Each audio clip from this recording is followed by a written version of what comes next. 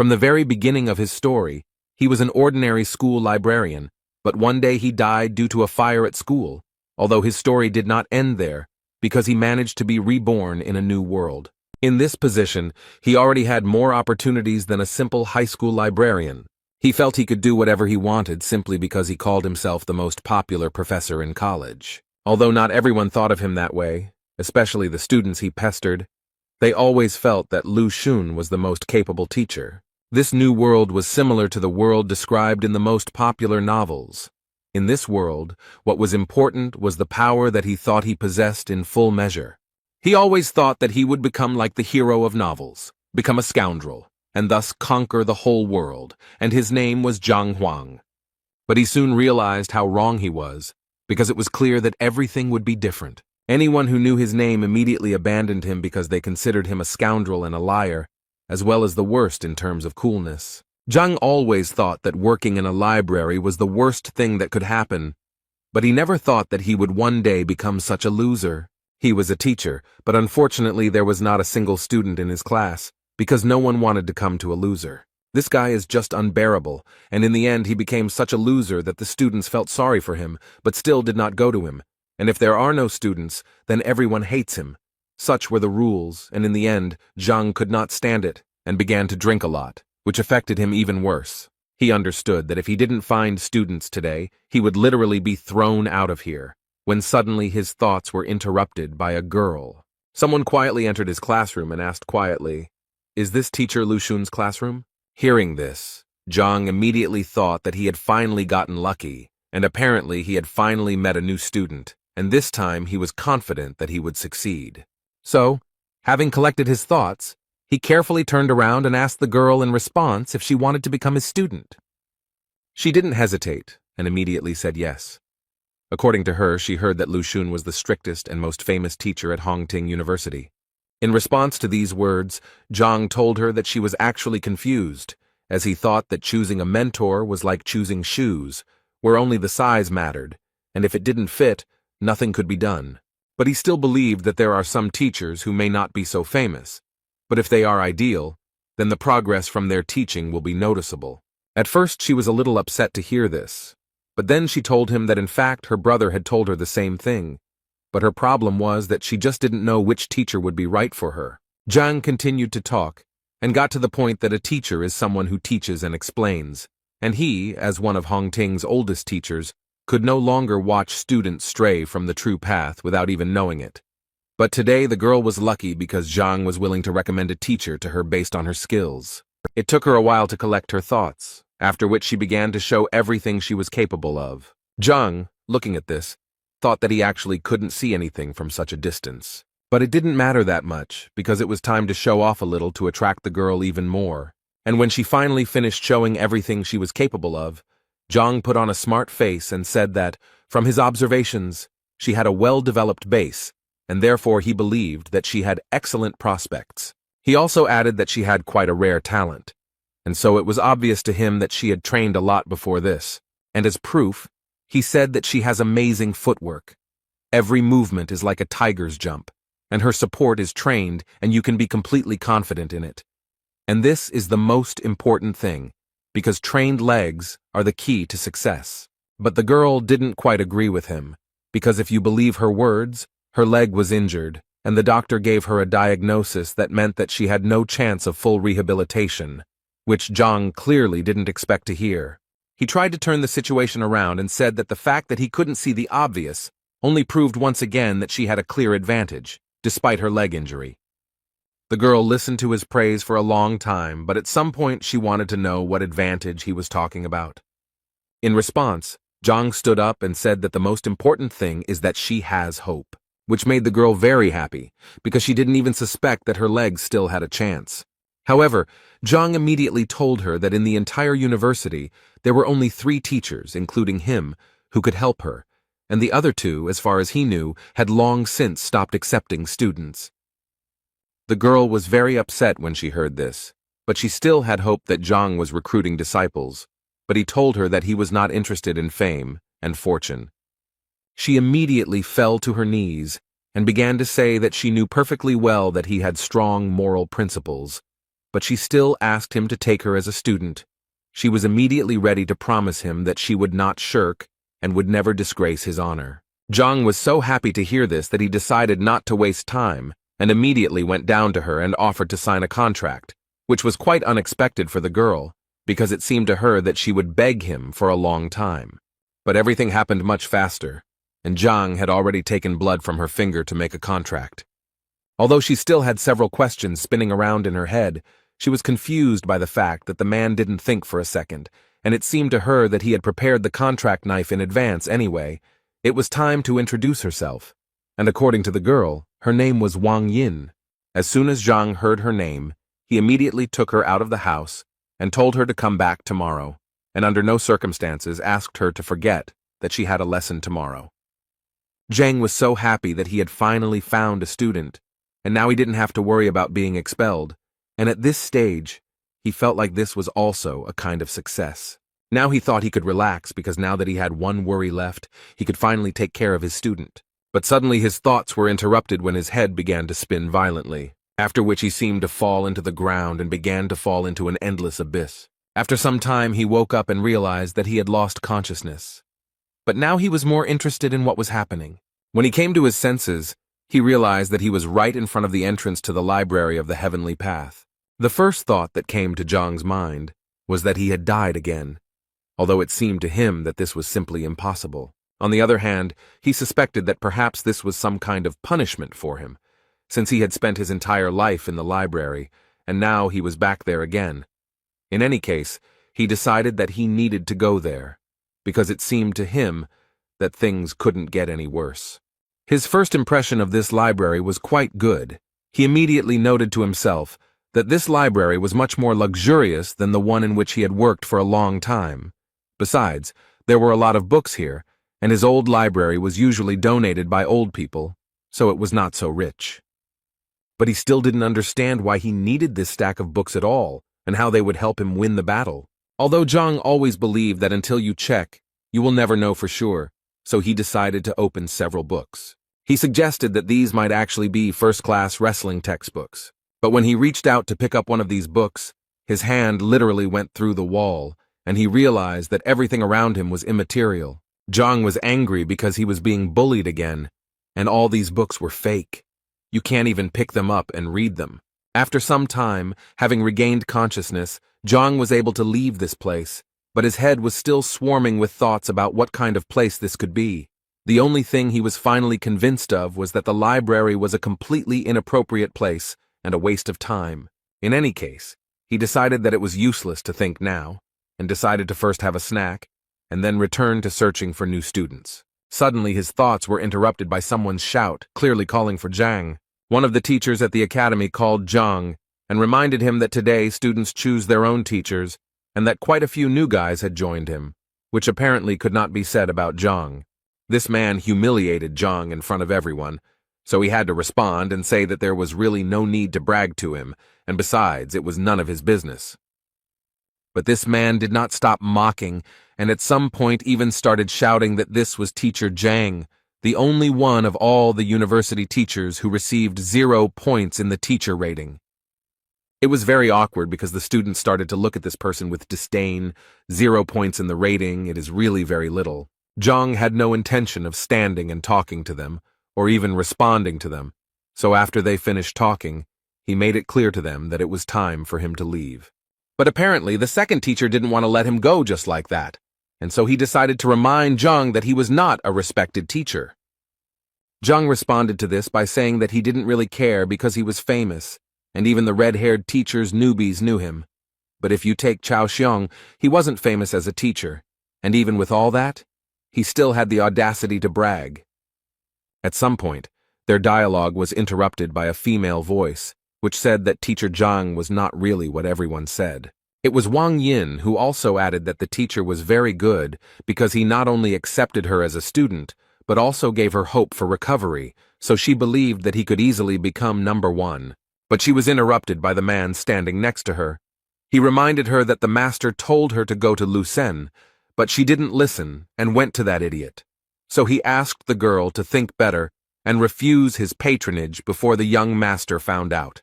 Chao Xiong did not miss the opportunity to point out once again that Zhang was incapable of anything, because even his student, who had just come to him, already wanted to leave him. This clearly did not please him, because he remembered how difficult it was for him to recruit her so as not to be expelled from the university. This man, who was sitting next to Wang Yin, came over with a girl and told Zhang that she wanted to leave his class. Zhang did not hesitate to remind the girl that there were too many students who wanted to become his disciples, and so he asked her to think again before making a final decision. And while Wang Yin was thinking, Zhang also turned to the girl's brother to tell him that students who left their teachers had quite a bad reputation, and besides, no teacher would want to take her, so he also asked him to think again whether it was worth leaving Zhang's class. But before the man could answer, Zhang literally pressed him down and began to say that there was nothing to worry about, because he noticed that Wang Yin was very capable, and therefore if he was allowed to train her, then she would achieve a lot together with him, although in his thoughts he was only thinking about how not to let the girl go, because then he would be kicked out. At this point, Cao Xiong decided to intervene and say that if Wang Yin could get out from under Zhang's protection, he would gladly take the girl to himself. Zhang immediately turned around and told him that it was impossible to poach students in broad daylight, and therefore he would be forced to report to the administration, in response to which Cao Xiong suggested that they simply fight and thus arrange an open day. The university charter clearly stipulated such an option. This was an unexpected offer, because Zhang knew that although Cao Xiong had a bad character, he was a much better fighter and teacher, and he would definitely lose here. But on the other hand, if he refused, Wang Yin would definitely abandon him. So he decided that he had to at least try to do this. Otherwise, he would definitely not gather disciples. So he agreed to this proposal. A few minutes later, on the training ground, Cao Xiong introduced the students to the rules of the university. They showed each other students, and then talked about their mistakes and shortcomings, and the one who showed the student the most effective way to progress becomes the winner. The first one will be the young lady Wang Yin, who will first have to demonstrate a series of strikes to them. Wang Yin dealt quite a strong blow, and during this time tried to show her best side. After this blow, Cao Xiong noticed that the girl had a well-developed upper body, but he still felt that her legs were clearly not working, and from what he saw, she clearly had a leg injury. Although Zhang didn't show it, he was shocked that Cao Xiong noticed it right away.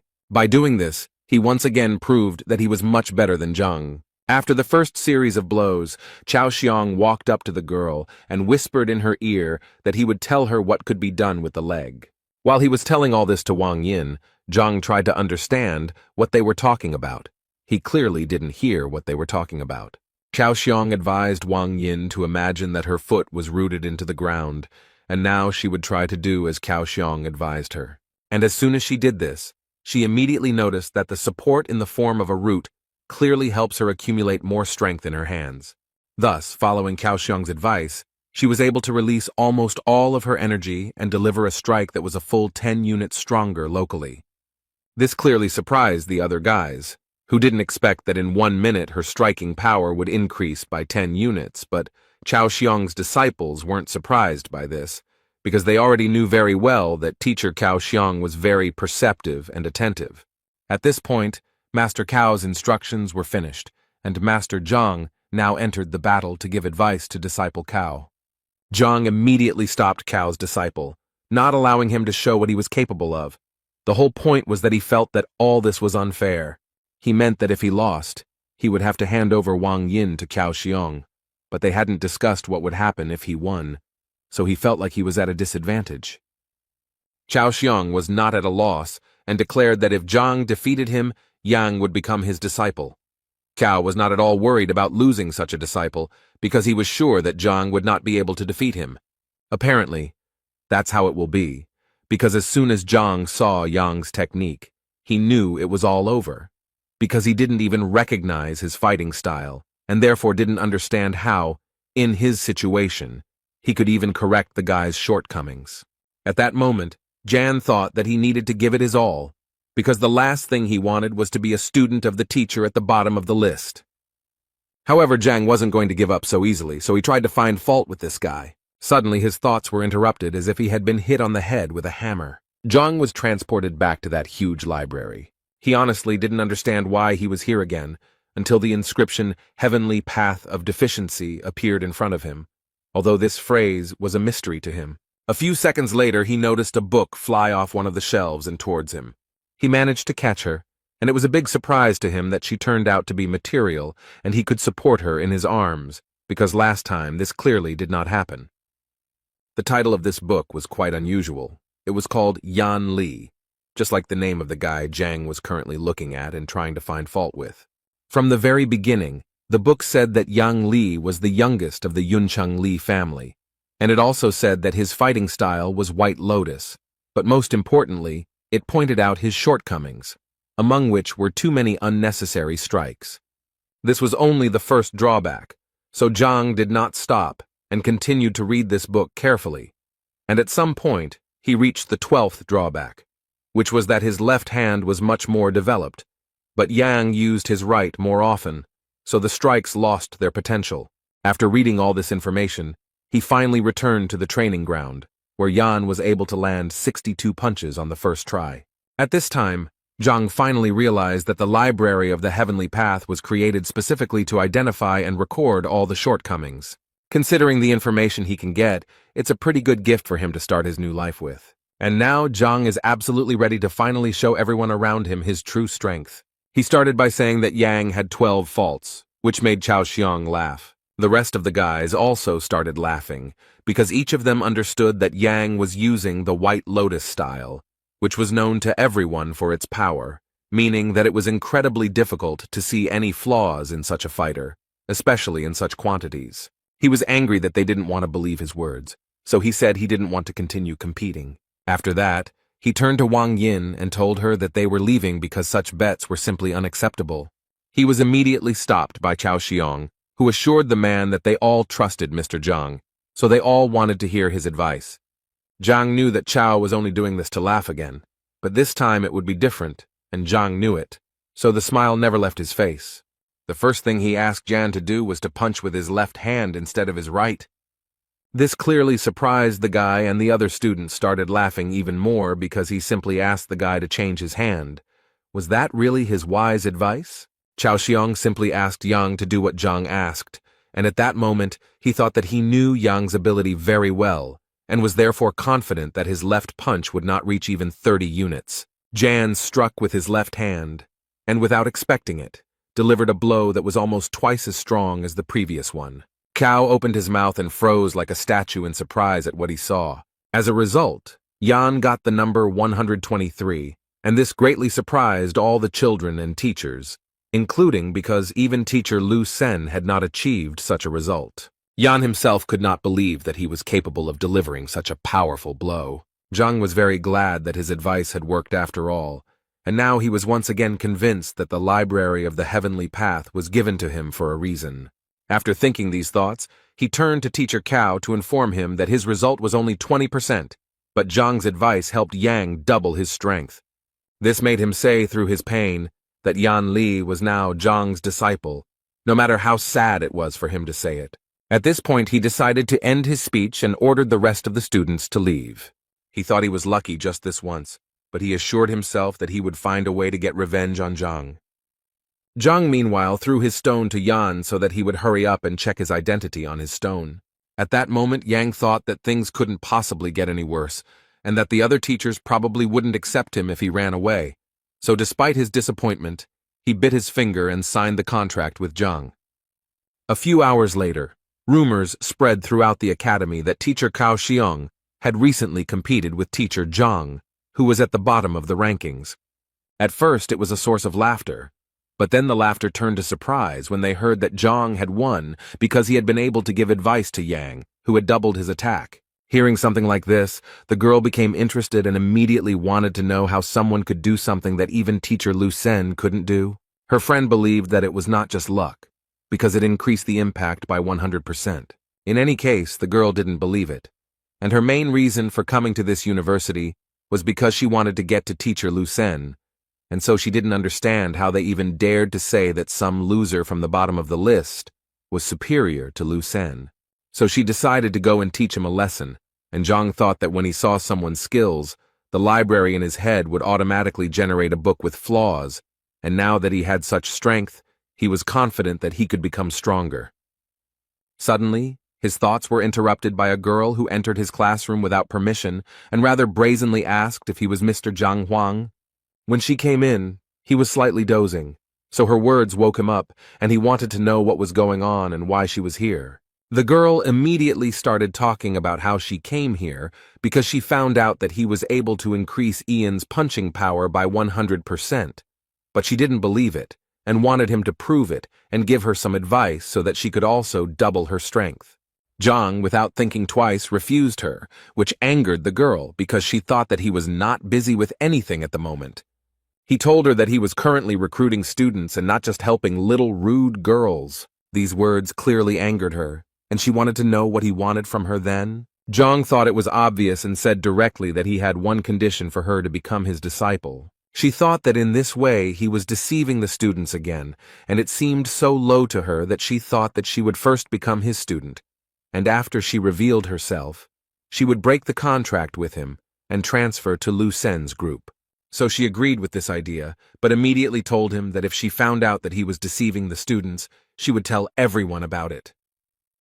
Her friends followed their dialogue closely and could not believe that the girl really wanted to become his student, and it seemed to them that it was very terrible.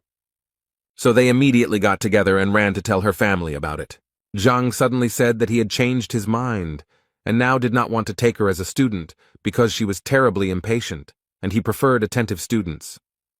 Inside, this made the girl even more angry, and she wanted to expose him more than anything, so she put on a sweet face and asked him not to be angry because she said she sincerely wanted to become his disciple, so she asked him to accept her again.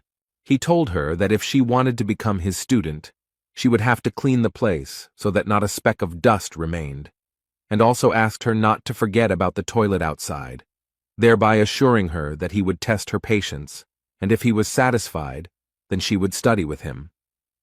The girl's whole appearance showed that this was clearly too much, but Zhang didn't give in to her, and said that if it was so difficult for her, then she could always turn around and leave, but in his mind, he thought that she clearly couldn't play such games with him. And apparently he was right, because at that very second the girl suddenly changed her mind and took the broom, while assuring Zhang that she would do everything. She started cleaning with the thought that she had never had to back down before, and this time she was ready to do it. She would just wait for the moment and take revenge on him for everything. After some time, she was finally able to clean up as Zhang told her. But that was not all. He also wanted her to confirm her identity, so that he could be sure that she was indeed his student.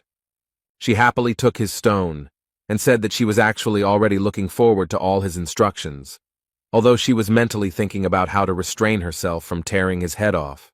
After she did everything Zhang asked, he finally told her that he needed to look at her strike first to see what level she was at. The girl was clearly surprised that it took him only one blow, because she didn't understand what could be seen in one blow. While the girl was delivering that very blow, Zhang was already in the library of the Heavenly Path to read a book about that girl. He found it quite quickly, and within a few seconds it was already in his hands. The girl was the daughter of the Lord of Baiyun City. She had the highest level of mastery of the basics. Her fighting style was white jade kung fu, and yet she had as many as 27 shortcomings. Given such a number of mistakes, Zhang immediately thought that there was nothing special about the girl, until he saw that with so many mistakes, she was dialing the number 123. Zhang was the first to praise her, and so he said that her strength was worthy of a lord's daughter. The girl was happy to hear this, but she was still eager to hear his analysis and see what mistakes he might have noticed. Meanwhile, she held the crystal in her hand that she had been recording their conversation with, and thought that if he screwed up, she would show it to everyone and watch him make excuses. But the girl had to change her mind when Zhang told her that she was sick, although she immediately began to deny it and became embarrassed. He in turn assured her that he was not scolding her, but simply saying that she was physically ill. The girl continued to deny this and responded by telling him that he didn't know what he was talking about. But he paid no attention to her words and continued to talk about how often she felt pain, especially during the full moon, when the body and mind are especially irritated.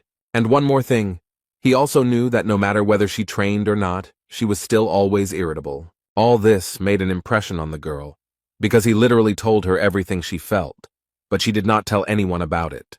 Zhang smiled and said that there was really no point in being surprised, since he was quite an experienced teacher. She lowered her head and asked him sheepishly, "Is there a solution to her problem?" Zhang immediately told her that the solution was actually simple. All she had to do was come to his class tomorrow, where he would definitely explain everything to her. He also did not forget to say that he wanted to see complete trust. If she did not justify it, then it would be better for her to go to another teacher. In response, she assured him that she now trusted him completely, and after hearing these words, Zhang wanted to know if she still wanted to keep that crystal with the recording. The girl immediately squeezed and broke it in her hands and said that this would not happen again. Thoughts flashed through the girl's head about how he immediately recognized her illness and realized that she was recording him on the crystal. Now she couldn't understand only one thing. How could such an experienced man end up at the very bottom of the rankings? The only explanation she had was that he was too noble and didn't need wealth and recognition. Suddenly her thoughts were interrupted by a man who stopped them both. It was Yao Han, the governor of Baiyun City. It was the girl's uncle, from whom she immediately wanted to know what he was doing here.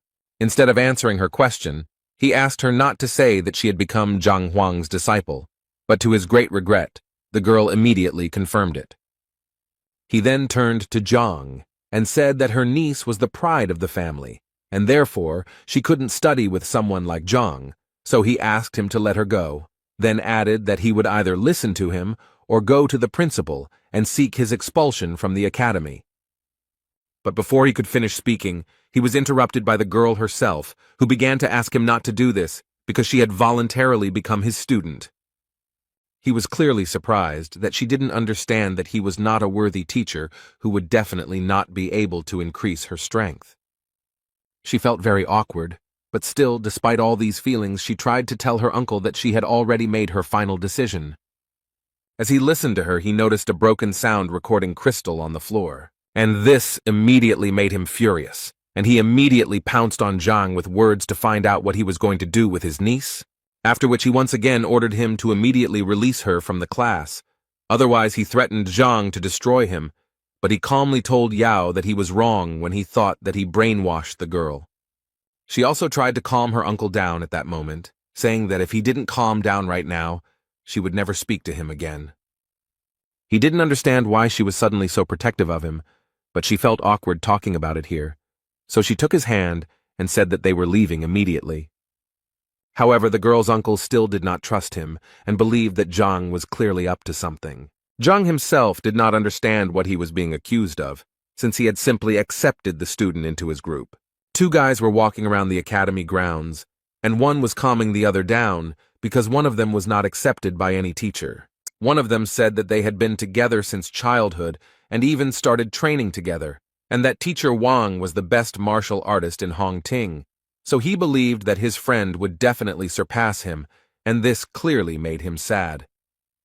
His friend tried to cheer him up in every way, and as soon as he saw the sign for first class, he immediately suggested that his friend go there, since perhaps he would be accepted there. The boy didn't want to go there because the class clearly looked very old, but his friend assured him that he should be optimistic. If the class is old, it means the teacher is experienced. Zhang was a little surprised when two guys came to him and one of them wanted to become his disciple. But what surprised him even more was that his friend was so eager to prove to Zhang that the boy was a good spearman and would therefore become a good student. Zhang was not against taking another student onto his team, but first asked him to demonstrate his skills. The boy was clearly not prepared for this, but his friend assured him that everything would be fine because the teacher just wanted to give him a couple of tips. At that moment, the boy couldn't get the thought out of his head that everything around him was unkempt, and so he thought that the teacher was exactly the same and was unlikely to teach him anything. But he still decided that even if he really was that terrible, he simply wouldn't become his disciple. And to test his theory, he decided to show everything he could do and see the teacher's reaction. He was able to knock out 123 units of power on the testing stone, after which he bowed to the teacher and asked him for advice. But as soon as he looked up, he noticed that this teacher didn't even look at him. So the guy decided that, apparently, his guesses were exactly as he thought. But suddenly, his thoughts were interrupted by Zhang, who couldn't help but notice that someone had emotionally hurt the guy. Moreover, he noticed that the guy felt humiliated. The guy clearly didn't expect to hear this, so much so that he even casually mentioned that he secretly loved one girl, but nothing worked out between them. Although he immediately came to his senses and said that it didn't matter anyway. His friend immediately ran up to him and began to find out who had offended him and why he hadn't told him about it, but he didn't want to discuss it now, so he asked the teacher not to talk about it, since it was his personal business and had nothing to do with his preparation. But Zhang clearly didn't think so, and then added that his punch was fierce and purposeful, and that it spoke volumes about his personality. Zhang immediately noted that he only thought about the present, not the future. The most important thing, though, is that this injury made him indecisive and he became very afraid of failure, and because of this his punch became much weaker. The guys were very surprised that Zhang was able to see that he was in love and what kind of character the guy had in general. But Zhang immediately told them that in fact there was nothing surprising about it, because a fighter's blow directly depends on his emotional state, and if it is unstable, then the blow will be exactly the same, and in his case it was clear at first glance that love was to blame. The boys stood there with their mouths open in surprise, as they saw how quickly Zhang had found his true problem. Even Weapon Master Wang hadn't noticed it.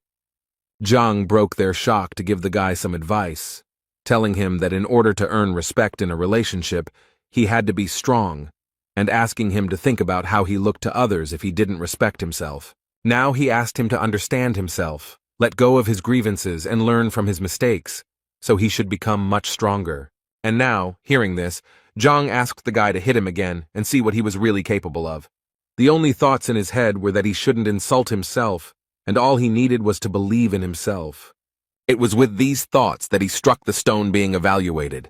And what was his friend's surprise when the force of the guy's blow increased almost twofold and amounted to as much as 200 units. After that, the guy realized that his teacher must be Zhang, so without thinking twice, he knelt down in front of him and began to ask him about it, and Zhang himself was not against helping the young guy, so the first thing he asked him to do was to verify his identity on the stone. This guy's friend was a little jealous because the thought immediately occurred to him that if he knew this teacher was so cool, he would have gone to him too. But another question confused him. If there had always been such a great teacher in Hongting, then why had he never heard of him? So he decided to ask the teacher his name, and when he introduced himself, the boys realized that it was the name of the worst teacher in the academy. Zhang confirmed the boys' guesses on this matter with a smile and said that he really was that terrible teacher. They hoped until the end that the man would deny this information, but not only did he not do so, but he also confirmed this information with a smile. His new student clearly didn't understand why the teacher was so self-critical. In response to this question, he said that in fact, this world was full of price tags, and there was nothing wrong with that. Although in his mind he thought that if it weren't for the library of the heavenly path, he would most likely remain a failure, since without it he didn't have any special talents. Zhang's student, upon hearing this, immediately wanted to give Zhang credit, but Zhang stopped the guy and said that in fact it didn't matter. Like his bad reputation, what was important was to study hard and go towards his goal. The boy happily said goodbye to the teacher, and his friend could not help but notice that in the end, everything turned out well for the boy, and now he too has a wonderful teacher. Zhang also smiled happily because he realized that today was also a holiday for him, since he had 4 new students. Moreover, for the first time in his career, his license plate has expired, which he will have to get from the logistics building if he wants to continue recruiting new students. As soon as the man entered the building, he immediately noticed that it was completely deserted, but his opinion changed dramatically when he heard voices informing him that their first teacher, Zhang Huang, had appeared before them. The voice belonged to Can Biao, who was the head of the logistics department, and as soon as Zhang noticed him, the big guy decided to find out what he was doing there, because everyone knew he was having trouble recruiting people. Zhang immediately remembered how Can Biao always bullied him because he didn't earn much due to his reputation. And taking all this into account, Zhang immediately thought that maybe it was because of this big guy that he only had 4 tokens to begin with. Anyway, the first thing he did was tell the big guy that he was out of registration tags and would like some more. These words made the big guy laugh incredibly loudly, because he didn't understand how a teacher like Zhang could run out of tokens. Zhang actually expected this kind of reaction, so he offered a bet if he didn't believe him. Qianbao had always been interested in betting, so he immediately agreed. But before that, he wanted to know what exactly he could bet. Zhang was prepared for this question, and therefore immediately answered that he wanted to bet his face, which meant that the loser would receive 3 slaps in public from the winner. Qin was pleasantly surprised by Zhang's creativity, so he agreed to the idea without any problem. But he still decided to add that if Zhang lost, he would receive 3 slaps from each of them, not just from Qian. His 3 assistants went to get a book containing information about the relationships of students with teachers, and with the help of this book, they were going to find out if he was lying. But after a few minutes, their faces changed because they suddenly discovered information that actually confirmed that the 4 students recognized him as the teacher. Qianbao clearly couldn't believe it, so he ordered the book to be brought to him immediately so that he could personally verify its authenticity. Reading this, he convinced himself and the other teachers that if this was true, then the guys who went to Zhang were complete fools. But when he started reading the detailed description of each of the disciples, a smile appeared on his face because he noticed that Wang Yin had a leg injury, and it seemed to him that all the others would have the same thing. This satisfied face did not last long, because then he saw that among his disciples was the daughter of the Wang family, which was one of the richest in Qianshuan. But that was not all, because what happened next was even more fun. Zhao Ya, who was 7th in the entrance exam and was the daughter of the ruler of Baiyun City, and right behind her were Yang Li and Zheng Yang, who were among the top 100 fighters. After learning all this, Qianbao came to the conclusion that Zhang had simply brainwashed these children. Otherwise, they would not even look at a loser like him. Zhang had no intention of proving anything to them, and immediately said that it was really up to them whether to believe him or not, but it would still remain the truth. And considering all this, he said that it was time for them to fulfill their promise. But apparently they didn't intend to do this from the very beginning, because they started telling him that they wouldn't do this, and he clearly wouldn't do anything to them for it. And if he tried, they immediately said that they would simply beat him up, and he would regret that he ever came here. Zhang received all these words with joy. Deep down, he even wanted them to refuse to carry out the punishments. One of them even stepped out of the crowd and said that Zhang was not worthy of even touching his face, let alone slapping him. But he was eager to teach Zhang the lesson he clearly deserved. At this moment, Qian thought that Zhang was only 3rd ranked, and he would definitely not be able to stand up to a 4th-ranked master. It was simply beyond his capabilities. In total, as is known, there are 9 combat ranks. The higher the rank, the more difficult the transition to the next. Also, each rank is divided into initial, intermediate, advanced, and peak levels. Therefore, given this information, it was clear that even if Zhang was well versed in other people's skills, he was only at the level of a 3rd-rank master, and with such skills, it would be truly difficult to win. While Qianbao was thinking about all this, blood appeared in front of him, which made him very angry, because he immediately asked them to deal with it cleanly and without unnecessary aggression.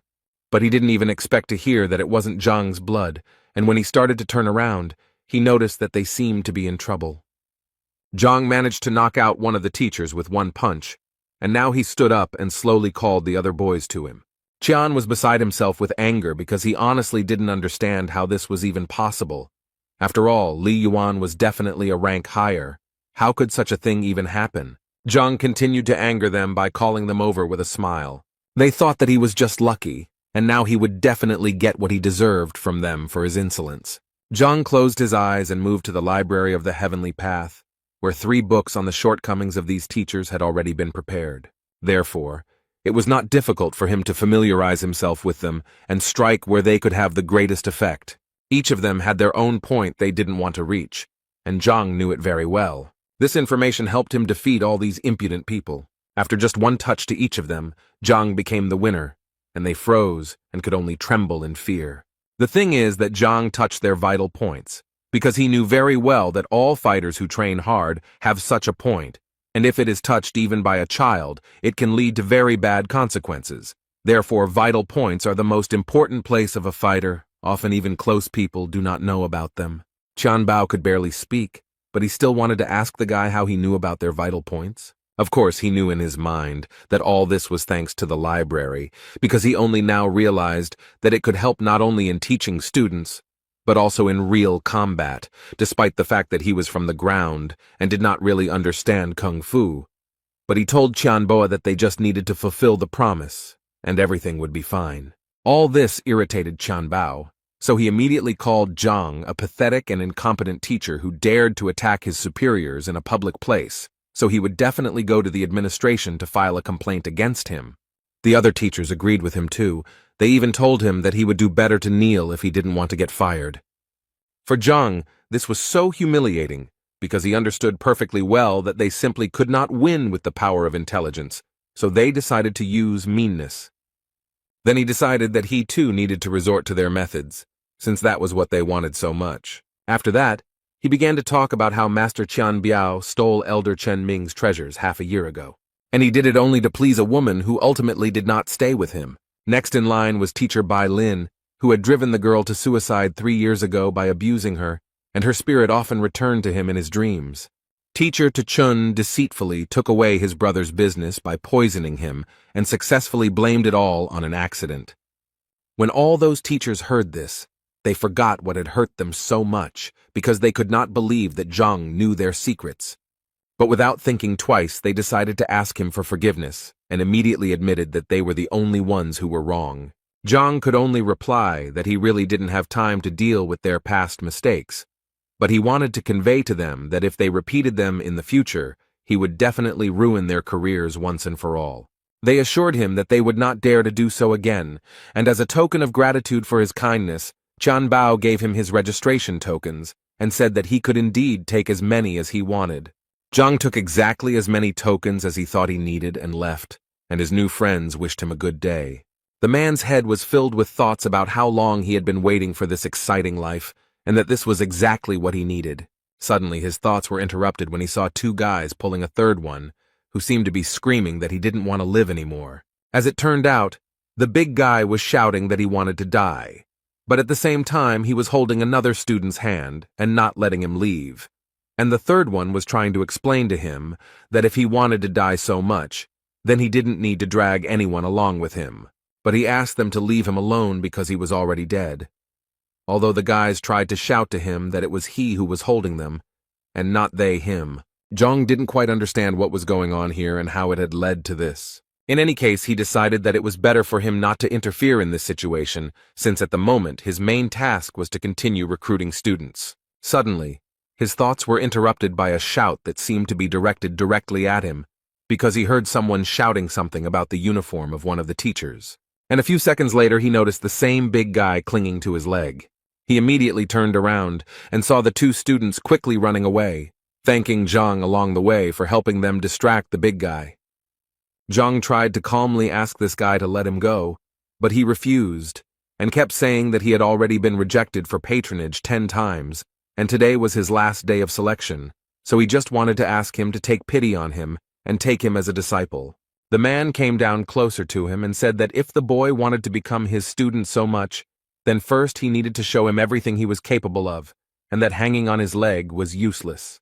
The big guy immediately agreed with Zhang and stood up, and a few seconds later, bricks magically appeared in his hands, with which he hit himself on the head and, apparently, thus demonstrated his abilities. However, Zhang still decided to ask him what this big guy was doing and why was he beating himself. Suddenly, the library decided to answer his question, which at one point activated and, as it turned out, it was an unusual form of kung fu, which was called Henglian, and, as it turned out, Yuan Dao, a random martial artist in the early stages of his second wind.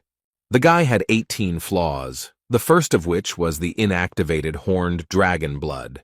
The second was a weak character and unstable training. In any case, surprisingly, he had quite a rich bloodline. But still, even in this case, he was not a capable guy. Suddenly, Zhang realized what he had just read. Could this guy have something to do with the power of the imperial blood?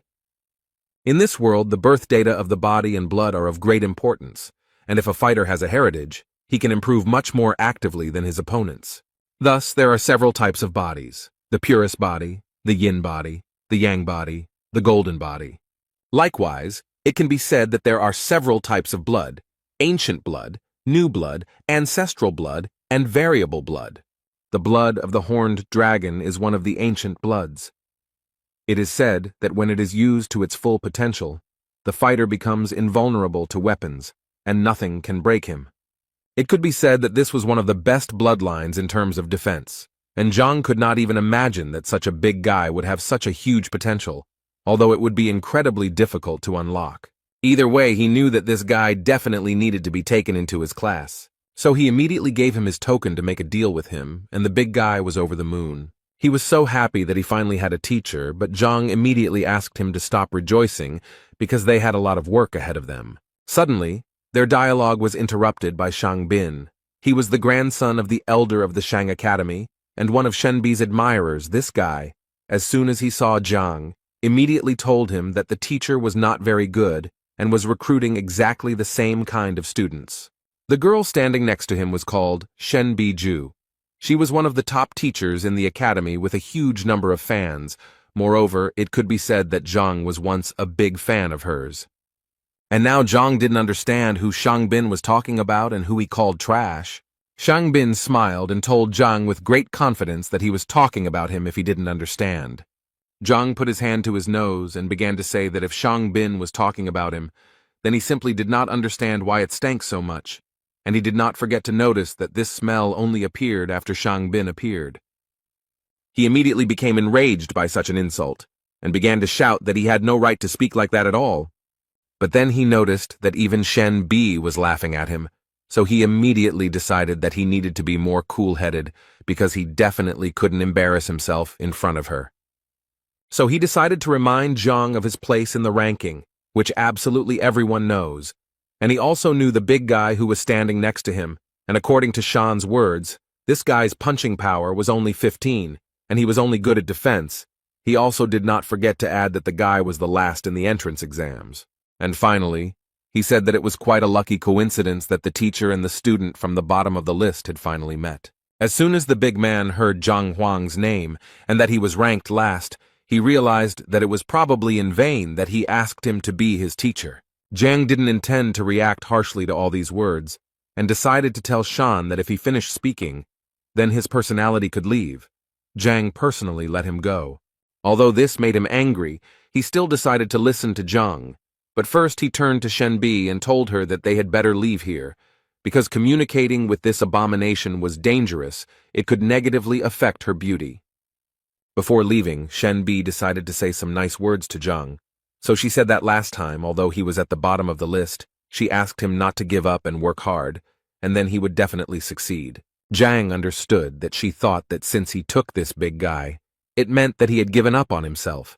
But he still told her that he was pleased to hear such words from her. But he could still guarantee that this big guy was a diamond in the rough, and if he was trained properly, he would most likely shine. Shenbi didn't argue with him, and said that she would look forward to it, then turned to Shang to tell him that she was already very tired, so she would like to rest for a while without him. Shang again decided that Zhang was the only one to blame for this, so he promised him that the time would come when he would have to answer for everything he had done. While they were talking there, the big guy decided to run away very carefully, but Zhang noticed this and pretended that the big guy was just confused and went the wrong way, because in fact his class was in a completely different direction. The boy was trying to say that he was too weak, and therefore didn't want to ruin teacher Zhang's reputation, and therefore he wouldn't mind if the man suddenly decided to let him go. Zhang came close to him and said that these were meaningless words because he had already dripped blood onto the token, and therefore from this second on, he would live as his disciple, and then die as his disciple. After this conversation, Zhang went to his room to think about the fact that today was his last day of recruiting disciples, and it looked like his limit would stop at 5. But in reality, everything was fine. So he decided that he needed to sort out all the materials first so that he would be ready for his first lesson tomorrow.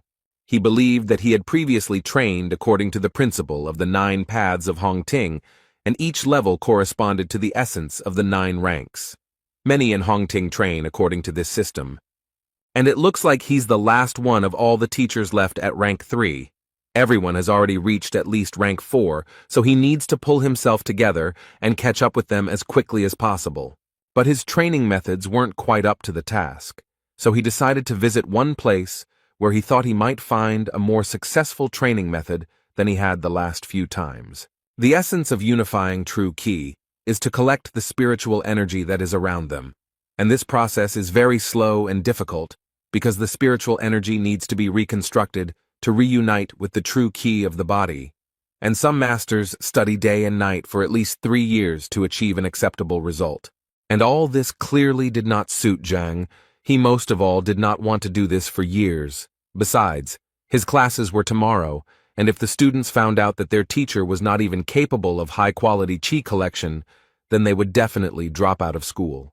He knew that he could search for multiple paths in the Heavenly Path library, but the catch was that there were over 1,000 of these flaws, and he literally couldn't eliminate them all in such a short period of time. So he thought that perhaps he could gather enough information about other teaching methods to use the strengths of one system to compensate for the weaknesses of another. And for this he came to Elder Shin Mo, who was quite surprised to see the guy here because it was already late, and at such a time no one visits the library. Zhang explained to him that the thing was that he was going to cross the 3rd rank, but he had some questions, which was why he came here. The elder took this information with a smile and told him that there was actually nothing wrong with him cultivating slowly, as the university always needed fresh blood like him. So he told him that the information about the 3rd rank was in the 4th line, for which Zhang was very grateful. The elder had always known that Zhang was actually a good boy, he just always lacked ability, and so he sincerely hoped that his results would not be so dismal. As soon as Zhang entered this library, the first thing he noticed was that there were quite a large number of books in it.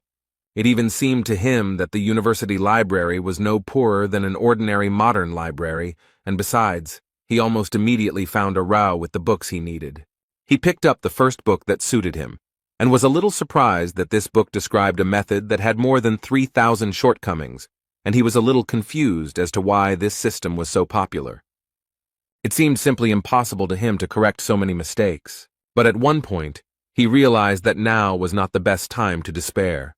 And thanks to this, an idea came to him, the essence of which was that he did not have to correct all the shortcomings. He decided that he could simply fix the thing that was bothering him on his stage, and he was absolutely right, because it turned out that there were only 10 flaws on his stage. The only thing he regretted was that the library of the Heavenly Path only talked about errors and not about the methods of correction. But he did not despair because he understood that he could find the advantages of different methods that would cover the shortcomings of others, and by combining all the information, something new and more advanced could be obtained. This thought gave him the understanding that since he had come here, he had a great chance to gather information about the 4th and 5th ranks. He sat for quite a long time over the books until he had become familiar with everything he wanted. After quite a long time, Zhang walked out of the library with the thought that the information about the 4th and 5th ranks had been found, and now he knew that it was time to return to practice. The elder was surprised that Zhang was able to finish so quickly, and so decided to offer him a copy of one of the books to take with him, but Zhang assured him that his question was not really deep enough to warrant taking copies. After which, he thanked the elder for his kindness and left. The venerable Mo at that moment thought that it was in vain that he did not take a copy with him, because it seemed to him that Zhang would soon return to him again to reread that very book. That evening, Zhang, sitting in his room, thought about how he had finally managed to collect everything he needed with the help of the library of the Heavenly Path. And now the worst part had come. Now he had to put it all together, and the guy didn't even know how to do it. Suddenly his thoughts were interrupted when the library suddenly called him without his consent. He still didn't understand anything, and this continued until books suddenly started falling from the sky. And so it went on until one fine moment, a bright light suddenly appeared before Zhang's eyes, from which he had to hide, because it was simply impossible to look at it. After a while, this light finally went out, and in its place appeared a book, which fell right into Zhang's hands. As soon as he opened this book, he realized that in front of him were all his notes from the elder's library, only they were structured and laid out on shelves. He immediately noticed that the contents of this book could not belong to any of the known teachings, since its information was completely new to the whole world. And the weirdest thing is that it still doesn't have a name, so the guy suggested that maybe he should choose this name. Zhang decided that since this was created by the Heavenly Path Library, it would be better to call it the Heavenly Path Technique. And as soon as he said it out loud, the title itself appeared on the book, which even scared the guy a little. After some time, he began to study this book and did it gradually, as the library of the Heavenly Path recommended to him. And at some point, his understanding and knowledge of this book reached its maximum. Zhang immediately realized that this was some kind of breakthrough, but he was surprised by the fact that it happened so quickly, because he knew that other people who had advanced to the rank of skin and bone purification fasted for a long time, constantly meditated, and all this in order to achieve even a small success. It only took him half a night to reach the 5th rank of Chi Vessel. He also couldn't help but notice that his training had increased the strength of his Chi, but he always felt that it required sacred or divine purification. But it seemed like the Heavenly Path Library had done all the work for him. He realized that apparently when he used Hongting's 9 paths, he had made too many mistakes, but now he seemed to have finally been able to gather the highest quality Qi. After such a breakthrough, he immediately became curious about whether he could use the Heavenly Breakthrough Library to learn a sacred or even divine purification method. There are 3 types of Qi energy: high, medium, and low, and accordingly, the higher its quality, the stronger the fighter. Zhang was confident that he was now using the highest quality Qi, and that this practice had improved his body and his energy. So taking all these points into account, he decided that he immediately needed to test what he was now capable of. The first thing he decided to do was to go to the measuring plate that his students were hitting. It seemed to him that it made sense to start with this. He gathered more energy in his hand and was about to deliver his first blow after meditating. And as soon as he struck this blow, the number 8 appeared in front of his face, followed by the word ding, which was roughly equivalent to a blow of 8,000 units. Zhang initially thought that this plate was simply defective, since according to the measuring stone, its strength was equal to that of a 6th-rank sage. In a way, he looked at his hands and thought that this was quite frightening to him. Moreover, he managed to reach the 5th rank in just one night, so he decided it was better to keep this news a secret. Suddenly, his thoughts were interrupted by a strange sound. Zhang thought that it was too late for guests, so he decided to check who had come to see him. When he saw this person, he immediately realized that whoever he was, this person was clearly heading towards his room. But more importantly, he did not notice Zhang. This unexpected guest at that moment thought that Zhang himself was to blame for what would happen, because he should not have taken everyone as a disciple. Zhang knew that if this man was sneaking up on his teacher in the middle of the night, he certainly wasn't bringing joy, so he decided to take off his teacher's uniform first for better camouflage. And just as he thought about it, the man turned around and shouted in his direction to find out who was hiding around the corner. Zhang knew very well that this man only came here to destroy him, so he decided to say that he had the same plan because he thought that it would clearly confuse him. And as soon as Zhang said that he was here to destroy the failed teacher, the unwanted guest calmed down and said that he would cover for him later. Zhang continued to play the role of a criminal, but before that he was surprised that this unwanted guest did not object, because it seemed to him that he himself would like to destroy him. After that, the man said that he was not actually here to destroy Teacher Zhang, but only to scare him a little. He was going to cut off his tender organ and thus prevent the reproduction of people like him, and all this because he was so unfair to his niece. For the first time in his life, Zhang did not regret going to training instead of going to bed, because if he had fallen asleep, the consequences would have been very dire. In any case, this strange man decided that it was time to end the conversation and get down to business, and Zhang decided to offer him to start first, because if he simply destroyed him, there would be no point in castrating him. The man at this moment thought that it was such an incredible coincidence that they both came that night to finish off Zhang, so while thinking about it, he suggested to his unexpected partner that they go on this mission together. First of all, the criminal asked him to focus on his energy in order to better feel his body and deliver the most powerful blow. Zhang was transported to the library of the Heavenly Path at this moment, because he realized that he had heard this man's voice before, and the book itself fell into his hands. This man's name was Yao Han, and he was a servant of the Baiyun house, a sixth-rank fighter who had opened the 8 chakra points.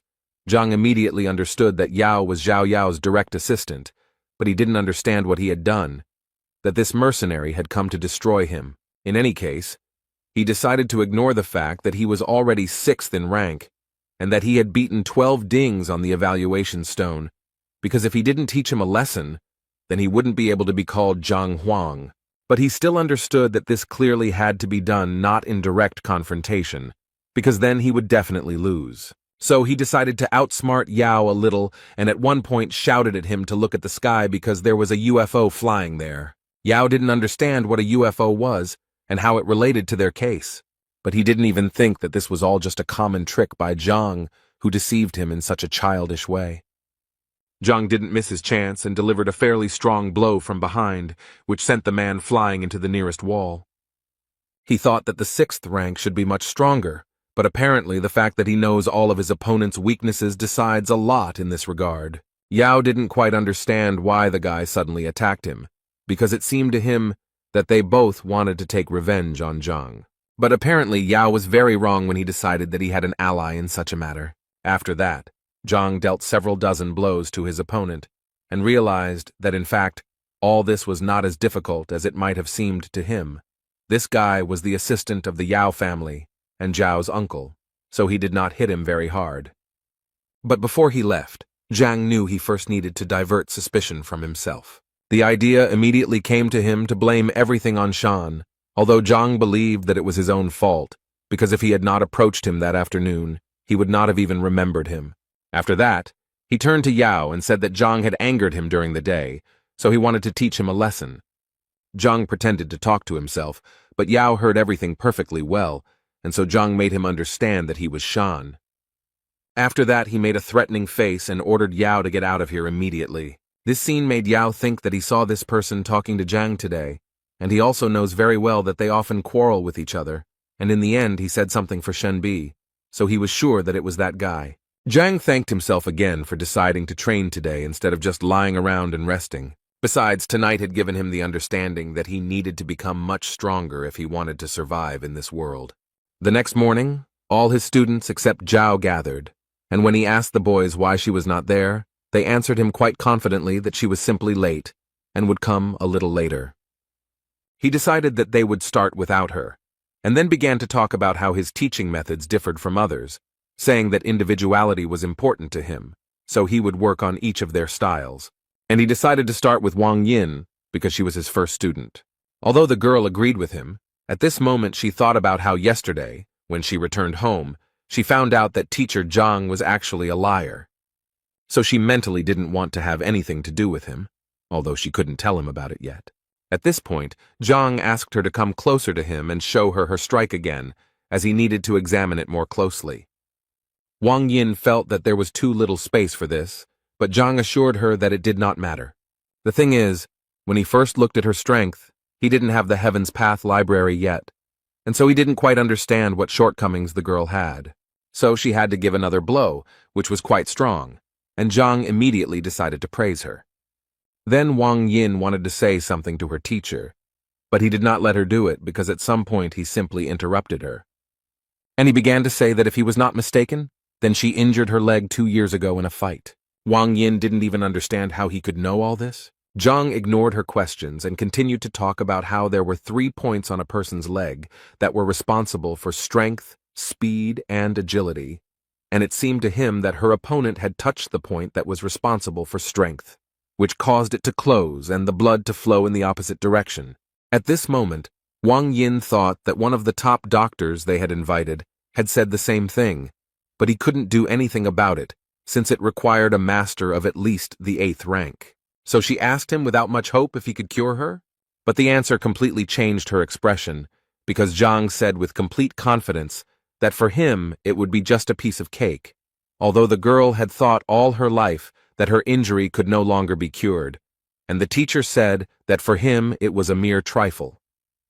According to Zhang, he called her here specifically to cure her, and to begin with, he would like her to relax her body and sit down. At this moment, Wang Yin noticed that for some unknown reason, she suddenly began to trust her new teacher.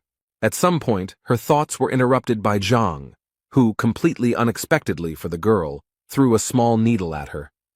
The girl immediately thought that this was a technique that required strict control over the flight of the needle so that it would hit the target accurately, and this technique was known as air acupuncture. But this technique required at least the 5th rank.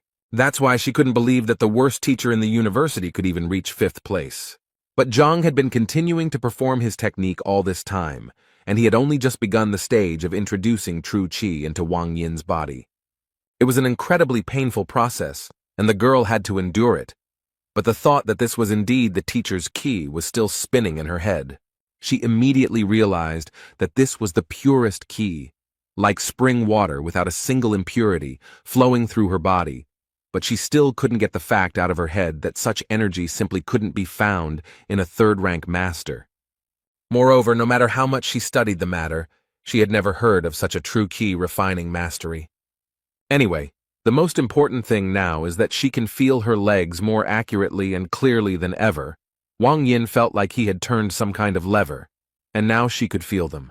The girl had been waiting for this feeling for so long, and finally, when she had almost lost hope that she would ever be able to cure this disease, the teacher was still able to cure her, and he did it so simply that she could not even believe it. For such a gift, she immediately fell to her knees in front of him and began to thank him. Zhang thought that there was no particular meaning to it. He just wanted the girl to start training hard so that the second one would not be so easily corrupted. After his first training session, Yan, sitting with all the students in the class, told them how he was going to leave the teacher. So he wanted to know who wanted to join him, and the big guy immediately supported him. But he still added that, in addition to the fact that he also wanted to leave, he was afraid that the teacher might get angry about this, and then things would be bad for them. Jan thought it was a mere trifle because it was better to be angry than just stay here. He was confused by the fact that they didn't even know what rank he was, but he was sure that when Wang Yin came out, she would finally convince them that they should leave him. Immediately after his words, Zhang and Wang Yin entered the waiting room. It was clear from the girl that she was very pleased, and with such an attitude, she clearly did not intend to leave. Jan noticed this, and realized that his escape plan was slowly beginning to fall apart. The big guy also noted the fact that Wang Yin clearly didn't look disappointed, but Yang couldn't believe that Zhang actually told Wang Yin something worthwhile. Suddenly, his thoughts were interrupted by Zhao Yao, who entered the classroom and first apologized for being late. Zhang, of course, was very happy to see her, but he couldn't help but ask the girl who was this disabled person next to her. The girl did not expect such a formulation and was a little stunned when she heard the word disabled. But the man who was next to the girl did not tolerate this and immediately responded by calling Zhang a cripple because in fact his name was Yao Han and he was a servant of the Bayun house. He also added that he came here to check on Zhang and how he would handle this lesson.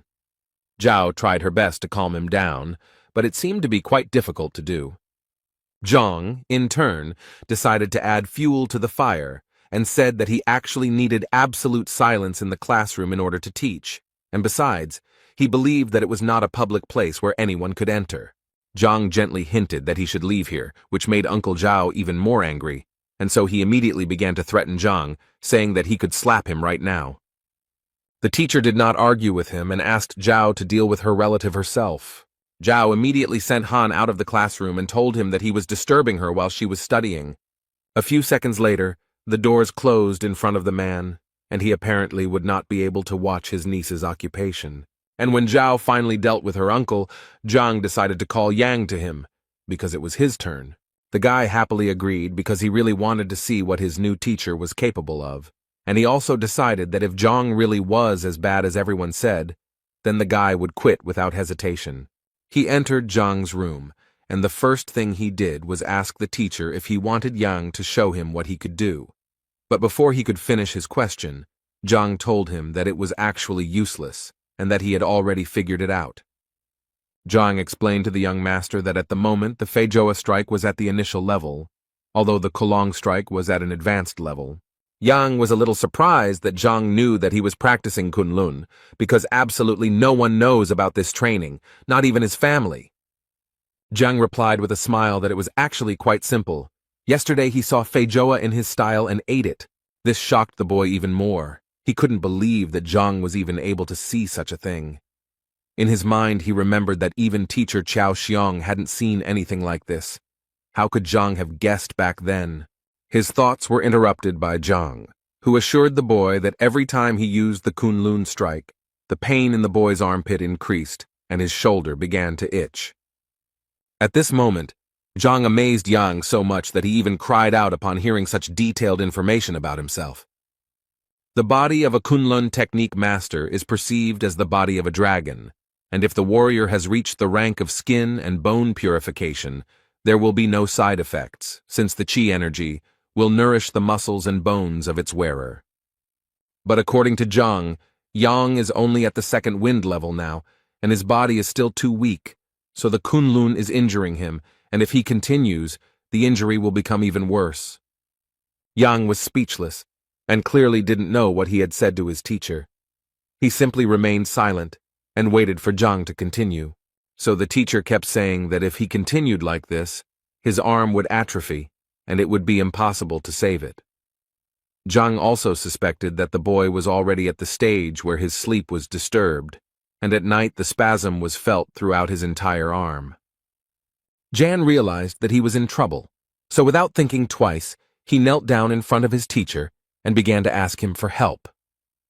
Zhang went down to him, and the first thing he did was ask him not to worry so much, because in fact, the solution to the problem was quite simple. He just needed to stop using Kunlun and focus on his rank for now, and Zhang would definitely find a solution to this problem. There was so much hope in Zhang's eyes, and in his head he was thinking about how wrong he was, but now he understands how lucky he is, because his new teacher is the best. The other boys waited impatiently for Yang to leave Zhang's room, and finally he came out, and they waited for him to decide that the guy would leave this teacher. But Yan, upon hearing these words, immediately pounced on the big guy to tell him that he really didn't understand what he was talking about. He then added that if he had been destined to learn from this man, that was exactly what he would have done, and now that he was here, he saw no point in retreating. The boys' faces were far from normal. They did not even try to hide their surprise. Next in line was Zhao, who couldn't believe Zhang's words when he said she had a yin body. The man also added that she was far from being ill, but simply had a body that most women in the world dream of. He told her that her body had a lot of yin energy, and with the right training, her progress would be much faster. The only thing Zhang regretted was that no one had noticed this before, and she had been practicing white jade kung fu all this time, and considering that she was adding yin energy to her own, this could only mean one thing: she was on a direct path to illness.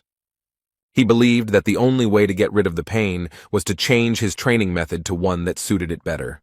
Zhao began to worry, because she didn't know any other teaching methods except her own. Zhang reassured her, saying that there was really no problem with it. Tomorrow he would go to the library and try to find something for her. Next in line was a big guy who came out of the office just as pleased and grateful to Zhang for his help. He never thought that he would have to kneel before Zhang for helping him so much. Zhang understands his emotions because he gave him the adjusted Hongting 9 Paths method, although he still felt that the big guy was getting too close to him. As for Zhang Yang, his strength increased greatly after his advice, and the boy was finally able to reveal his talent, after which he went out to the guys to tell them that he had analyzed almost all of their individual recommendations, but assured them that this was only the beginning, because they clearly would not be able to achieve success with simple words. Suddenly his monologue was interrupted when someone knocked down the classroom door. Brother Wang Yin said that Zhang was deceiving the students for his own benefit, but he would not tolerate him dragging his sister into it. This guy's name was Wang Tao, and he said that he wanted Zhang to stop being Wang Yin and Zhao Yao's teacher and let them go immediately. Otherwise, he immediately warned him that he would not pay attention to his title as a teacher and that he would be to blame for his injuries, to which Zhang only replied that this guy was disrupting the lesson. Wang Tao smiled because he didn't understand what Zhang could teach his students since his skills were laughable, and he didn't forget to add that Zhang was lucky that he was well-mannered and called him a teacher, but this would continue if Zhang continued to fool around. Zhang got tired of this and created a huge fire tiger, which scared Wang Tao quite a bit. He immediately noticed that this aura was the same as that of an elder.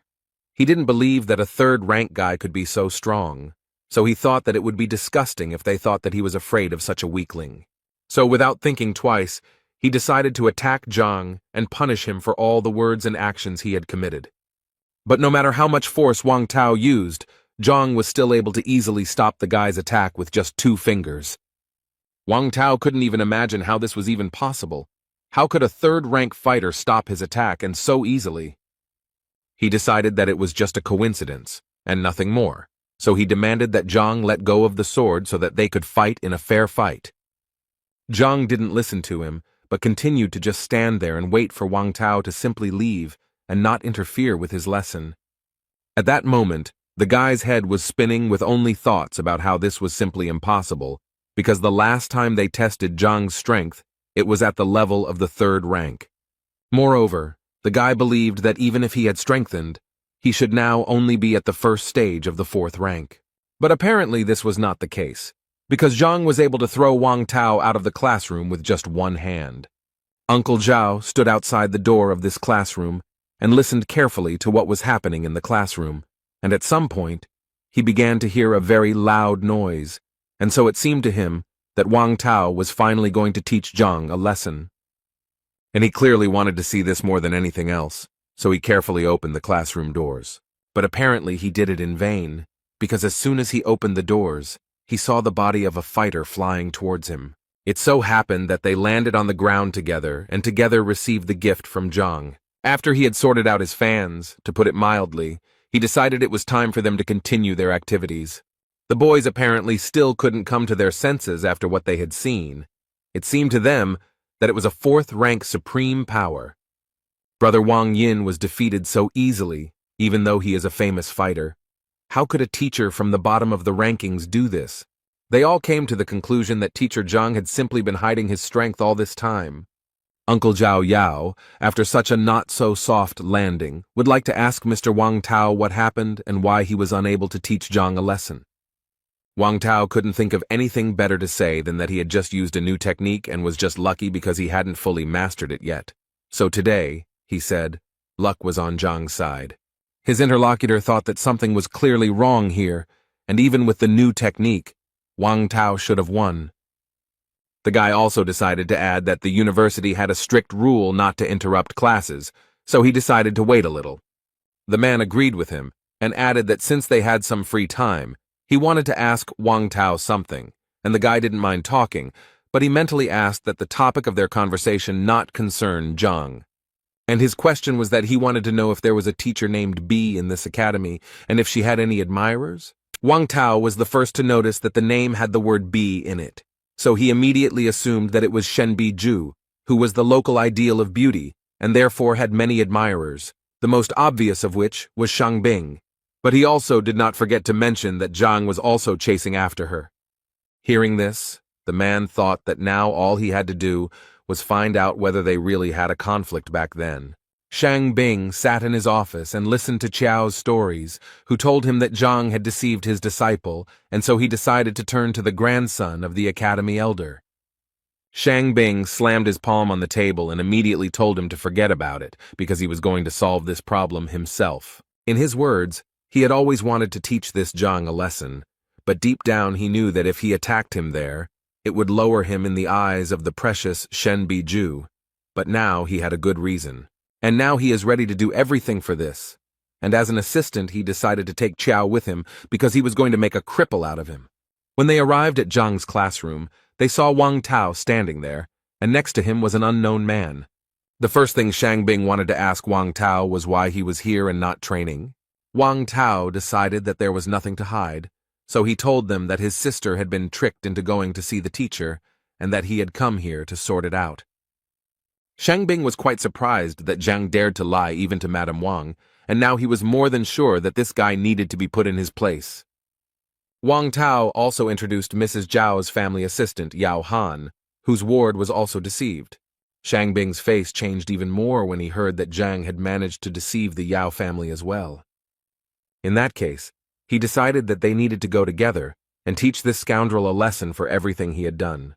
Meanwhile, Zhang told his students that the 9 paths system of Hongting, although basic, still had many shortcomings.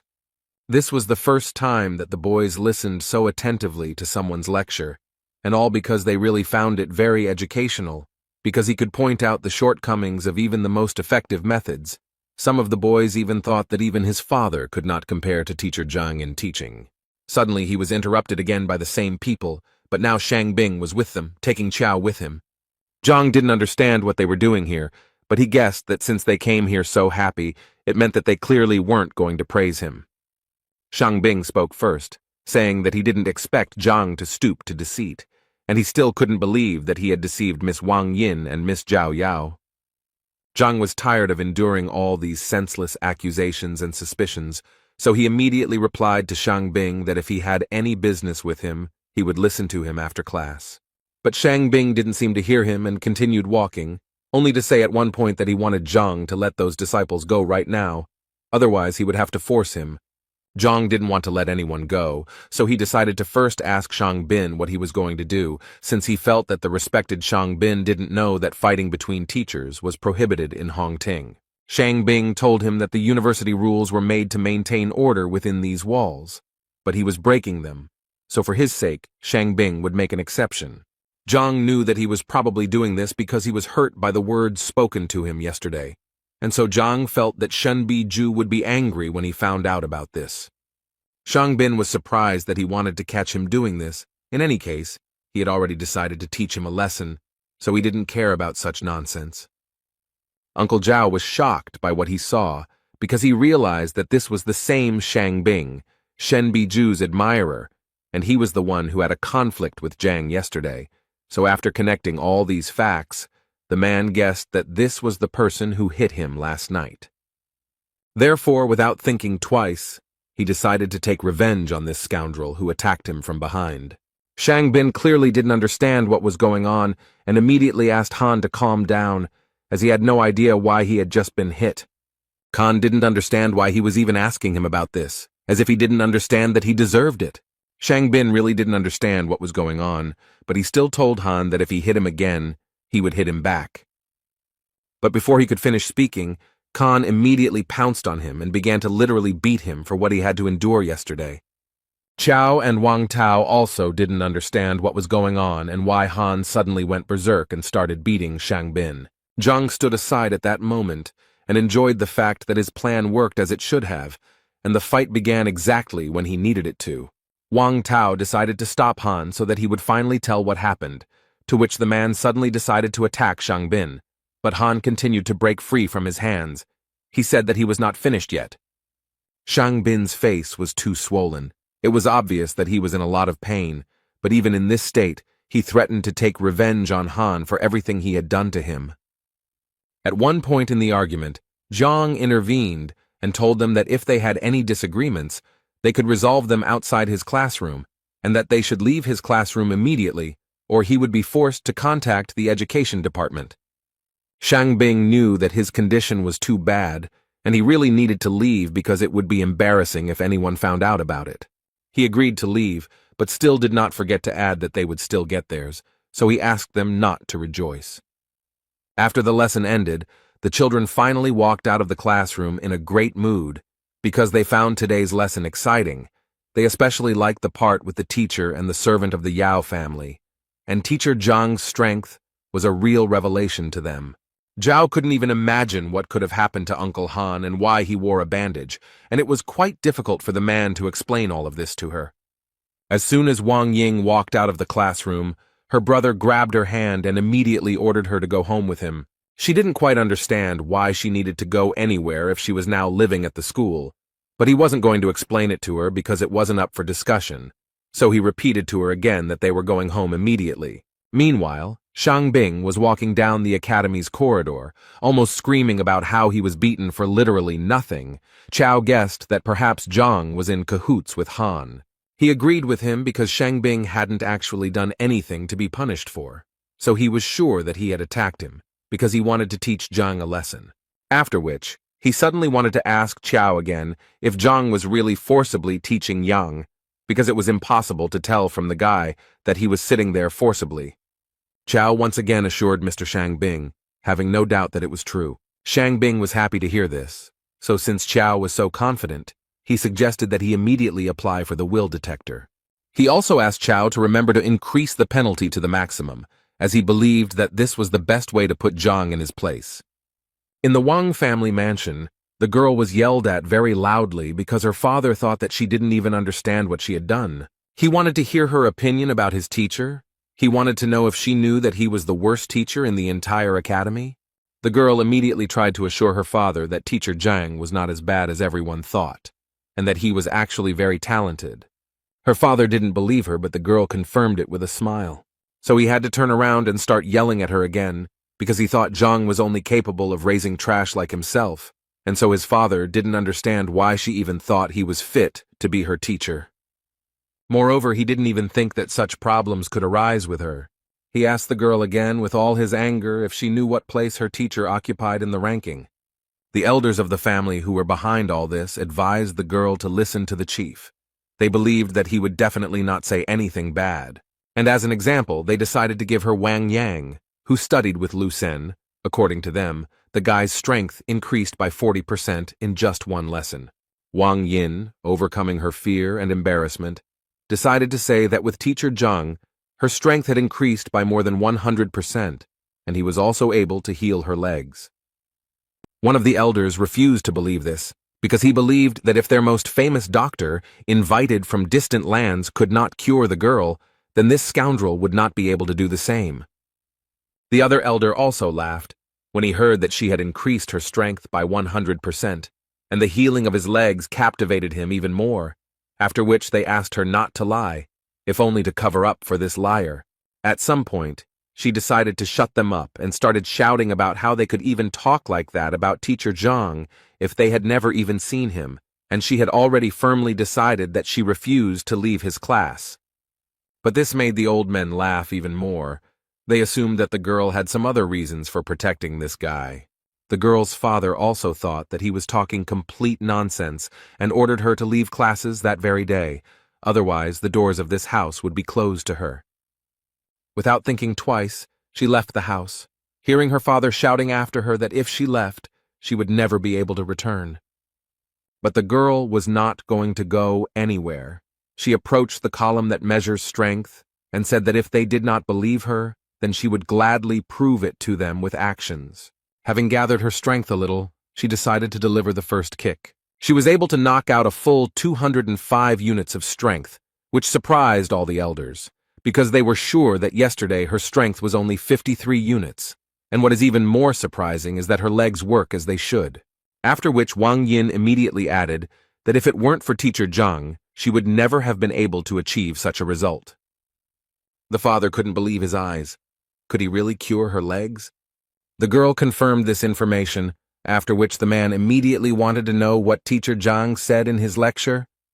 The girl was ready to tell him about it without any problem, but she immediately stated that teacher Zhang was talking about deep things, and therefore she could not remember everything. After listening to his daughter, Wang Yin's father simply couldn't understand how he could teach the first rank so subtly. The elders also realized that Zhang had truly delivered a genuine lecture from a master of his craft, and they now clearly looked at studying it in a new way. They even thought about what would have happened if they had heard it at that time. How many heights could they have reached? In any case, her father was so impressed that he ordered his daughter not to leave this teacher under any circumstances.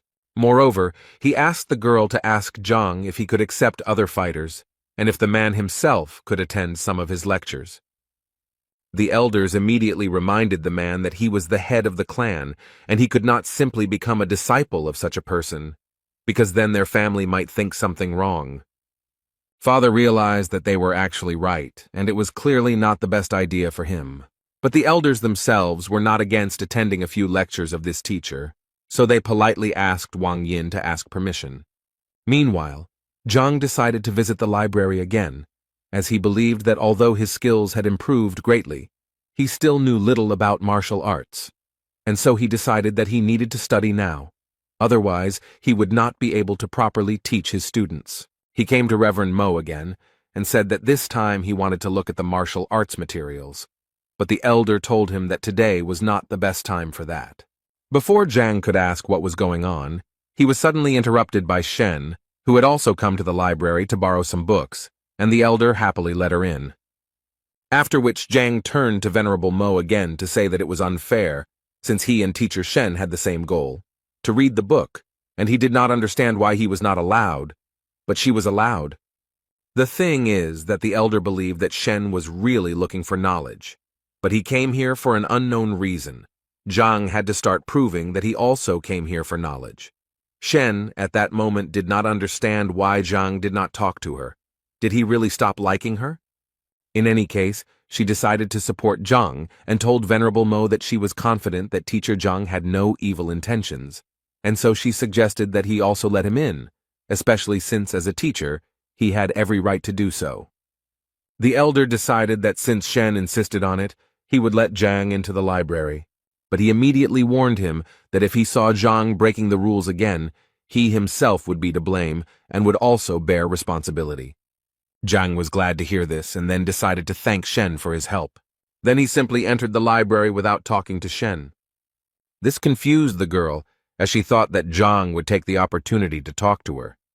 Zhang didn't even expect that getting into the library would be so difficult, and he understood perfectly well that next time he would definitely not be allowed in there. But then he looked around and realized that this library was not really that big, and if he tried, he could go through all the books in one day. Elder Mo heard the noise in the library again, and realized that Zhang had apparently returned to his old habits, even though he had said that it would not happen again.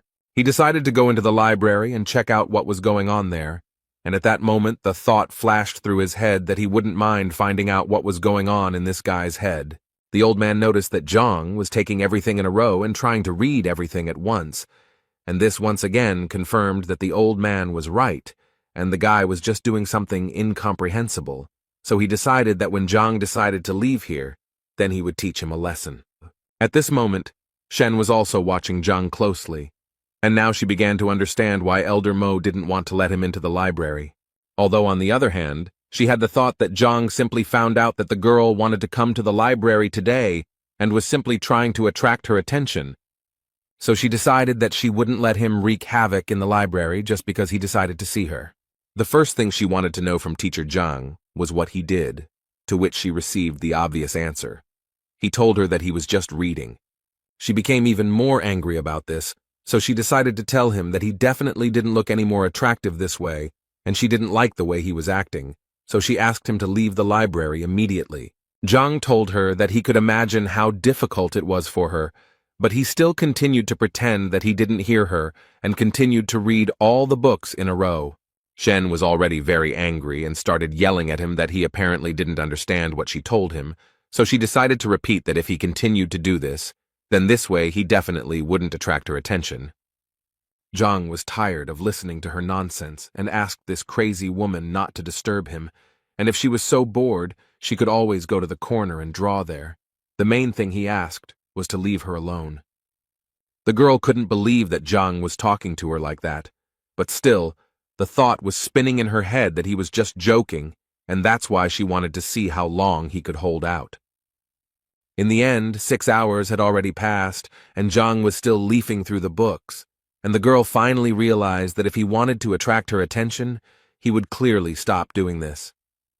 During this time, Zhang still managed to do the impossible. He still transferred all the books to the library of the Heavenly Path.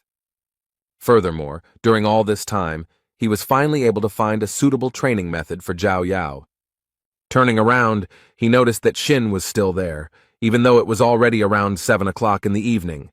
But on the other hand, he realized that he actually didn't care about her at all.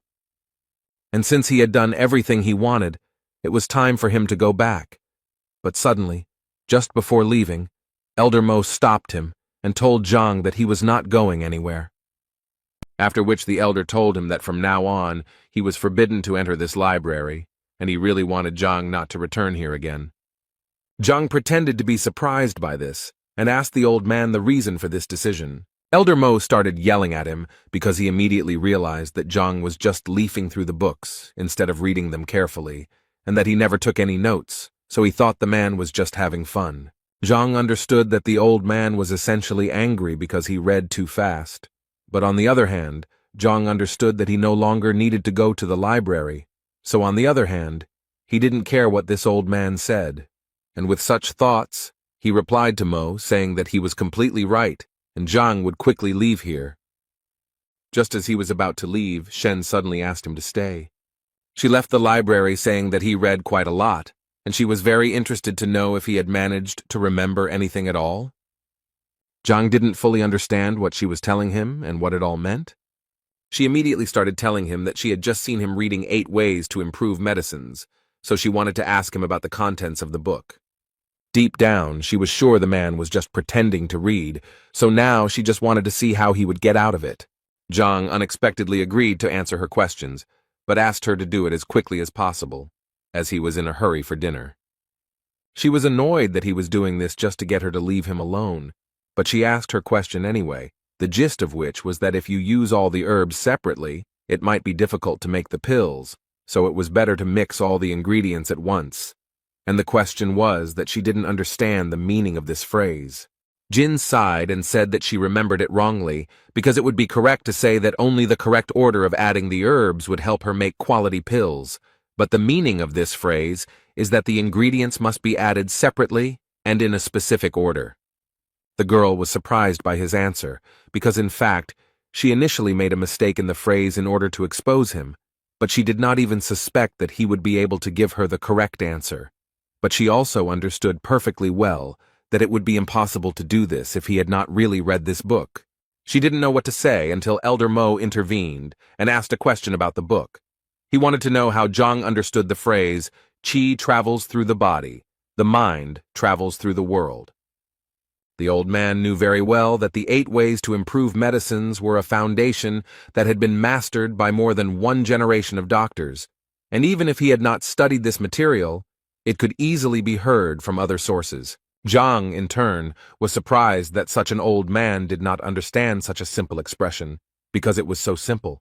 He then explained that this meant that as qi travels and fills the body, so the mind cognizes the world, filling it with knowledge and subordinating it to skills. According to Zhang, this phrase is from the treatise Qi and Blood, the author of which is Pak Ming. In this book, it can be found in the 27th row on the 69th page. Elder Mo's surprise was obvious. The whole thing was that one elder asked him about this, but he couldn't answer. And even later, that old man couldn't find an explanation in the library, so he just couldn't understand how this guy got to this point. In any case, he clearly didn't trust him, so he decided to go and check this information himself. After a while, they found the very row where the book was, and then opened the page that Zhang pointed to and read exactly the same thing that the man said, which surprised them even more. Mo mentally repeated that the old man had not found the answer, turning the entire library upside down. He could not find this book and the answer to the question. But Zhang not only managed to find it, but also read it, and most importantly, understood what was written here. While they were looking for this book, Zhang decided that he didn't have time to just look at them, and he needed to leave quickly, because at this rate he might not make it in time for dinner. But Shen decided to stop him again. Elder Mo almost passed out from the realization of what he had learned. Questions were spinning in his head about why this guy was the worst teacher back then, because with such abilities he could clearly be the best of the best. Zhang asked Shen to speak up quickly about what she needed because, as he had already said, he was late for dinner, and Shen suddenly noticed the fact that she hadn't eaten for a long time either. Zhang mentally asked her not to say that she had just asked him this question only to propose having dinner together later, so he decided to answer her that if she was so hungry, then what did she want from him? She couldn't accept the fact that so many people were inviting her to dinner, and she was turning them all down, and when she gave Zhang a chance, he turned her down anyway. She overcame herself and invited him to have dinner together. Zhang clearly showed no interest until the girl suddenly said that she would treat him to dinner.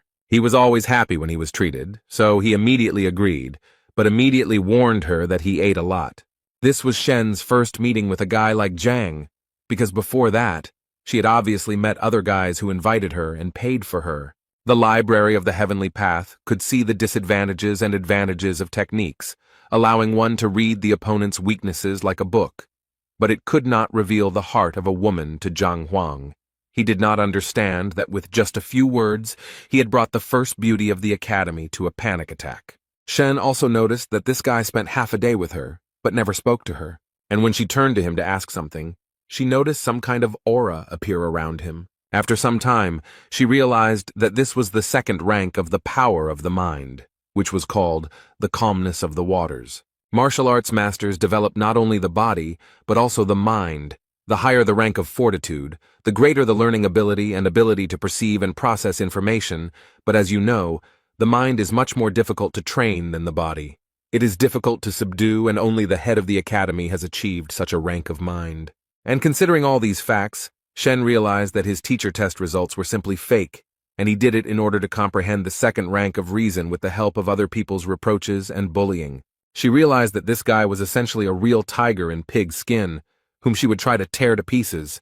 Zhang thought at this moment that he had simply decided that it was a beautiful place, but now he realized that he had obtained the second rank of intelligence. He was very happy to realize this, because he was reborn into a new life. Moreover, thanks to the new training method, his body was filled with the purest qi, so it was no longer a surprise to him. With these thoughts, they quickly reached the very restaurant where they were to have dinner today. At this moment, Zhang thought that he had always eaten in small restaurants and canteens, so he didn't expect that she would bring him here, and Shen at this moment thought that she was incredibly curious to know how long Zhang would continue to pretend. Today, Qiao and Shang Bin were relaxing in the same restaurant, and he was still very angry about the situation that happened to him, but Qiao asked him to calm down because they had already applied for the will detector. Therefore, all that was left was to wait for the moment when they would be punished for what they had done, although Shang Bin understood that the heavenly lion was his grandfather's favorite, and he would hardly be able to control it. But Qiao thought that there was no need for that, since they could just give him something to drink and eat, and then it would be much easier for them. At that moment, they were brought their order, which they had been waiting for quite a long time. Shang Bing also told the restaurant owner that he had a lion living in his backyard, and he wanted to be fed. Afterwards, Qiao told him that he heard that Hong Ting Pavilion was a very prestigious restaurant, and its owner had always been cold to his customers, but now, for some reason, it was the opposite. Shang explained to him that the pavilion was so famous because its creator, Hong Tao, was a powerful and influential man. The only thing Shang did not understand was why Hong Tao was not one of the elders of the academy. As for their warm welcome, it's all because his grandfather was a good friend of Hong Hao's, and so his family is always welcome here. Qiao suddenly interrupted Shan and asked him to look in the other direction, where he thought Zhang and Shen Bi were walking. And he turned out to be right, because it really was her. But what was she doing here, and with this loser too? Shan didn't forget to note that he had invited her here so many times, but she still didn't agree. Qiao felt very sorry for the gentleman, but he immediately asked him not to despair, because, according to him, he knew how to open Madame Shenbi's eyes and show what a scumbag Zhang really was, and in the same way they could raise his authority in her eyes. After a while, Zhang was very happy because he had not eaten so deliciously for a long time. The food was incredibly delicious. Shen was a little upset because Zhang had been eating all this time and hadn't paid any attention to her, so she wanted to ask for the bill for this dinner as soon as possible. The waiter happily came up to her to say that he hoped they enjoyed everything, and also to inform her that they only owed 1,280 coins. The girl clearly did not expect to hear such a number, because she was more than sure that they ordered a maximum of 100 coins. The man decided to explain to her with a smile that the thing was that they had ordered wine, which cost 1,200 coins. This surprised the girl even more, because they didn't order it. They just received this bottle, and she thought it was free. The waiter's face suddenly changed, and he started saying that it was quite logical that they had to pay for this wine, and he also thought that if she didn't ask how much it cost, then it wasn't their problem, but only hers. This was definitely a problem, as the girl did not have that amount of money with her, so she asked to transfer the amount to her account so that she could pay it back to them later. The waiter was not going to make any concessions, because he believed that if she could not afford this wine, then there was no point in ordering it. So he told her to give them their money back right now, because no one would feed them for free here. At this moment, teacher Shang Bin approached them, and the first thing he asked was, what was going on here. The waiter smiled again and told the man that there had been an incident and that the people had eaten but were unable to pay for their order. Shang Bin immediately turned to Zhang and told him that if he didn't have money, there was no point in pretending to have it because it would only bring shame to their academy. Zhang immediately asked him to stop saying such things in front of everyone, especially since it was not true. But Xin Bin was clearly not deterred, and continued to say that he never thought that Zhang could stoop to such a level as to pretend to be such a generous person. Although at that moment he thought that it was he who asked to serve Zhang an overly expensive drink that he could not pay for when he looked like a nobody. Then he, Shang, should have come and saved the beautiful Shen. This way, he will do everything in one go, punish Zhang, and finally get Shen. But apparently, he hadn't thought his plan through to the end, because Shen made it clear that she didn't like anything Shang Bin was doing now.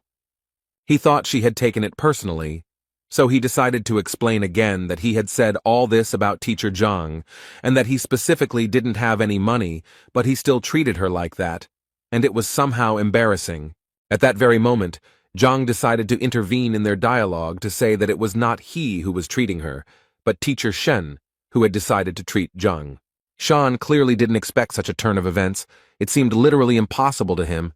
After all, he invited her to dinner every day, but she refused, and now suddenly she decided to invite this bitch herself?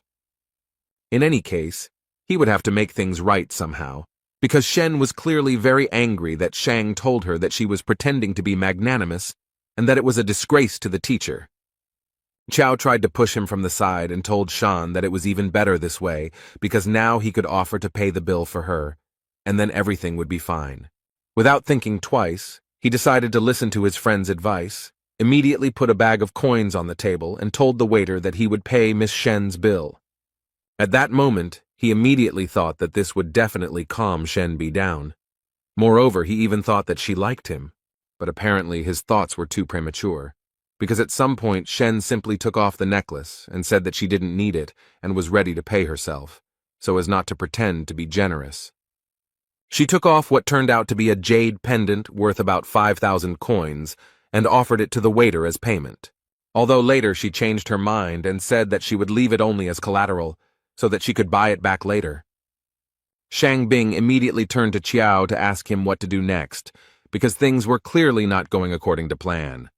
Suddenly, this whole farce was interrupted by Zhang, who assured the girl that there was actually no need to give up such a valuable thing as collateral, after which he got up from his seat and went to the waiter, telling him that in fact this food was not that expensive, and besides, she was trying to get revenge on him for deceiving her so maliciously.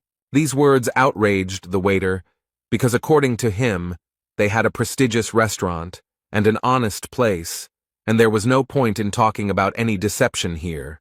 So he promised them that after such words, they would definitely not leave here unpunished. Shang Bing and Chao were happy to see the waiter and what appeared to be the owner of the place get furious, and they were now sure that Zhang would be in trouble. Shen, who was also standing behind him, didn't understand why he even said all that, since she knew very well how influential this restaurant was, and it was obvious that he would get into trouble if he continued like this. Zhang also decided not to remain silent, and told the restaurant owner that since he was telling him such things, he would not mind telling him why he was so unhappy. The first thing he mentioned was the fragrant violet-infused bear meat. To make this dish, you have to marinate the bear meat in violet extract for at least 3 days, but Zhang says they marinate it for only half a day, and then fry it to get at least a hint of the flavor. Zhang believed that the extract had not penetrated the meat at all, so ordering the dish was essentially throwing money away. As he told this story, people gathered around and listened attentively to the story of how they were being deceived. Zhang clearly wasn't going to stop there, and went on to explain how the Honghu guppies they pass off as wild were actually captive bred, as you can tell from their small, thin fins and tail. The waiter became more and more angry with every word, but his anger was connected with the fact that Zhang was actually right, and he really did substitute all these products behind the back of his superiors. But it was difficult to notice even for a professional gourmet, so the man could not even imagine how Zhang managed to figure this out.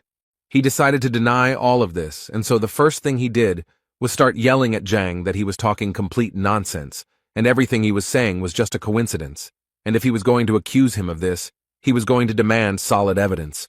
But in his mind, he knew that if he admitted this, the restaurant's reputation would be ruined. Zhang decided to prove to everyone around him that this man was lying, and the first thing he did was take a vessel of wine and start pouring it out.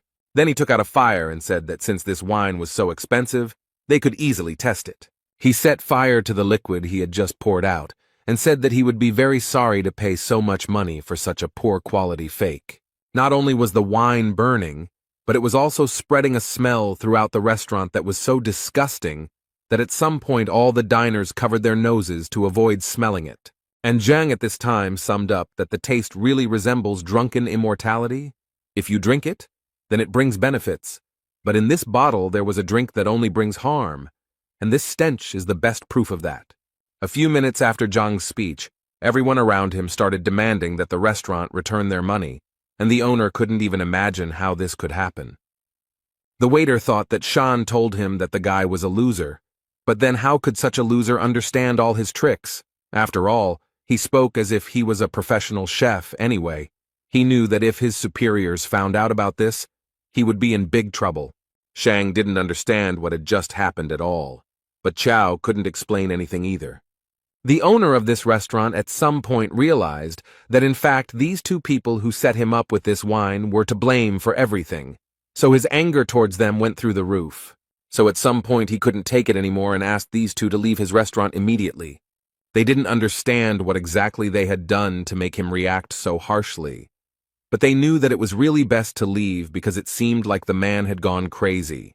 Zhang also suggested that Shen leave, as he felt that they would hardly get the bill.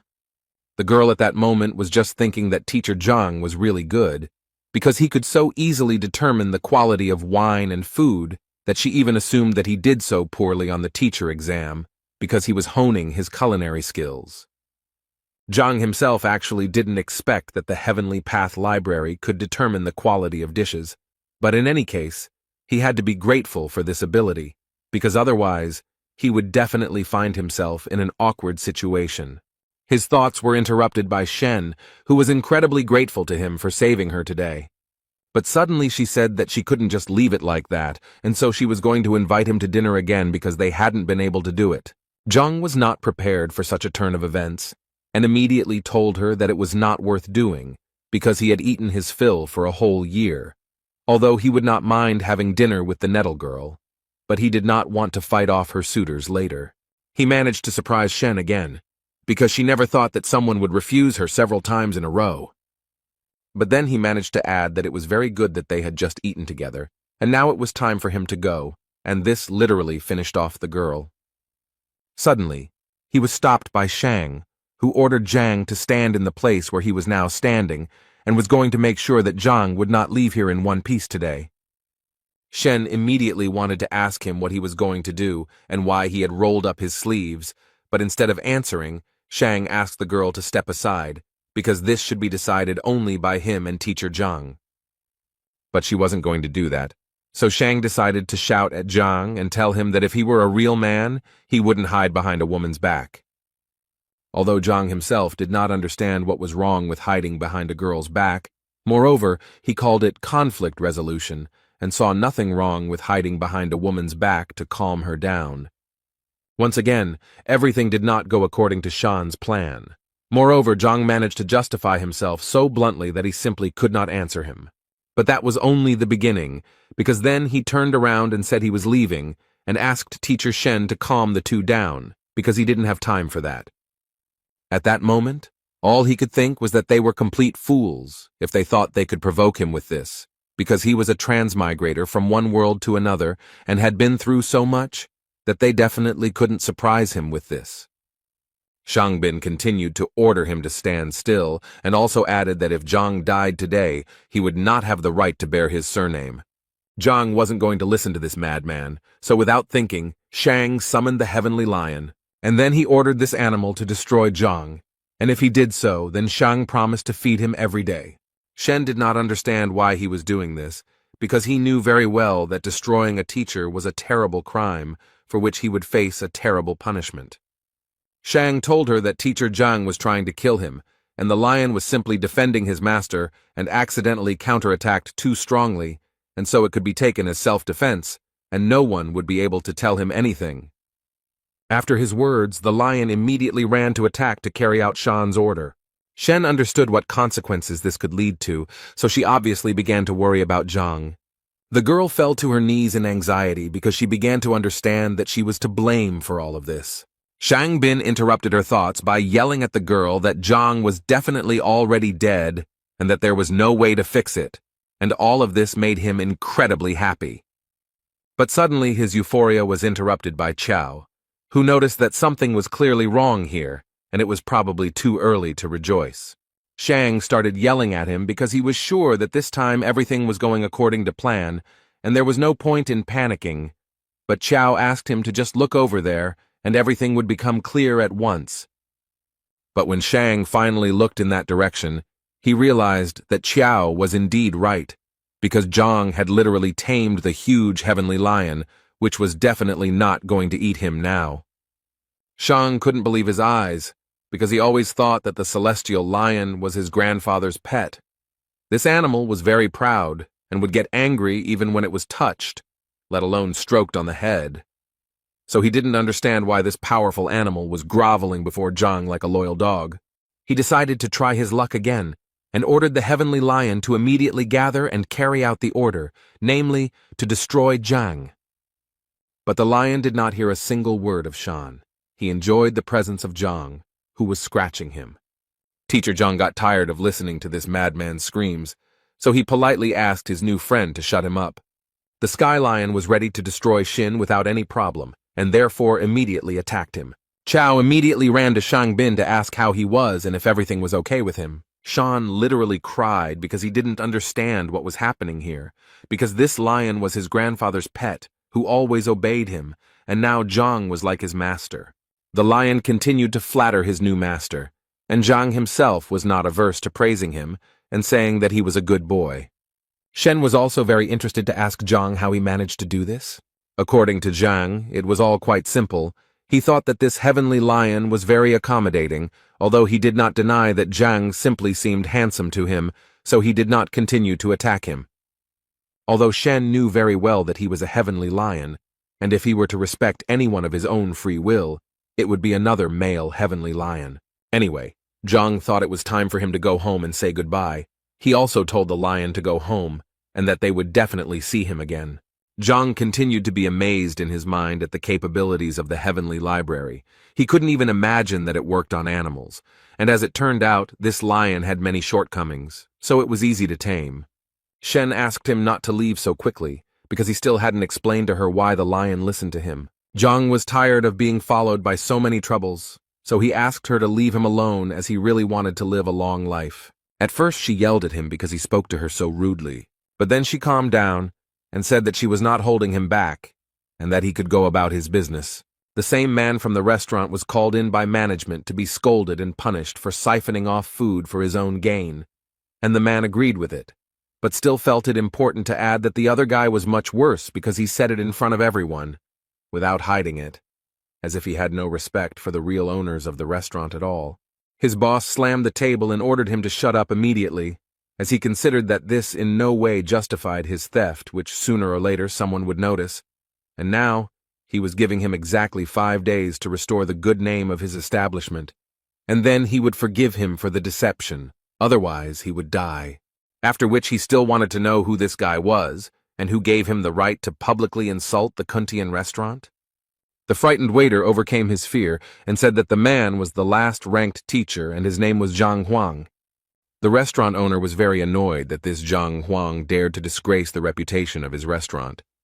Zhang was just walking around thinking at that moment that he never thought that one dinner could bring so much trouble anyway. He knew that he needed to forget about it as soon as possible, because he had other important things to do. For example, he needed to figure out how to advance to the 6th rank.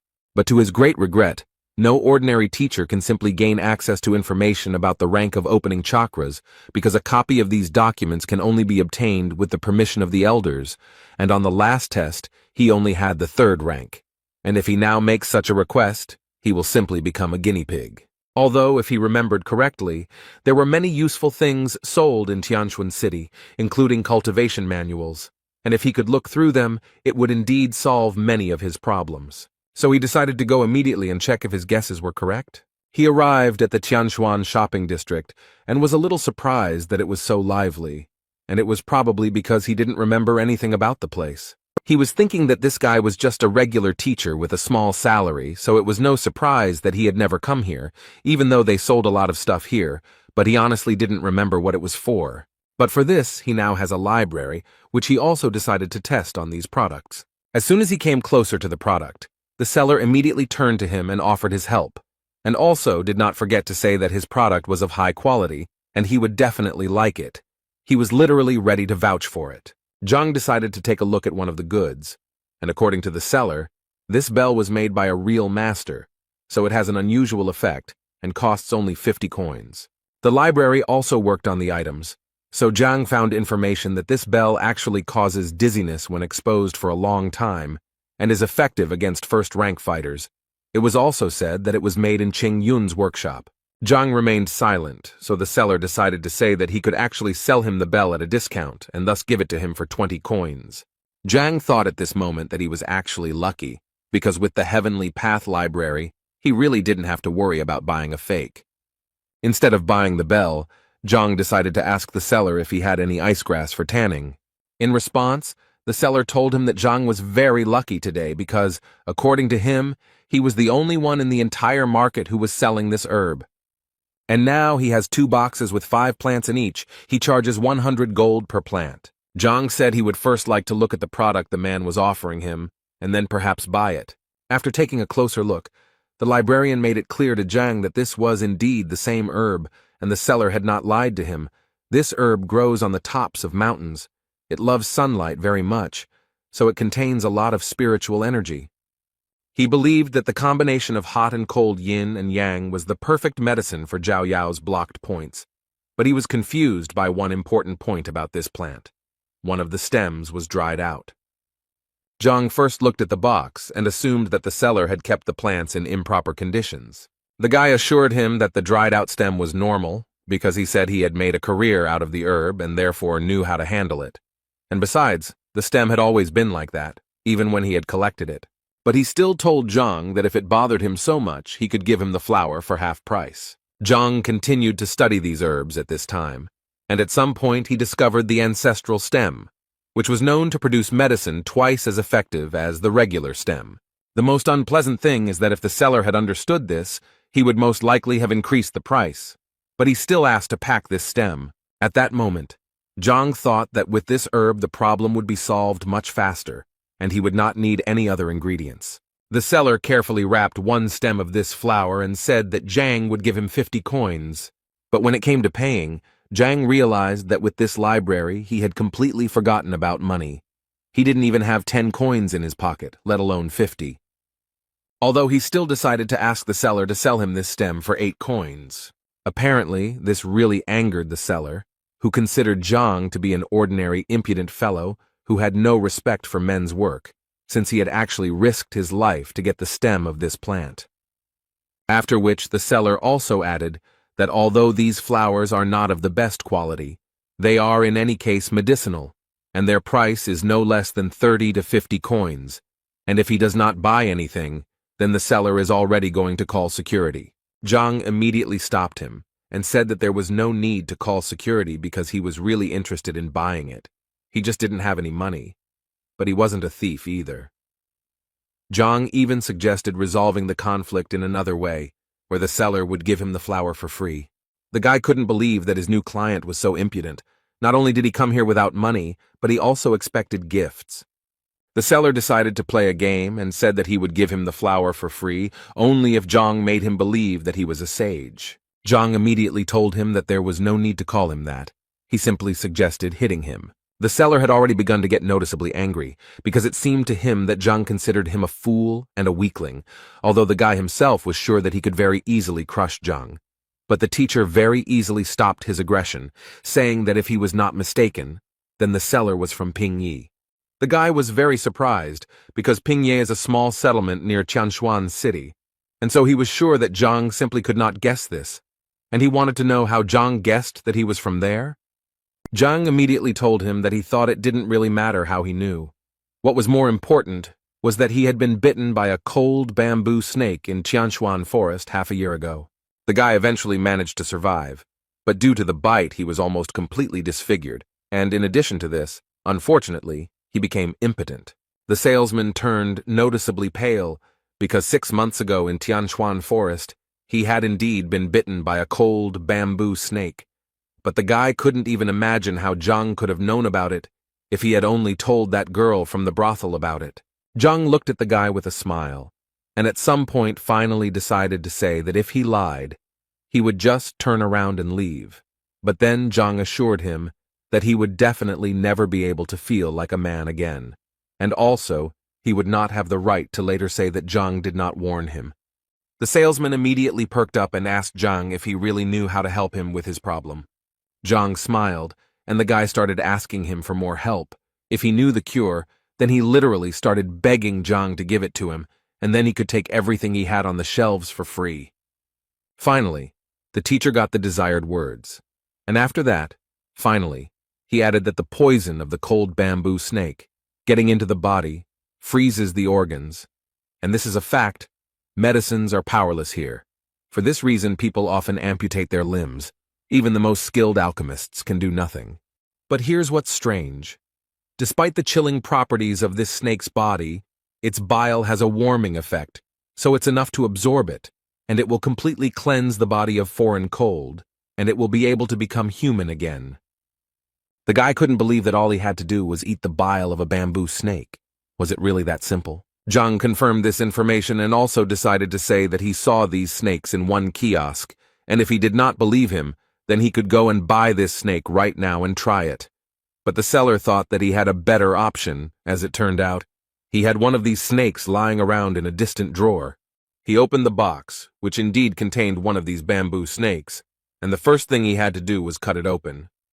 And as soon as he managed to get the gall sac out of the snake's body, the guy immediately brought it to his mouth to swallow. Imagine his surprise when he felt that the effect came literally within a few seconds. He immediately knelt down in front of Zhang and began to thank him for this, because he could finally feel like a man again, and as a token of gratitude, he would like to give him all this icy sungrass. Zhang laughed at him and said that as he said, the seller would give him the herb for free. The salesman felt a little ashamed that he had not immediately recognized Zhang as a talented person, when suddenly their conversation was interrupted by the shouts of other people who were very loudly discussing the fact that Master Mo Yang was finally here. They believed that they had the opportunity to receive his invaluable advice, and if they were lucky, they would definitely become his students. Zhang didn't quite understand what was going on, so the shopkeeper explained to him that it seemed that Master Mo Yang had come to the village again. According to the guy, he is simply an excellent appraiser, and as far as Zhang understood, this is a rather specific profession, like a gourmet, and they are valued approximately the same. But whether to follow the appraiser's advice or not is like gambling. You never know until the end whether you will be lucky or not. Betting on treasures is like betting on precious stones in his world. Someone will get a fake, and someone will get a valuable artifact. But with the library of the heavenly path, he doesn't need luck at all. He just needs to touch the object, and he will understand everything immediately. And considering all this, he realized that at the moment, this is the best way to get rich. So Zhang decided not to stand still for long and take action. He asked the guy to pick up the grass later, after which he said goodbye to him. When he arrived at the scene, the first thing he saw was how people were literally going crazy over this Master Mo Yang. Each of them wanted to hear his advice. This master replied to all these people that he would leave here tonight, but he still wanted to thank them for the hospitality they had shown him, and so he was willing to give advice to the 5 people. He also assured them that they also did not need to quarrel, because if they were destined to receive help, then so it would be. Zhang, meanwhile, continued to look at the exhibits displayed in this market, and at some point he reached a table where there was a vase that, although it looked impressive, still assured him that it was just junk. Now he was 100% sure that, as he thought, with one touch he would be able to find out detailed information about everything, and he also immediately realized that the prices here were terribly inflated. People were clearly upset when they heard that Master Mo was leaving that evening, and so they began to suggest that he stay for at least one more day. He immediately assured them that it was simply impossible, as he had things he couldn't cancel, so it was out of the question, but he still decided that he would add 5 more, because as they knew, searching for treasure among trash was a difficult task that required concentration, and therefore 10 was his limit. People started shouting that they were ready to pay him for help, if only he would give them advice, but he immediately answered them that they were telling him complete nonsense, because he had been doing his craft for a very long time, and if he wanted to make money on it, he would have done it without them. He could have bought the treasures and sold them for a higher price. According to him, he helps them for their gratitude and bright emotions, because money for him is water, which has no value. And he immediately warned that if anyone spoke about money again, he would not help them. After these words, they began to respect him even more, and also asked him for forgiveness for their stupidity. He also wanted to tell them that the appraiser could actually only increase the chances that they would not get a fake, but they still could not get a complete guarantee of success. But as long as they were with him, he would do everything to help them with this. They immediately raised their hands for his attention, and Master Mo decided to pick out the old man in the front row first. He explained to them that he would now use his special technique to understand which of them deserved their attention, and which did not. After analyzing, he pointed out to the old man the vase that Zhang had recently looked at. Master Mo thought that the old man could safely buy this vase because it was actually very valuable. After all, it was created at the end of the Kobun period. The old man got his money without any problem, and was going to buy this vase because Master Mo himself advised him to buy it. Zhang watched this process, when suddenly he realized that he had just been looking at this vase, and if he was not mistaken, then this was a normal vase from Qing Yun's workshop. As a token of gratitude, the old man immediately brought Master Mo a few coins, which he happily took, and Zhang began to understand that he had definitely not made a mistake with this vase. Suddenly his body moved back to the library, which Zhang didn't understand because Master Mo didn't seem to have landed any combat moves on him. But the book about that person was still flying towards him. In this book, it was written that Master Mo was originally an appraiser's appraiser, worked as an informant in the Liuju kingdom, and eventually made his way into the appraisers of artifacts with his generalizing voice that clouded people's minds with words, convincing them of the master's greatness. Zhang took another look and noticed that this man really looked refined and highly moral, so much so that he even managed to deceive him. But now he realized that if there are scammers, then there are also their victims, and apparently, most of this crowd are victims. Zhang decided that everything was so good that he didn't need any help, and he got ready to leave. Suddenly, he was stopped by the same Master Mo, who had chosen the guy as the next lucky one to whom he would give advice. This obviously surprised Zhang. After all, there were a sea of crazy fans of this Master Mo around, so why did he decide to choose Zhang?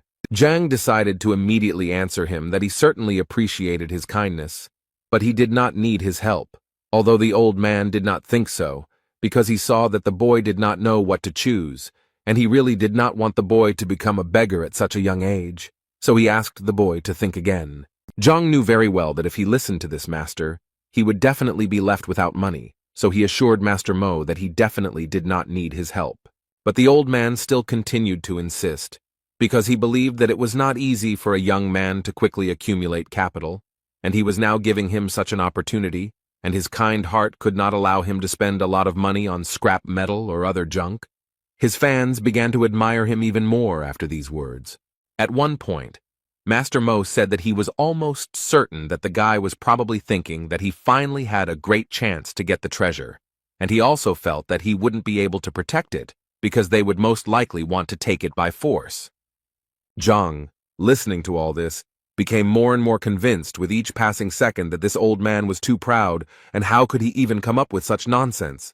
Master Mo continued to tell his fans that he had chosen this young man, and no matter what treasure he received, he would always hope that none of them would covet it, otherwise he would consider it an insult, and then he would be merciless. After which the old man turned to Zhang again and asked the boy to rejoice, because if he was giving him the last place, it meant that it was his destiny, and he in turn believed in karma most of all, and therefore he was giving these treasures completely free of charge and only with good intentions. The old man even prepared a valuable item from one of the sellers, whom he asked to calculate the exact cost of this item.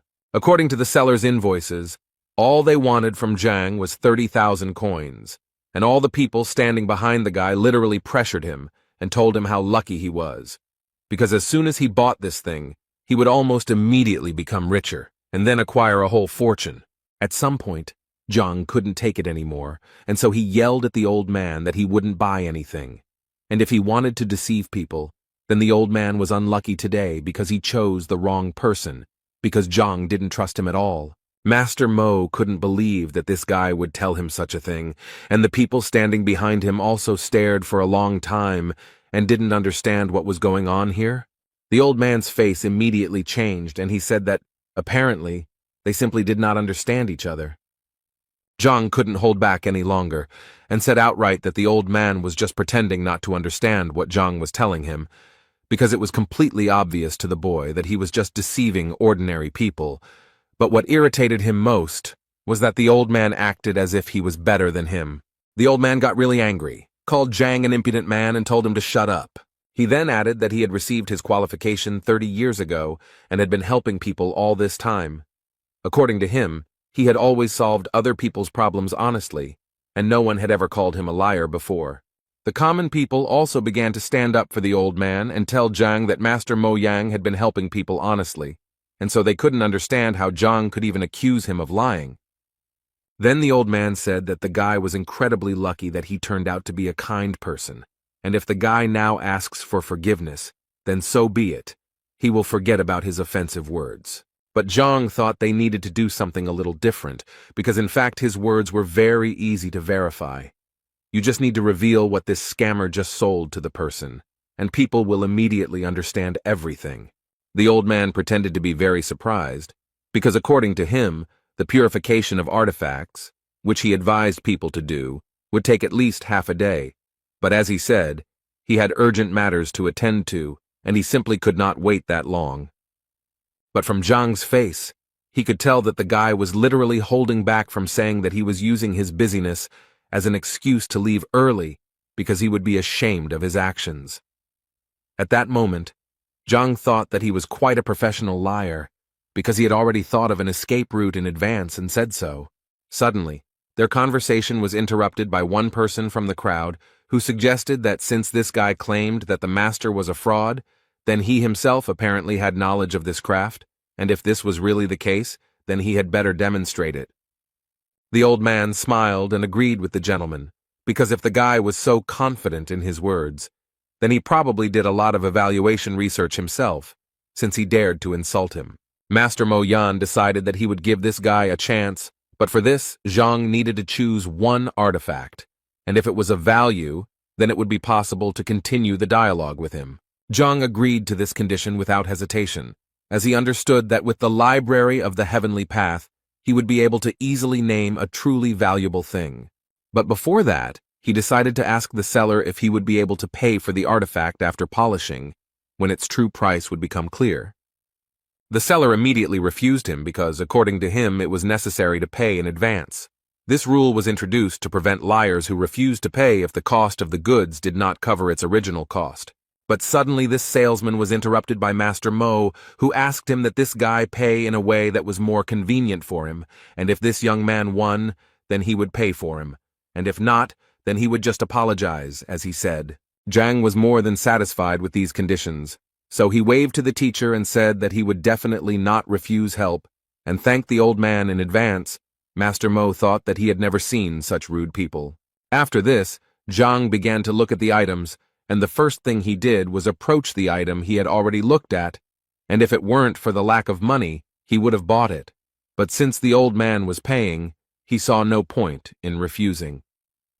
Without any doubt, he took the stone in his hands, threw it into the hands of the seller, and said that he had chosen exactly this thing. After which he immediately asked to be cleared here, in front of all the people, so that no one could accuse him of lying. The salesman stood there in a stupor for a while, not knowing what to do next, until old man Mo asked him to clean the goods, as he was sure that Zhang knew nothing about them, and had obviously chosen the goods at random. The man who was cleaning that stone thought at that moment that he really wanted to look at that guy's face when they were cleaning that stone and found nothing there. And in his head he had thoughts that he gave him small stones because they were ordinary roadside stones. But apparently he was very wrong, because when he cleared away what he thought was an ordinary roadside stone, he discovered a ling-long stone. It was the main material for making ghost armor, and each of them was worth a fortune, since it was extremely rare. They began to discuss among themselves that this stone was so large and apparently without impurities, which meant that it could be worth about 100,000 coins, which could not help but please Zhang. The old man, without thinking twice, began to make excuses and say that the guy was just lucky, and that in any case it didn't mean anything, after which he turned around and said that he urgently needed to leave, as he had important things to do. But Zhang noted that in their case, there was no need to rush, and besides, he had one more question for the old man. He drew people's attention to the old man who bought the vase for 80,000 coins, and Zhang did this in order to tell the man the truth, that this vase was made in Qingyun, and therefore it was an ordinary decorative vase, which, on top of everything else, was cracked. And considering all this, Zhang was almost certain that in a few days it would fall to pieces, which was hard for this man to believe, since he believed to the end that it was an expensive vase because Master Mo Yang advised him to buy it. Zhang didn't want to argue with the man and just told him that if he didn't believe him, it was very easy to check by simply pressing on the thinnest part of the vase. The teacher also added that there was nothing to worry about, because if it was a truly valuable artifact, it would not be damaged, and the trash would immediately break.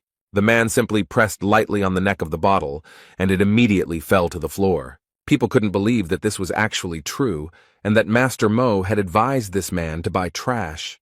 Zhang suggested asking this question to Mo Yang himself, who replied that it was a precious vase that would make a poor man rich. But without waiting for an answer from the old man, Zhang himself decided to tell that if he was right, then he and the kiosk seller were in cahoots and were selling their goods with the help of false popularity under the guise of free advice and buying junk for huge amounts of money. And now all that remains is to check with Master Mo, whether he said everything correctly or perhaps he missed something. Two guys from the crowd suddenly started talking about how, come to think of it, they had once heard of a certain swindler named Mo from Liuju. But those who had already bought something on the advice of this scammer began to worry the most, because it finally dawned on them that it was most likely a fake. Old man Mo was still trying to justify himself, and so he told people not to listen to this guy because he was most likely not an experienced appraiser, and he, in turn, only made one mistake. It happens to everyone. But people no longer heard him.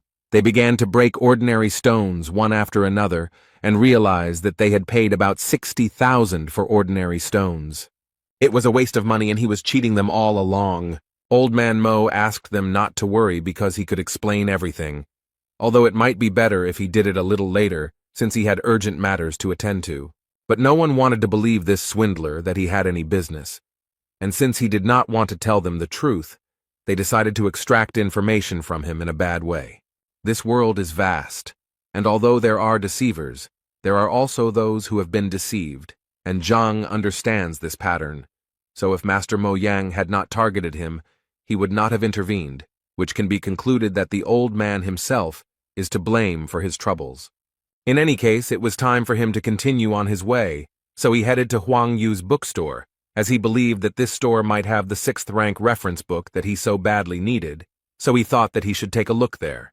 As soon as he entered this bookstore, the first thing he was greeted by was a pretty cute girl who wanted to ask Zhang whether he came to read or buy a book. Zhang, without thinking twice, directly asked the girl if they had any materials about the 6th combat rank.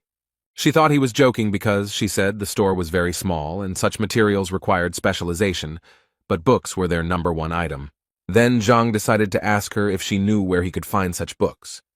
She immediately thought that this required special rights, but some big people could still collect the materials he needed, and Zhang immediately decided to ask her if she knew such a person.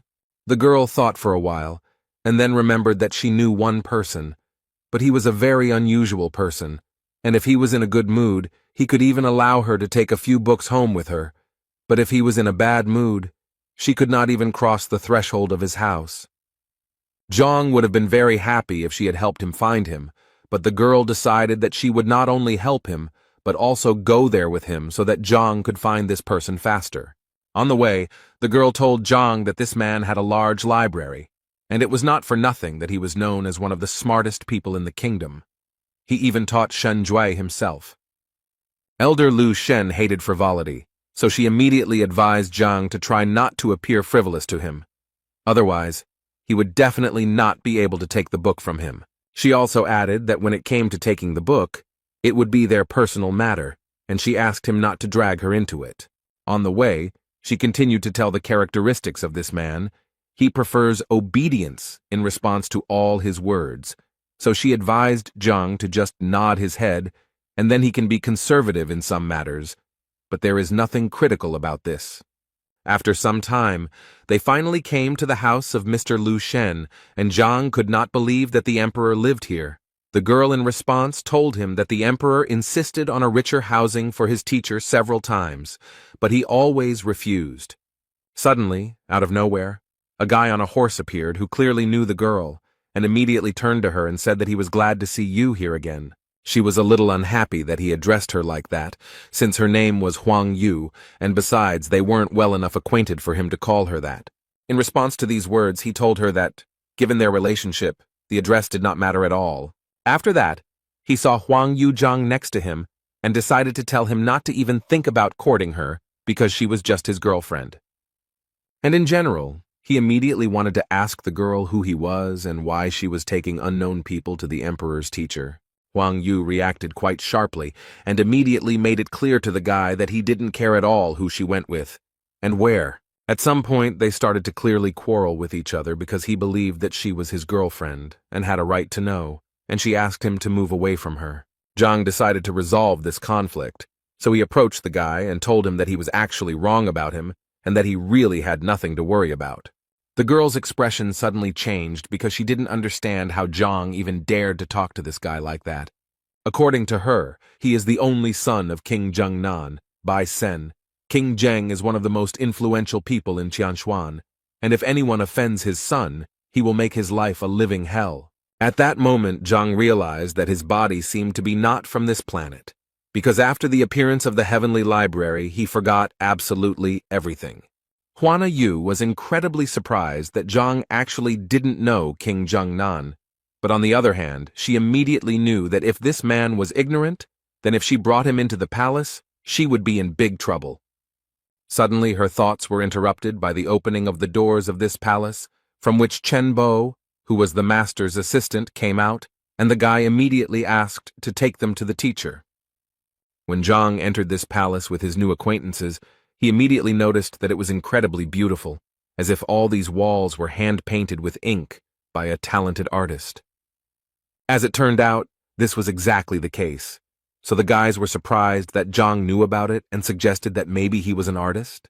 The master's assistant told him that their master used his soul as a pen and the yard as a canvas, and arranging everything around like a painting was a really good idea. They reached the waiting room, where the assistant asked them to wait while he called a repairman. The girl once again decided to clarify whether the guy understood art, but Zhang assured her that this courtyard really did look like a painting. Their conversation was interrupted by Sen, who thought that Zhang was simply putting on airs to appear to be someone he was not. Huang Yu was very angry that Sen behaved like this, so she immediately wanted to know why he thought like that, after which they started arguing again, and because of Zhang, the man at that moment thought that if they wanted to argue so much, then he would not interfere with them. But why were they dragging him into this? He came here to take the book and leave. Their argument and Zhang's thoughts were interrupted at one point by the master, who entered this reception room and immediately silenced everyone with his presence, after which he said that it was very unusual for him to hear someone praise his ink-painted courtyard so highly. According to him, it is a great rarity to meet a young man with such a subtle sense of beauty. Sen immediately intervened in this dialogue to say that this guy clearly shouldn't be trusted, because most likely he was just a liar. The man immediately turned to him and noticed that he had not actually given him the floor. Realizing that Zhang knew his paintings, he asked him to appraise another rather rare painting. At this moment, Huang Yu came up to him again, and said that this was a kind of test that this man was giving to everyone, and even she had gone through such a test at one time, and if he did not pass it, she immediately assured him that he would not receive the books.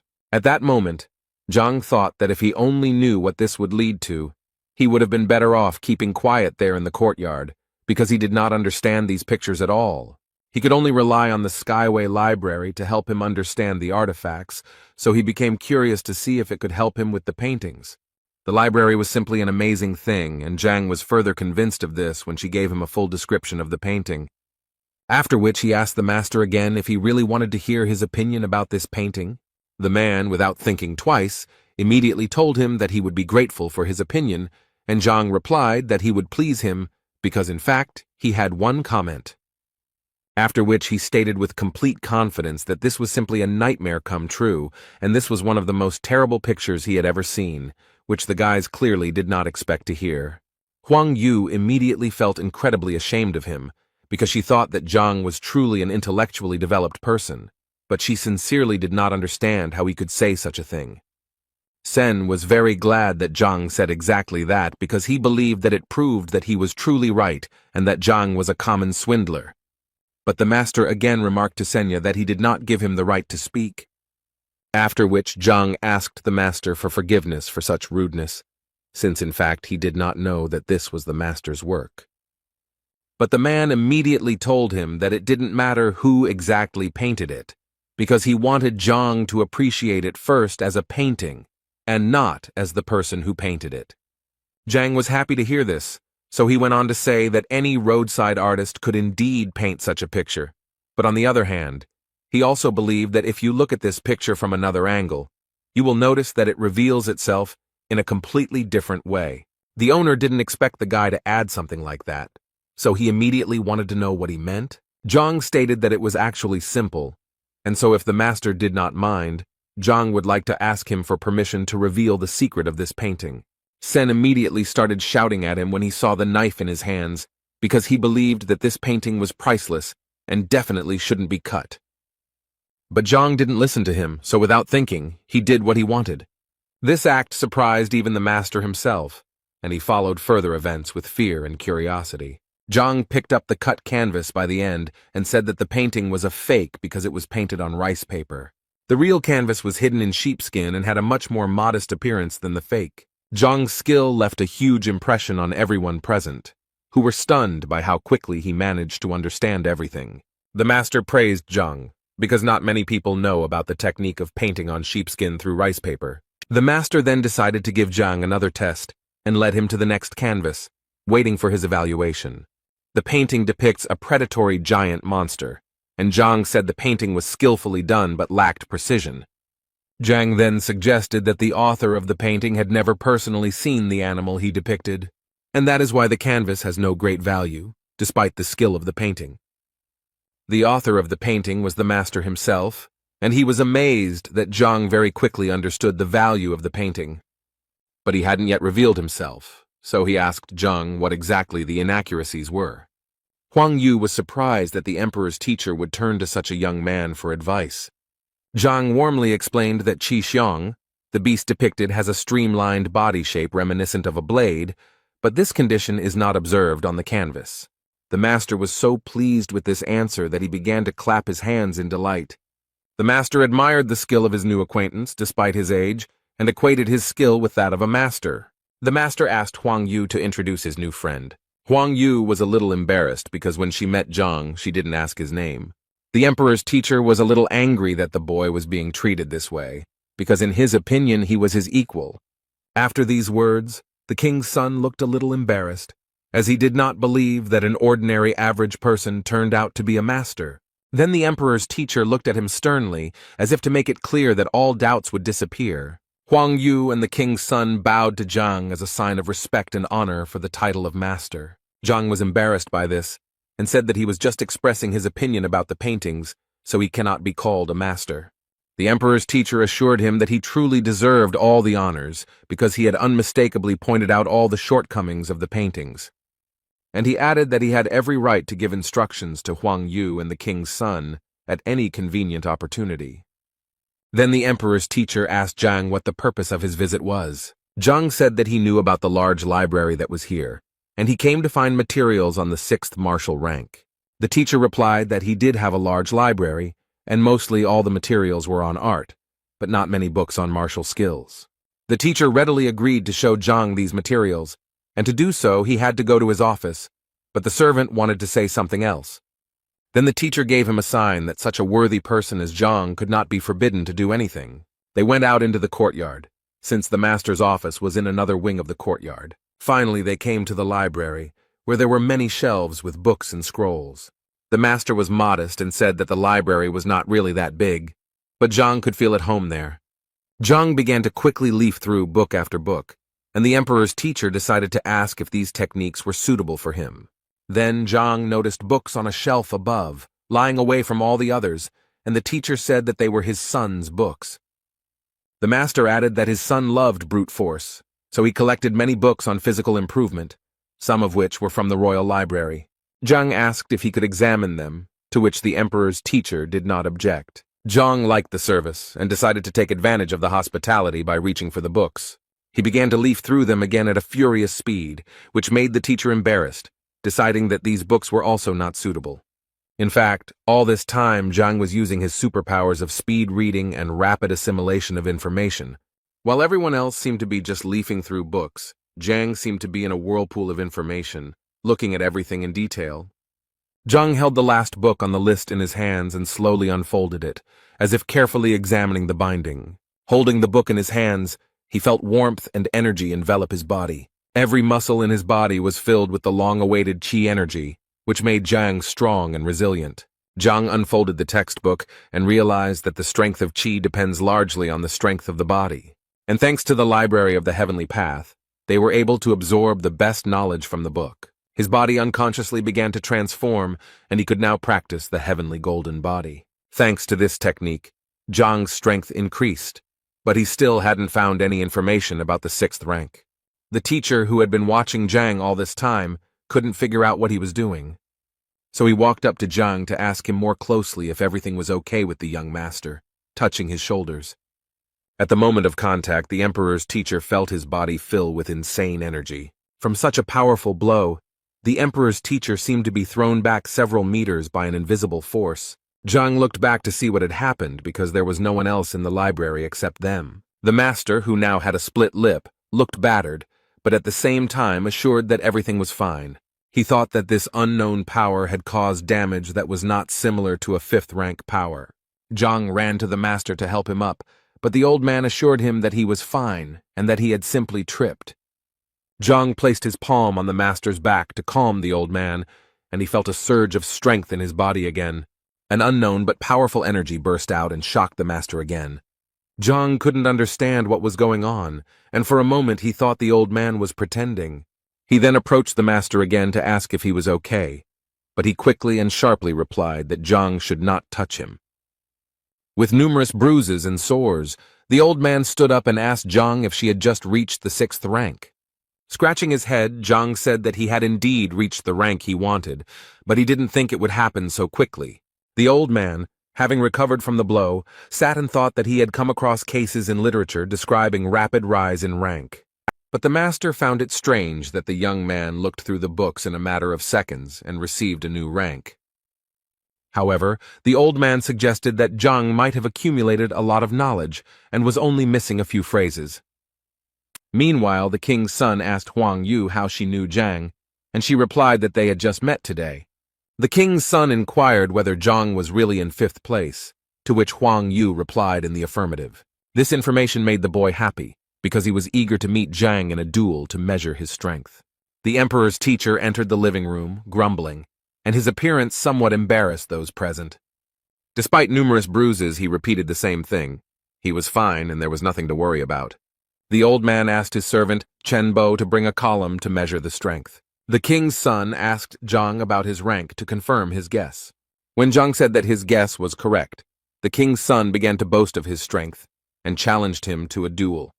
Hearing this, the emperor's teacher realized that this was the best way to test Zhang's new strength. Huang Yu tried to stop Bai Sen, telling him that he was not at Zhang's level and would be defeated. Then the old man intervened in the dialogue and said that he was not against a duel, if one knew the limits and did not harm each other. Bai Sen smiled and assured the emperor's teacher that the duel would be conducted according to all the rules. So, Zhang and Bai Sen stood in their stance, preparing for a duel that would show the boy's true strength and skill. Bai Sen swung his arm with all his might to hit Zhang, confident that victory would be easy. Zhang swayed back, wanting to test his strength and see how much his power had increased since visiting the emperor's teacher's library.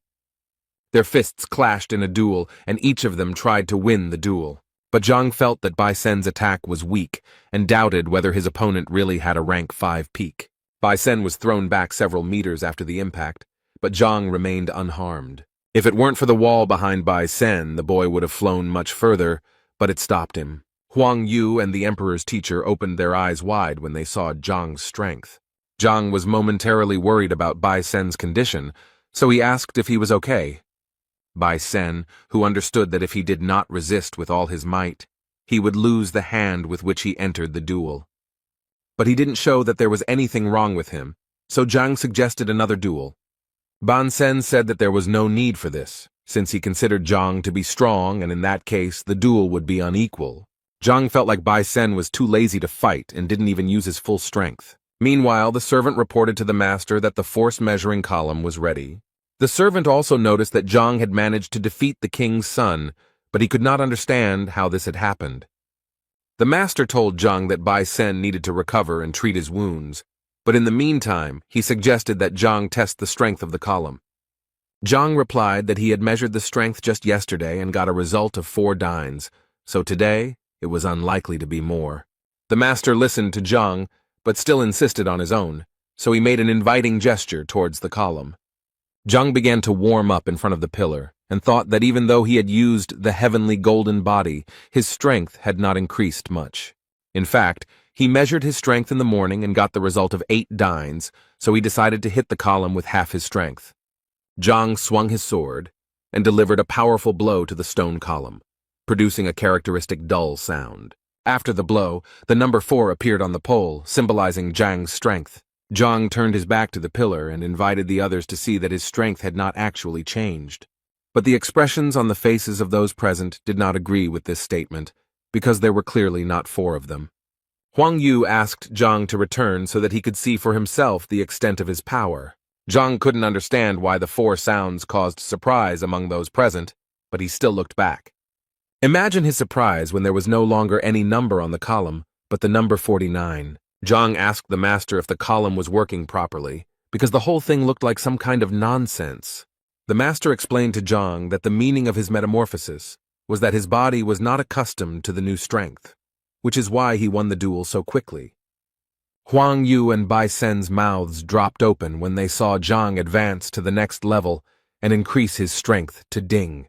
Zhang himself could not understand how this happened, because the transition to the 6th wound means the opening of the chakras, each of which adds 1 ding. Even Master asked Zhang how he managed to open 45 outlets so quickly. Zhang replied that he had not improved his rank, but he had definitely managed to improve his body. The Master asked Zhang what he meant by pumping up the body, and whether Zhang had eaten any fruits before that. Zhang scratched his head, recalling the events of the morning, and replied that he tried some strange fruit at the market. Master then said that what Zhang had tasted was very similar to the pearl fruit, which gave strength similar to the 6th rank. Zhang was confused, because he didn't believe in the existence of such things before, but it seemed like he was lucky. The master invited Zhang to sit down to ask him more about his personal life. Zhang said that he was a teacher in Hongting, to which the master replied that it was no wonder he was so strong. The emperor's teacher asked Bai Sen and Huang Yu to seek advice from Zhang. Bai Sen was more than happy with this advice, as he would finally be able to properly train his fighting skills. Zhang thanked the emperor's teacher for his hospitality and apologized for staying so long. The teacher, in turn, apologized for having so few 6th-rank books, but gave Zhang advice on where to find them. Zhang smiled and thanked the teacher again for such generous help. The teacher laughed at Zhang because he liked his modesty, so he advised him to come more often. Zhang walked outside, thinking that the visits to Master Lu Shen's house had gone well. With his new strength, he could now defeat any 6th-rank fighter, as his punch was around 90 dings. Thoughts about ways to pump up strength and power were interrupted by the steps of some people heading towards Zhang. When Zhang looked around, he saw a shadow that flashed and disappeared behind the walls of the neighboring building. Zhang exclaimed that he had noticed a stranger, so he could show himself without hesitation. It turned out to be the appraiser and his gang. The appraiser began to threaten Zhang that he would not leave him alone until Zhang compensated for all the losses. Zhang stood and mocked them, saying that he could cover all the expenses with just the goats from his nose. The appraiser was very angry at this answer, and threatened Zhang that he would not leave him a single wet spot. Zhang stressed that he does not lack confidence to make such statements as he has just undergone a metamorphosis. But the appraiser didn't care, so he ordered his henchman grandfather Zhang to have sex with Zhang immediately. Fat Grandpa Zhang, who was twice Zhang's size, asked if Zhang had anything to say one last time. The salesman with the short mustache pointed out that if Zhang died at the hands of Zhang's grandfather, he would not be able to compensate for the damage. But this did not bother the appraiser. Even if he died, it could be considered a worthy revenge.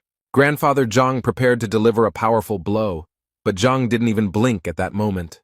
He grabbed the fat man's hands and pressed his thumbs on certain pain points.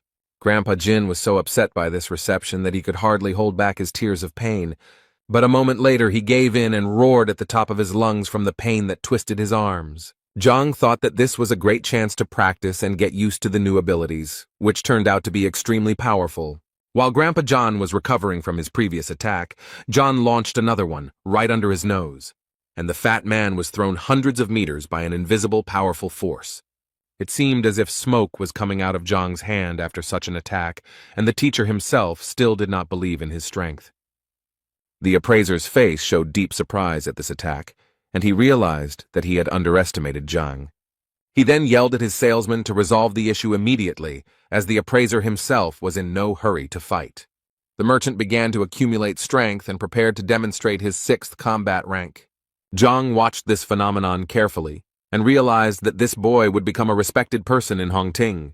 The appraiser had already made his Pazapak attack, and hoped that after this, he would not have any more problems. The salesman, who had accumulated mana, was ready to deal Zhang a fatal blow. He straightened his shoulders and prepared to jump, reminiscent of the flight of a falcon.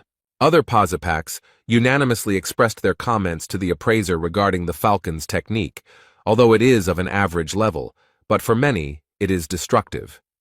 The appraiser immediately dispelled all doubts because Zhang defeated Iron Hand, which means he is strong enough. Thus, in the evaluator's opinion, the only way to finish off Zhang as quickly as possible is to use the powerful falcon technique. Zhang, who was watching this scene closely, was a little disappointed as he had hoped that it would be a decent match. Posapaka with a short mustache rushed at Zhang, preparing to deliver an incredible blow. However, to Zhang, this attack was like swatting a fly, causing the appraiser and others to gape. Zhang raised his leg and kicked it straight into the groin of the so-called falcon, causing him to writhe in agony. He immediately fell to the ground and curled up into a ball, whining because everything hurt. The appraiser was furious and ordered his last 2 henchmen to finish off Zhang immediately. They immediately rushed into battle, waving sticks and using various combat techniques. Zhang advised the attackers to turn around, as they thought the owner had just scratched them. Looking around, they realized that there was no one in the place where the appraiser had stood a second ago. The man ran away, shouting phrases about unity and promising that he would return soon. Zhang and the other 2 guys who were watching this scene couldn't understand where this man got such courage from. But Zhang didn't have time to think, so he smiled evilly and advised the 2 boys to run away too. However, they did not listen to his advice and were defeated by Zhang in the blink of an eye. The appraiser, running away from the fight, could only vaguely hear his followers screaming and begging for help. Zhang was smart, so he caught up with the appraiser in an instant and asked him where he was going in such a hurry. Zhang added that he had a serious and urgent matter to attend to with such an experienced appraiser, and raising his leg above himself, he leaned on the appraiser's head so that he would know who he was dealing with. The impact caused the man to flip over several times in the air, resembling a spinning cartwheel. Zhang approached the appraiser and told him that he must have expected such a reaction when he dared to attack. The appraiser, holding a blood-soaked handkerchief to his mouth, begged Zhang for mercy. He offered Zhang some money, and Zhang wondered how many coins the appraiser had valued his life at. The appraiser reached out and took off his thumb a green ring that could make Zhang rich. Zhang initially wondered how such a small and inconspicuous ring could have any value. Zhang carefully examined the ring, inside which there was a space of 3 square meters. Zhang decided to activate it to see what riches this ring contained inside.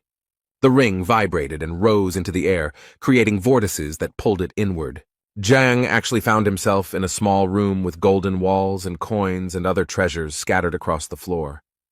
The appraiser watched with concern as Zhang examined the ring, hoping that he would accept it. But it seemed Zhang was in no hurry to accept the gift, as he had a slightly better plan for the appraiser. He offered the appraiser mercy in exchange for what he was hiding under his clothes. The appraiser did not expect such a development of events, because Zhang easily exposed him, and now he had to give up all the money. Zhang raised his fist at the appraiser, mocking him viciously. The clothes the appraiser was wearing began to tear into pieces and fly around. Now the appraiser, beaten, sat on the ground completely naked, covered only by a cloak. Zhang held a pile of money in his hands, counted it, and could not believe his eyes that he was now rich. The appraiser hoped that Zhang would now let him go, since he had taken everything he could from him and stripped him bare. Zhang ridiculed the pathetic Mo Yan, who was a professional liar who often pretended to be a famous appraiser. All Mo Yan was interested in was how Zhang knew so much about his life and who the hell this Zhang was. The appraiser realized that it was not unusual for Zhang to know his name, but how he knew otherwise was unclear. Zhang said that it doesn't really matter where he learned all this. What's more important is that Zhang learned about the meaning of his life. Zhang couldn't get rid of the appraiser, but he could make sure that this charlatan wouldn't deceive anyone again. Zhang stepped on the appraiser and punched him in the gut with all his might to make him realize the consequences of his actions. The appraiser was thrown against the wall by the blow, and there was a sound of crashing and crunching bones. Zhang stood over the appraiser and told him that he could go and not deceive people. The appraiser lay on the ground, creaking, writhing in pain, covered in bruises and sores. Meanwhile, Shan was kneeling before his grandfather and begging him for a favor. He complained to his grandfather that he had assured him that Lev would be obedient, but everything turned out to be the opposite. After all, during the fight with Zhang, Lev was supposed to attack Zhang, but instead he harmed Shang. Grandfather replied that it was not easy for him to tame the beast, but they communicate with each other as equals and not as master and servant. But the grandfather was surprised why he listened to a stranger, because in any case he needed to protect his grandson. While Shang continued to complain that in Zhang's presence he had become as obedient as a dog, Leo sat proudly and imperturbably. The grandfather smiled at this situation and told his grandson that he would deal with this problem later. But Shang could not calm down and wanted Zhang to be expelled from the academy and banned from being here. The grandfather smiled again and gave his grandson the go-ahead that he should not worry because he would fix everything. But the old man knew that Zhang was somewhat lucky, because the man did not believe that he would have even 1 student, let alone 5. Shang suggested this idea because he knew that Zhang had forced the boy to become his disciple, and he advised his grandfather to simply intervene in the situation at the right moment and remove teacher Zhang. The grandfather asked his grandson if he was really sure of such information, to which Shan nodded approvingly. The old man said that in that case he would invite an elder from the Teachers Guild to observe the process. If the elder reveals signs of lying, then there will indeed be an opportunity to remove teacher Zhang. Shan was full of angry and joyful emotions, because very soon Zhang could pay for the way he humiliated Shan. Meanwhile, Zhang was thinking that yesterday he had read about 10 books by Master Lu Shen, but he had not found what he needed. From what Zhang read, he could not form a unified technique, and this upset the teacher. But he decided that everything would get better with time, so he pushed open the door of the academy and walked inside. Opening the door, he saw a group of 5 people happily waiting for Zhang. Zhang couldn't believe his eyes, because for a moment it seemed to him that this was a sweet dream that he didn't want to interrupt. It was Zhang's disciples who smiled at him, knowing that he had finally returned. Zhang found this joy a little suspicious, as if they were completely different people, but he greeted them anyway. After rummaging through his pockets, Zhang called Zhao Yao over and said that she would go first. He gave the girl a wooden box containing a herb that could be used to make a healing tincture. When Zhao opened the box, she saw a stalk of ice sungrass in front of her. And then Zhang took out a stack of thin books that described methods developed taking into account the individual abilities of students. He handed out a book to everyone and wished them success in mastering the sometimes difficult techniques. Each of the students began to read the book, and was surprised that they were hearing about such things for the first time. The enthusiasm knew no bounds, and the accessible methodology was easy to learn, as if the author himself were the teacher.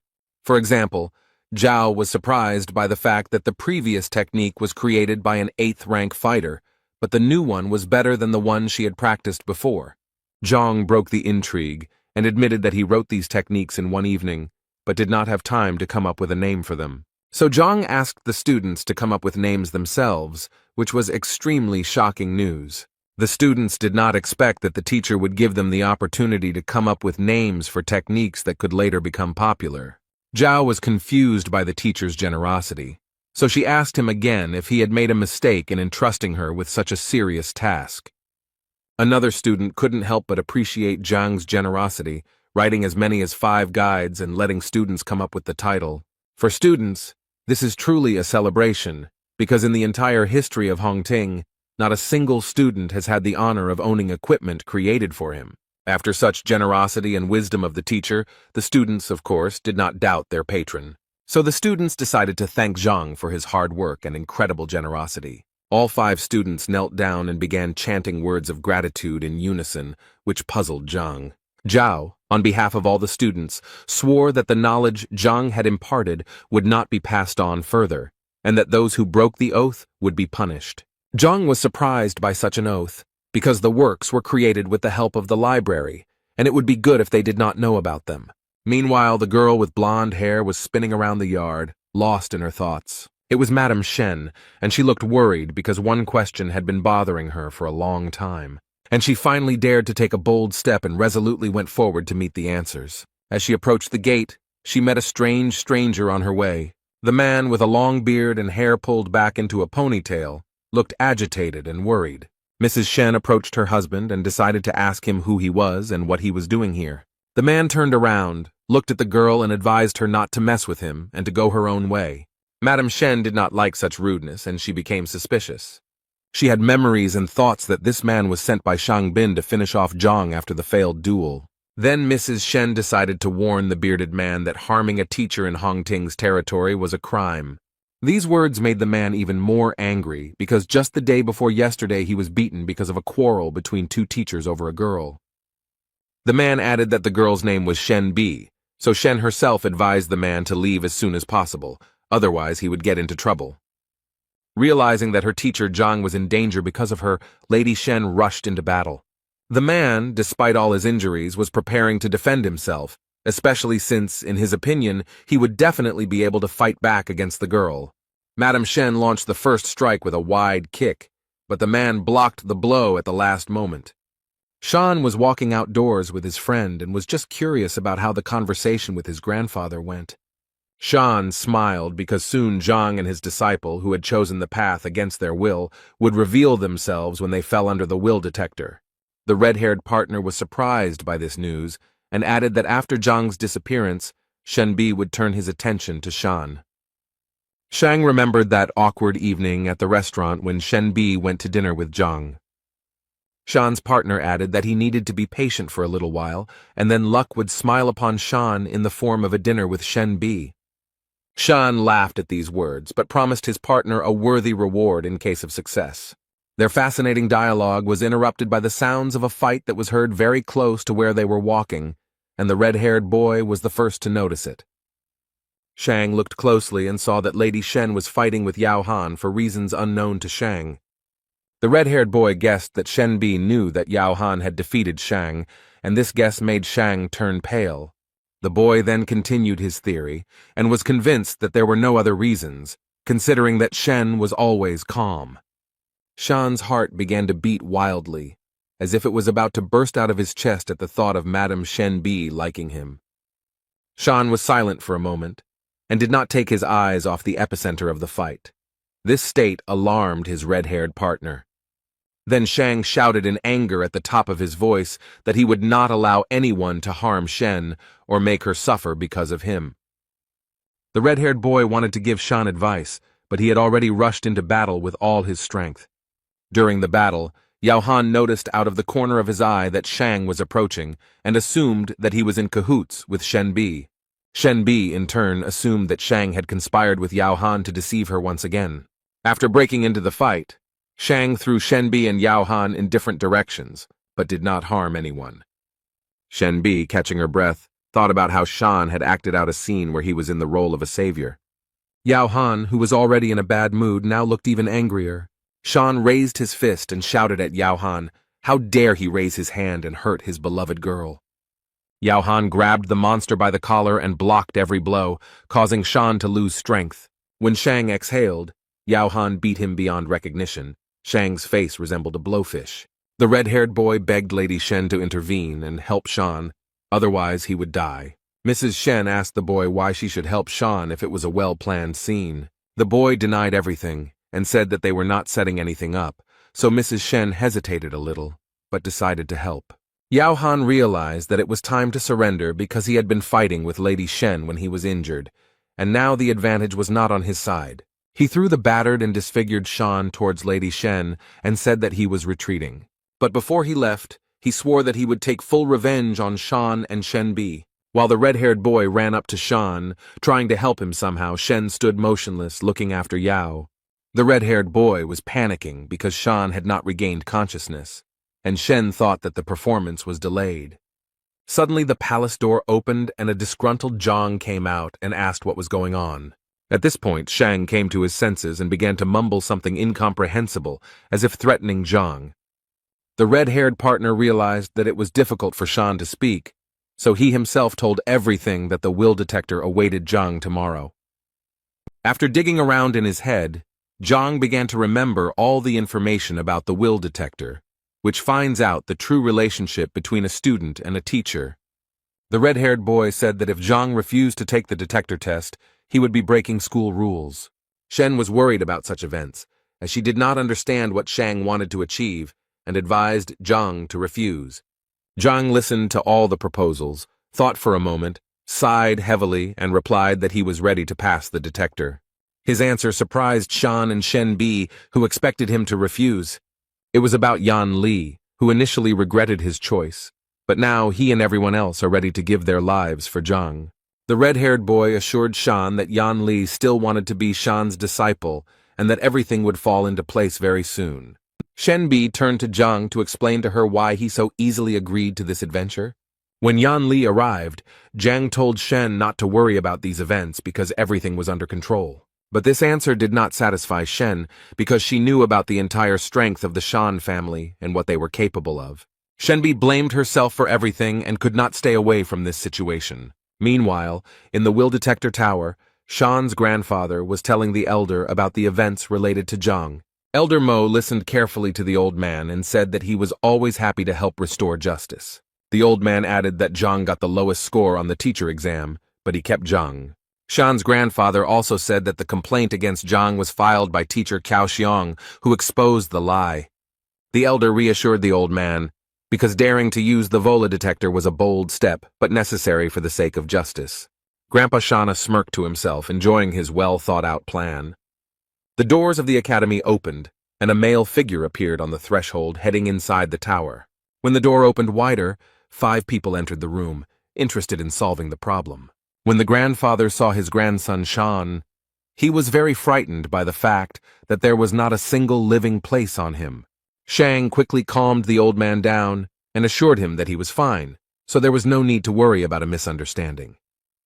The grandfather rummaged in his pockets and took out some medicine for his grandson, which was supposed to improve his condition somewhat. While Shan was taking the medicine, the red-haired boy bowed to the elder, begging for a fair decision in this matter. The red-haired Cao Xiong revealed that Yan Li was once his disciple, but defected to his side due to Zhang's threats.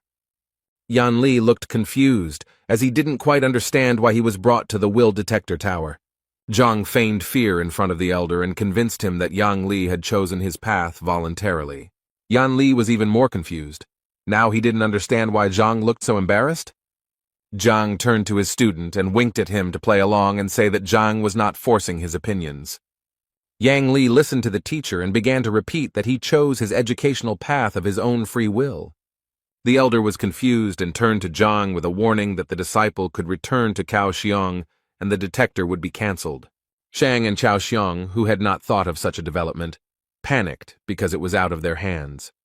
Shang insisted that teacher Chao Xiong apply for the will detector, and the administration agreed. Chao Xiong also stated that the abolition of the will detector was a shameful disregard for the wishes of the young disciple. The elder agreed that it was worth holding a detector with clearly defined conditions, namely that the loser would be punished by agreement of the participants. Shan's grandfather informed Zhang that if he lost, he would face the maximum punishment, expulsion from hunting. Zhang again played the role of the upset teacher and said that he had no enmity with teacher Cao, so it was cruel to kick him out. And then Zhang proposed another idea, such as canceling the license and adding a punishment of 100 lashes from God. With this statement, Zhang stunned everyone present, because it was he who found himself in a disadvantageous position, and now he was proposing such severe punishments. The elder thought that if the teacher was simply fired, he would be able to work in another institution. But revocation of the license was a different matter. Chao Xiong couldn't understand why Zhang chose such a cruel punishment in the form of God's whip, which leaves a person half dead. Shenbi's eyes were already wet because it was very clear that this was a trap, but Zhang did not try to escape from it. Chao Xiong did not hesitate to agree to the punishment conditions proposed by Zhang. Meanwhile, Yan Li admired the skill and cunning of his teacher, who pretended to be a loser in order to provoke his opponents. The elder announced that if both parties agreed to the terms, there was no point in postponing the event. The elder showed everyone present a ball of heartstone, which Zhang and Chao Xiong had to touch in turn. Based on the results, the winner will be the one who receives the highest level of trust from Yan Li. Chao Xiong was glad that after the procedure was completed, Zhang would not have a single wet spot left. Since teacher Cao had applied, he had the honor of being the first to pass the detector along with Yan Li. The ball shone with a magical warm light that illuminated every corner of the majestic hall. Thus, the Heartstone is able to put people into a state of trance in order to read their inner world. Thanks to this stone, one could find out whether the teacher really listens to the student, otherwise the latter could hate his mentor. Shauna's grandfather explained that the maximum level of trust is 100, and the relationship between a teacher and a student is usually at 30. Meanwhile, Shen insisted and advised Zhang to leave now and never come back. Shan overheard their conversation and said that it was too late to rush because everything would soon fall into place. Shang was convinced that once the results came in, Zhang would regret being born. But Zhang remained calm all this time and was even amused by Shang's self-confidence. Shang continued to mock Zhang because he believed that the level of trust between Cao and Yang would not be lower than 20. But Zhang, according to Shang, could have scored less than 10 units, and then he would have been ashamed of the entire kingdom. Shen was very irritated by Shang's comments, but she was even more irritated by Zhang's excessive calmness. Shana's grandfather asked the elder how much he thought these two teachers could be trusted. The elder then casually replied that Cao could get a result of 20, but Zhang threatened even a negative value. Shana's grandfather replied that if the result was negative, then in that case, he would immediately insist on revoking his license. Shan squinted his bruised eyes, making them look even more swollen as he saw the results. Chao was looking forward to the results because very soon he would be able to get rid of the annoying Zhang. A column of bright warm light rose from the ball and gave a result of 10 units. Shan did not expect such a result and began to spit at everyone around him out of anger. Chao also did not believe in such a result because it gave the boy a future in Hongting. Zhang and Shenbi mocked Shang, saying that his source of confidence had failed. Elder and grandfather Shan were also stunned by such a low figure, as the predictions were better. Shan's grandfather was furious that Cao had such confidence in the will detector. Chao consoled himself that it didn't matter because he was still the winner as long as Zhang didn't score more points. For Zhang, such statements were pleasant to the ears because, unlike his opponents, he was confident of his success. So Zhang approached Yan Li, thinking that the sooner this performance ended, the sooner the student would return to class. So Zhang and Yang touched the ball at the same time, and in an instant, everyone was blinded by a bright light that was much brighter than Chao's light. Shana's grandfather and the elder opened their mouths because these two had not yet managed to touch the bullet when the result was already visible above the flash. Shenbi, Shang, and Cao were no less surprised, especially Cao, who had just managed to step down from the pedestal. A huge number 64 was displayed above a bright column of light. The detector reading stunned everyone present, as no one expected Zhang's confidence to be so high. Cao did not believe that Yang trusted Zhang as a father, and what was the basis for such a high level of trust. Shang was again amazed by the results of the detector, because the difference between Cao was huge. The elder also did not expect such a high result, especially so fast. Shen knew that even extremely popular teachers who taught their students for years did not achieve such high results. So Zhang was confident of his indisputable victory, and asked the elders if he confirmed this fact. Cao continued to be indignant about the result, and exclaimed that the heart balls had broken and given a false result. Shang also believed that there was meaning in Teacher Cao's words, because the students could not trust such a clumsy teacher. Shang then cited the example of the great teachers Lu Sen and Wang Tao, who despite their abilities, did not have such a high level of trust. But the elder who was watching the event saw Yang's eyes shining with respect and gratitude towards Zhang. Taking this into account, the elder assured that the Heartstone shows a person's true desires and should be trusted. Zhang decided to remind those present of the terms of the agreement, according to which the loser's license was revoked. Grandfather Shan intervened in the dialogue and assured Teacher Zhang that he had already won, so that was enough, and he should forgive the loser. But Zhang insisted on his point of view and stressed that if he had lost, he would not have defended him so strongly. These words angered Grandpa Shan, and Tai reminded Zhang that he was the worst teacher in Hongting and was just lucky with one student. Cao was clearly nervous about these events and hoped that the situation would be resolved in his favor. Cao guessed that Zhang used some kind of magic to gain Yan Li's trust. The elder listened carefully, paying particular attention to Cao's report that one of Zhang's disciples had lost his mind. Cao continued his speech and expressed concern about Yan Li, as he believed that the disciple was in danger.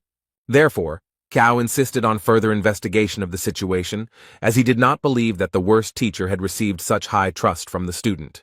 Then Shana's grandfather added that a teacher must teach and gain the trust of students, and if a teacher does not have the necessary knowledge, then there can be no talk of any trust. Zhang insisted that his teaching methods did not matter as long as the contract was honored. Zhang's grandfather continued to rage because he didn't understand how a teacher could be stripped of his license because of such a stupid contract. Meanwhile, Shang tried to persuade Shen Bi to his side and listen to his grandfather's words. Shen Bi was seething with rage and sided with Zhang, repeating his words that if he lost, no one would make concessions to him. Shan did not miss the opportunity to convince the girl, citing as an argument the fact that none of the students had yet advanced to the second rank. The door to the hall opened, and with every step one could hear someone approaching the hall. It was a servant who reported that clan leader Wang Hong wanted to see Elder Chen. Those present were somewhat shocked by such a visit, but Chen allowed the guest to be led inside. He was glad to put the matter of Zhang aside for a while when such an important guest arrived at the academy. Shan asked his grandfather why such an influential person, who was on the list of the best masters, decided to pay a visit. The old man laughed and guessed that the visit was related to Master Wang Tao and must have had some important meaning. Grandfather added that Wang Hong heard about Wang Tao's success and decided to thank him personally. Zhang listened to the conversation and now also wanted to meet Wang Tao, but Shen advised him not to think about it now. After all, in Shen's opinion, Elder Shang was too influential, and with Wang's support, he would be unrivaled. Zhang scratched his head and calmly replied that problems should be solved as they arise. This self-confidence made Shen Bi very angry, because she was very worried about Zhang's future life. Licked from head to toe, neatly and elegantly dressed, the head of the Wang Hong clan was already standing at the door and thanking for the hospitality. Shan's grandfather said that if Wang needed anything, he could just send a letter, but a personal visit would be a great honor. Wang shook the old man's hand and told him that he had some urgent business to attend to. Wang said that his daughter Yin was studying with teacher Zhang Huang, and he would like to meet him. Elder Shang then said that it was a happy coincidence that teacher Zhang Huang was right here.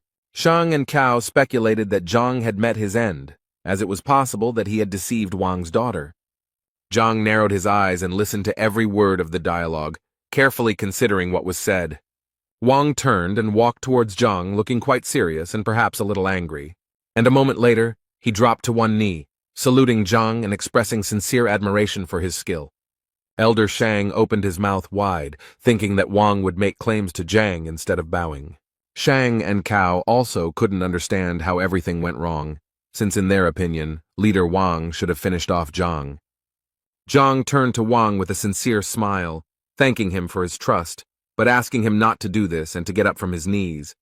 Wang thanked Zhang for healing his daughter's leg and passing on extremely valuable knowledge to her. Zhang smiled sincerely again and replied that it was his duty to give his students only the best. The senior judge, who was watching this conversation, thought about Zhang's actions and realized that he was fulfilling his duties as a teacher very well. He looked at Zhang's disciple and now realized that the high level of trust was indeed based on something. But the judge did not believe that the real reason for Wang's visit was his daughter's recovery. So the man asked Wang what he wanted. Wang laughed in response and praised the elder's sharp mind before adding that he had business with the Shang elders. Old Shang immediately joined the conversation and convinced Wang that he would try to do whatever was necessary if he only asked. Wang thanked Old Shang for the son he had taught, and Wang regretted that he had not been able to thank him earlier. Wang wanted to give Old Man Shan a gift, but he refused, as he understood that this could not be done in the presence of Elder Mo. Wang noted Old Man Shan's honesty and integrity and added that he still talked about some changes in his son's practice. Wang told the old man that his son realized that he was not entirely comfortable with Master Shan, causing the latter's eyes to widen. So now Old Man Shan had to let the boy go, but it seemed he wasn't quite ready for that step. But although Wang expressed his request calmly, he was firm in his convictions. Old Man Shang had no choice but to argue with Wang, so he complied with his request. As he returned the pendant to his son, who was now free, Old Shang knew how shameful he would be for doing this. Wang took the pendant from Old Shan, and Tay assured him that it was normal for young people to have difficulty finding suitable teachers. Wang smiled back, then turned to Zhang and asked if he could take his son into his class. This request shocked everyone present in the hall because recently Zhang almost ended up in court, and now one of the best masters is sending his son for training. This request especially hurt the pride of Old Shan, who had lost a student who could have fallen under the care of the worst teacher. Junior Shang was also worried about his grandfather and couldn't understand why Venerable Wang made such a choice. Zhang smiled modestly and replied that he didn't think it was a good idea. After a pause, as if thinking, Zhang replied that he would have to refuse the offer, which shocked everyone present. Shang Jr. thought Zhang was a complete fool because a member of an influential family was asking him for patronage and Zhang was refusing. Shenbi and Huang calmly asked Zhang if he had thought about this offer because such generosity could not be refused. Old Shan got the most out of Zhang's answer because he was exchanged for some loser. Elder Mo wanted to change Zhang's mind, but what he created was not in his mind. In fact, Wang himself did not expect to hear such an answer, since the offer seemed tempting to him. However, Zhang remembered some events from the past, and assumed that Wang Tao did not tell his father that he had somehow attacked Zhang. However, Wang immediately began to say that his son had made a mistake and did not know about Zhang's greatness, for which he was ashamed. The dialogue was interrupted by Cao, who exclaimed that the venerable Wang did not need to be asked twice. Cao stressed that Zhang retreated not because of the attack incident, but for another reason. Cao said that Zhang had 3 ranks in martial arts, while Wang's son was at the 4th rank. Shan supported his friend, because it was unacceptable for a teacher with a lower rank to teach a student with a higher rank. Old Shang added that he respected the fact that Wang's son left his class, but he deserved a better teacher. Wang then thought that his daughter was receiving good knowledge from Zhang, but she never spoke about the teacher's rank. Cao mocked Zhang, saying that he should take off his crown and only surprise the newcomers with his 3rd martial rank. Old Shang confirmed Cao Xiong's words and added that Zhang could not teach anything without experiencing it himself. But Wang remembered one of his daughter's stories, how Zhang stopped Wang's son's sword with 2 fingers. Junior Shang said with a mischievous smile that perhaps this story was just made up to protect Zhang's reputation. In Cao's opinion, such a story seemed like a complete fabrication, since a teacher at the end of the list could not possibly possess such power. Yang intervened in the conversation because he himself witnessed these events, so everyone who speaks against Zhang is slandering. Elder Shang also convinced Wang that this story was nonsense, and that such fables should not be believed. While Old Shang was trying to convince Wang that Zhang's reputation should not be raised in this way, the servant came into the hall again. The servant reported that a young man had arrived who wanted to meet with Teacher Zhang and was waiting for permission. Old Shang reacted to this news with sensitivity and wondered why Zhang was so in demand. The servant added hesitantly that the guest awaiting an audience was King Jiangnan's son, Bai Sen. When old Shang heard who was waiting for him, he shouted for him to immediately let the distinguished guest into the hall. For Elder Mo, the events took on new colors, because the king's son is a master of martial arts, but he wants to meet one of the weak teachers. Shen Bi was surprised by Zhang's influence because Bai Sen is a very influential person in the kingdom. As soon as No Bai Sen appeared in the hall, everyone greeted him with honor, bowing as a sign of respect. However, Bai Sen seemed uninterested in those present. He noticed Zhang and waved his hand at him. Zhang asked with a picky look and a simple voice, "What does Bai Sen want?" Bai Sen ran up to Zhang and told him that he was leaving the city soon, and that he really wanted to learn all of Zhang's skills. The faces of those present reflected surprise. Why was Bai Sen communicating so well with Zhang? Old Shang became angry and advised Zhang to be careful with his words, since he was dealing with a royal person and etiquette must be observed. After this, Old Shang apologized to Bai Sen for Zhang's ignorance, as he did not understand who he was talking to. Bai Sen shouted at the old man to get out of here before he lost his head. Bai Sen Zhang was a master and equal to his mentor Lu Shen, so there was no point in dishonoring his honor. Hearing this, all those who had tried to humiliate Zhang in every possible way felt the ground slip out from under their feet. Old Shang analyzed what he heard, and could not believe his ears that a certain Zhang was of the same level as the tutor of the king's son. Junior Shang and Cao simply turned pale upon hearing this, and almost lost consciousness. Elder Mao also wondered why Master Zhang was considered so strong. Bai Sen said that everyone present heard the information correctly. Zhang's strength was 3 times greater than Bai Sen's. Bai Sen added that if anyone wants to contradict his words, they should keep their mouth shut if they want to live. Otherwise, if Master Zhang showed his strength, no one present would say hello. Those present in the hall began to whisper among themselves about how it happened that Zhang was stronger than Shan, and how he exhausted his abilities so quickly. Only Zhang stood modestly in the corner, and was somewhat embarrassed by these dialogues, since he did not really want to demonstrate his strength. Upon hearing this information, Wang began to persuade Zhang to accept his son into the class. Bai Sen shouted to Wang to hold the horses because Bai Sen also needed a teacher. Zhang told Wang that his son could come to class tomorrow as a free student, and Zhang would think about enrolling later. Bai Sen kindly asked Zhang if there was anything that needed to be settled that the king's son would be happy to help with. Zhang reminded Elder Shan that now that the will detector had been passed, it was time to pay the bills. Cao objected to Zhang and said that he could do nothing despite Cao's defeat. After all, it's not possible to simply take away a license, and the most that Cao can get is 100 lashes from God. Zhang asked why Cao was so confident, to which Cao replied that there must be good reasons for revoking the license. Cao also said that there was nothing to complain about in his teaching, and that he had never put students in danger. Zhang didn't listen to Cao very carefully because it was just chatter to him, so he wanted to know Elder Mao's opinion. Mao confirmed Cao's words, and there must be good reasons for revoking the license. Zhang wondered why he wasn't told about this before, to which Mo replied that he was thinking about Zhang losing.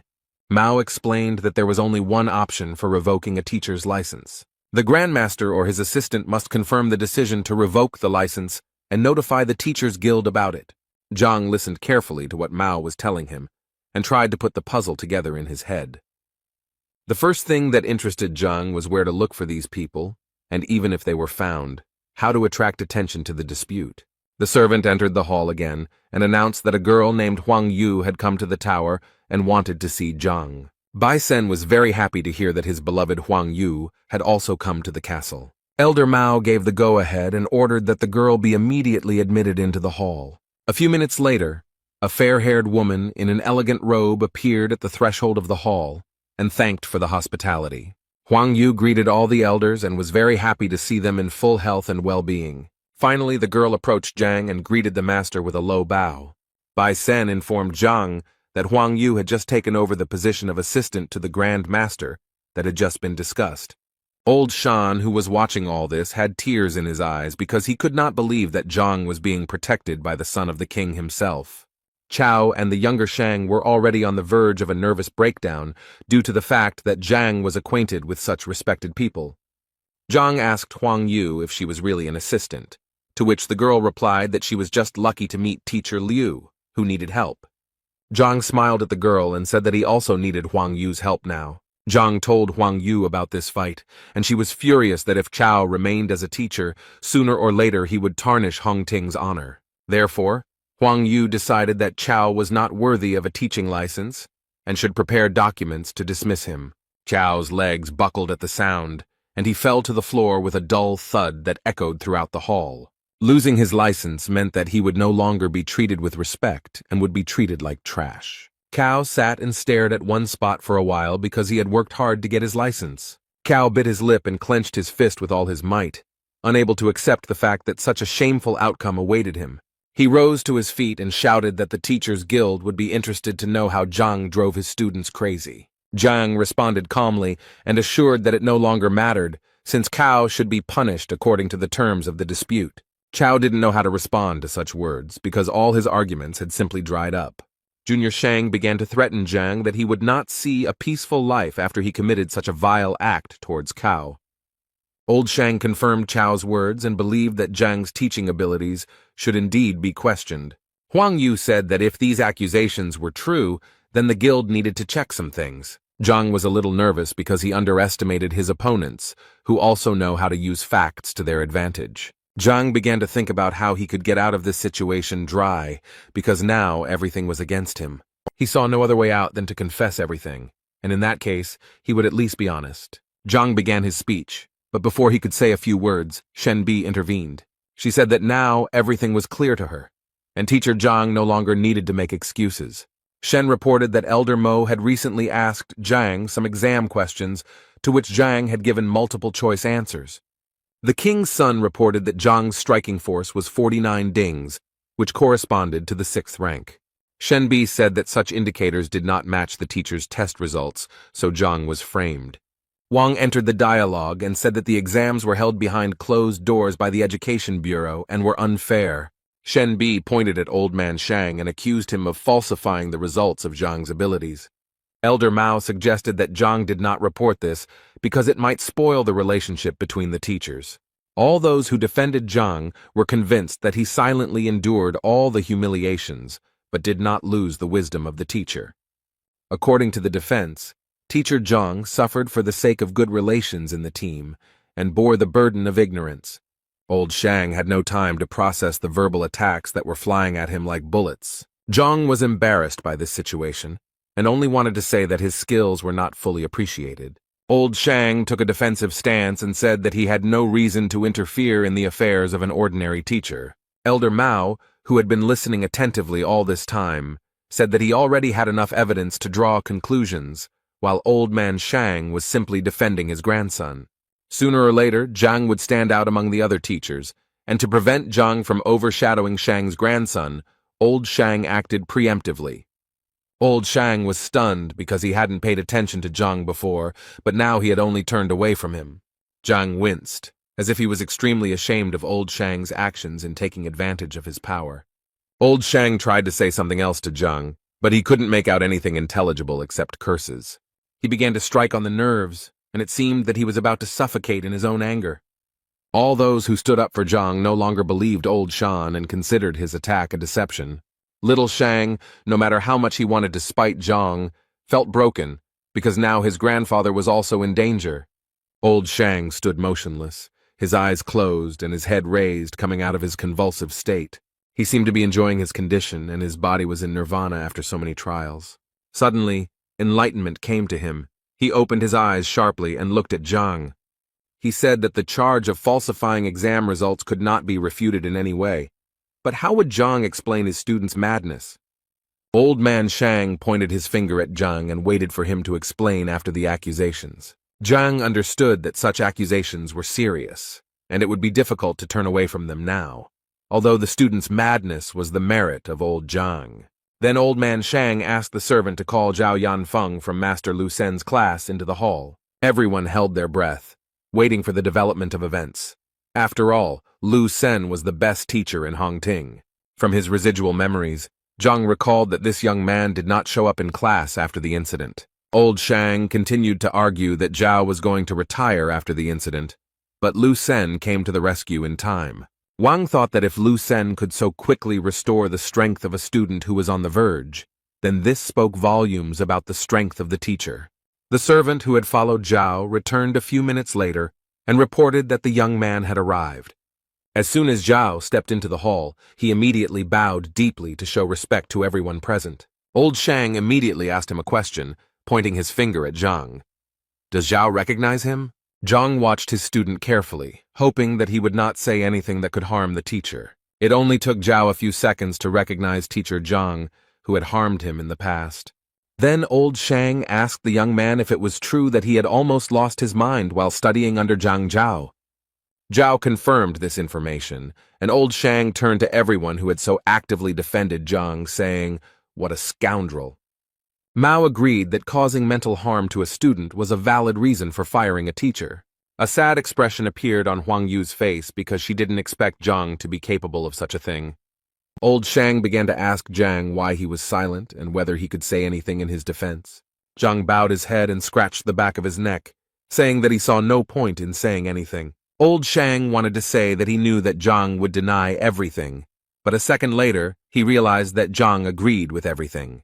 Zhang threw up his hands and said he saw no point in making excuses. Old Shang continued to say that Zhang was not even ashamed of what he did. Zhang advised the old man to calm down and not repeat the same thing several times. These words made old Shang even more angry, and he said that Zhang had better start worrying about his situation.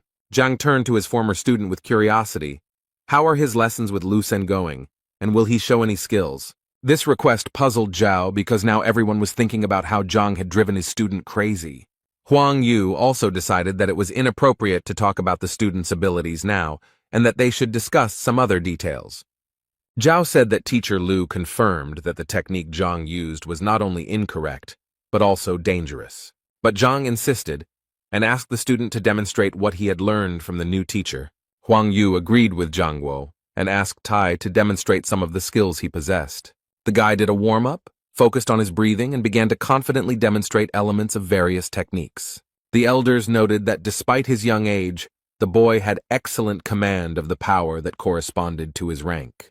But old Shang was worried that Zhang asked him to demonstrate the technique. When he looked at Zhang, he stood with his eyes closed and did not look at his student even once. When Zhao finished the demonstration, he asked Zhang if he had seen enough to appreciate what he wanted. At this moment, Zhang opened his eyes and looked at the boy with a confident gaze, indicating that he had seen enough. Old Shang insisted that there was no time to waste, since all the evidence in Zhang's confession proved his guilt. Zhang asked the old man to take his time as he needed to explain why he had asked Zhao to show him some pieces of equipment. Before explaining his actions, Zhang told everyone present that he had deliberately driven the boy mad. After such a statement, it seemed to everyone present that the ground was slipping out from under their feet, because no one expected such a development of events. Old Shang decided to use this to his advantage, and began to say that Zhang was not even ashamed of his actions. The old man turned to Huang and Elder Mo, hoping that they had understood everything and drawn their own conclusions. Zhao was seething with anger, clenching his fists. He did not understand what had happened to Zhang, that he had treated him so cruelly. Zhao was just a student, and to him, Zhang's actions looked like he was deliberately teaching the student the wrong techniques. Zhang made a dissatisfied expression, indicating that Zhao had misunderstood. Such actions made Zhao even more angry, and now it seemed to him that Zhang was back to his old ways. Zhang asked Elder Mo and Huang if they noticed anything suspicious when Zhao demonstrated the technique. They shook their heads, and then Zhang explained that Zhao had a congenital stiffness of the gaze. Huang Yu thought about this statement because people with this disorder have narrowed acupuncture point passages and cannot release qi energy. Elder Mo was very surprised by Zhang's proposal because it was a very risky move. Zhao also didn't believe it, as he had not experienced any obstacles during the training process. Zhang advised Zhao not to jump to conclusions and to think about whether the boy had encountered difficulties before he lost his mind. Zhang gave an example of how every time the boy tried to gather energy, his body seemed to be torn apart. The boy was surprised by what he heard. Wang and Shenbi listened carefully to Zhang, and although his speech seemed stupid at first glance, they still guessed that there was a destiny of truth. Only old Shang was categorically against these judgments, because the hardness of the glasses no longer mattered. The fact was that the boy was injured. Zhang advised Shan to take his time and give him time to complete his judgment, and then asked how to characterize a person who has lost his mind. Old Shang was surprised by the question, but explained that the energy that bursts out cannot be controlled, and the person loses his mind. When the old man realized what Zhang was getting at, he became angry, and did not believe that this was designed to destroy the blocks. Huang Yu and Elder Mo wondered how realistic this tactic was, as it was very risky to use. Zhang then asked Cao if he still felt like his body was being torn apart when the qi was released. Zhao was surprised again, because when the state of madness passed, all the difficulties also went away, but the boy attributed these merits to Lu Sen. Zhang advised not to rush to conclusions and explained that the force in the fool's body is extremely powerful and capable of breaking down barriers. Teacher Zhang said that he had planned further steps that could improve Zhao's body features, but he left without saying goodbye. Old Shang was furious, shouting insults at Zhang and asking why he did not tell his disciple about his tactics. Zhang had a simple explanation. If the plan was revealed, Zhao would not agree, and everything would be in vain. Zhang added that you don't have to believe him because what he says is shocking, but Zhao is just one step away from second place. Zhao said that Teacher Lu said that if he worked hard, the boy would reach the second rank in 6 months. Shenbi and Wang were convinced that Teacher Lu's evaluation was quite high. But Zhang had a different opinion. For him, 6 months was too long a period, which could be significantly reduced. And when Zhang started talking about layoffs, he offered to move to a second position in just half an hour. This harsh statement caused a stir among those present, as in their minds it was an unrealistic term. Old Shang said that training is not like hunger that can be satisfied in one sitting. What is important is consistency and time. Zhang, confident in his words, saw completely how those around him did not trust him. Zhao was lost in his thoughts, which threw him from side to side, where it seemed that Zhang wanted to help or, on the contrary, harm. Zhang walked up to the boy and placed his hand on his shoulder, saying that he didn't blame the young man for not trusting him, but that Zhang could help now. Zhao thought that Zhang had identified his problem correctly, and therefore Zhang must have a solution. Zhao exclaimed that he was willing to take the risk and trust Master Zhang and try to advance to the next level. Zhang thanked the student for his trust, and promised that he would not let the boy down this time and would do his best. Zhang explained that he would use silver needles to widen the passage around the energy release points. Zhao sat on the floor, and Zhang took a silver needle out of his pocket and stuck it into the right spot. The hall was filled with a powerful blue light, and a hurricane seemed to form around the boy. The boy looked at his hands and could not believe that what he had dreamed of for so long had finally come true. Despite the fact that Zhang promised about 30 minutes, the boy mastered the new rank literally in an instant. Those around them could not believe their eyes, because a miracle had just happened before their eyes, which at first glance seemed unreal. Huang Yu and Elder Mo thought that this was some kind of dream, because only with the help of the needle could the disciple reach the next level.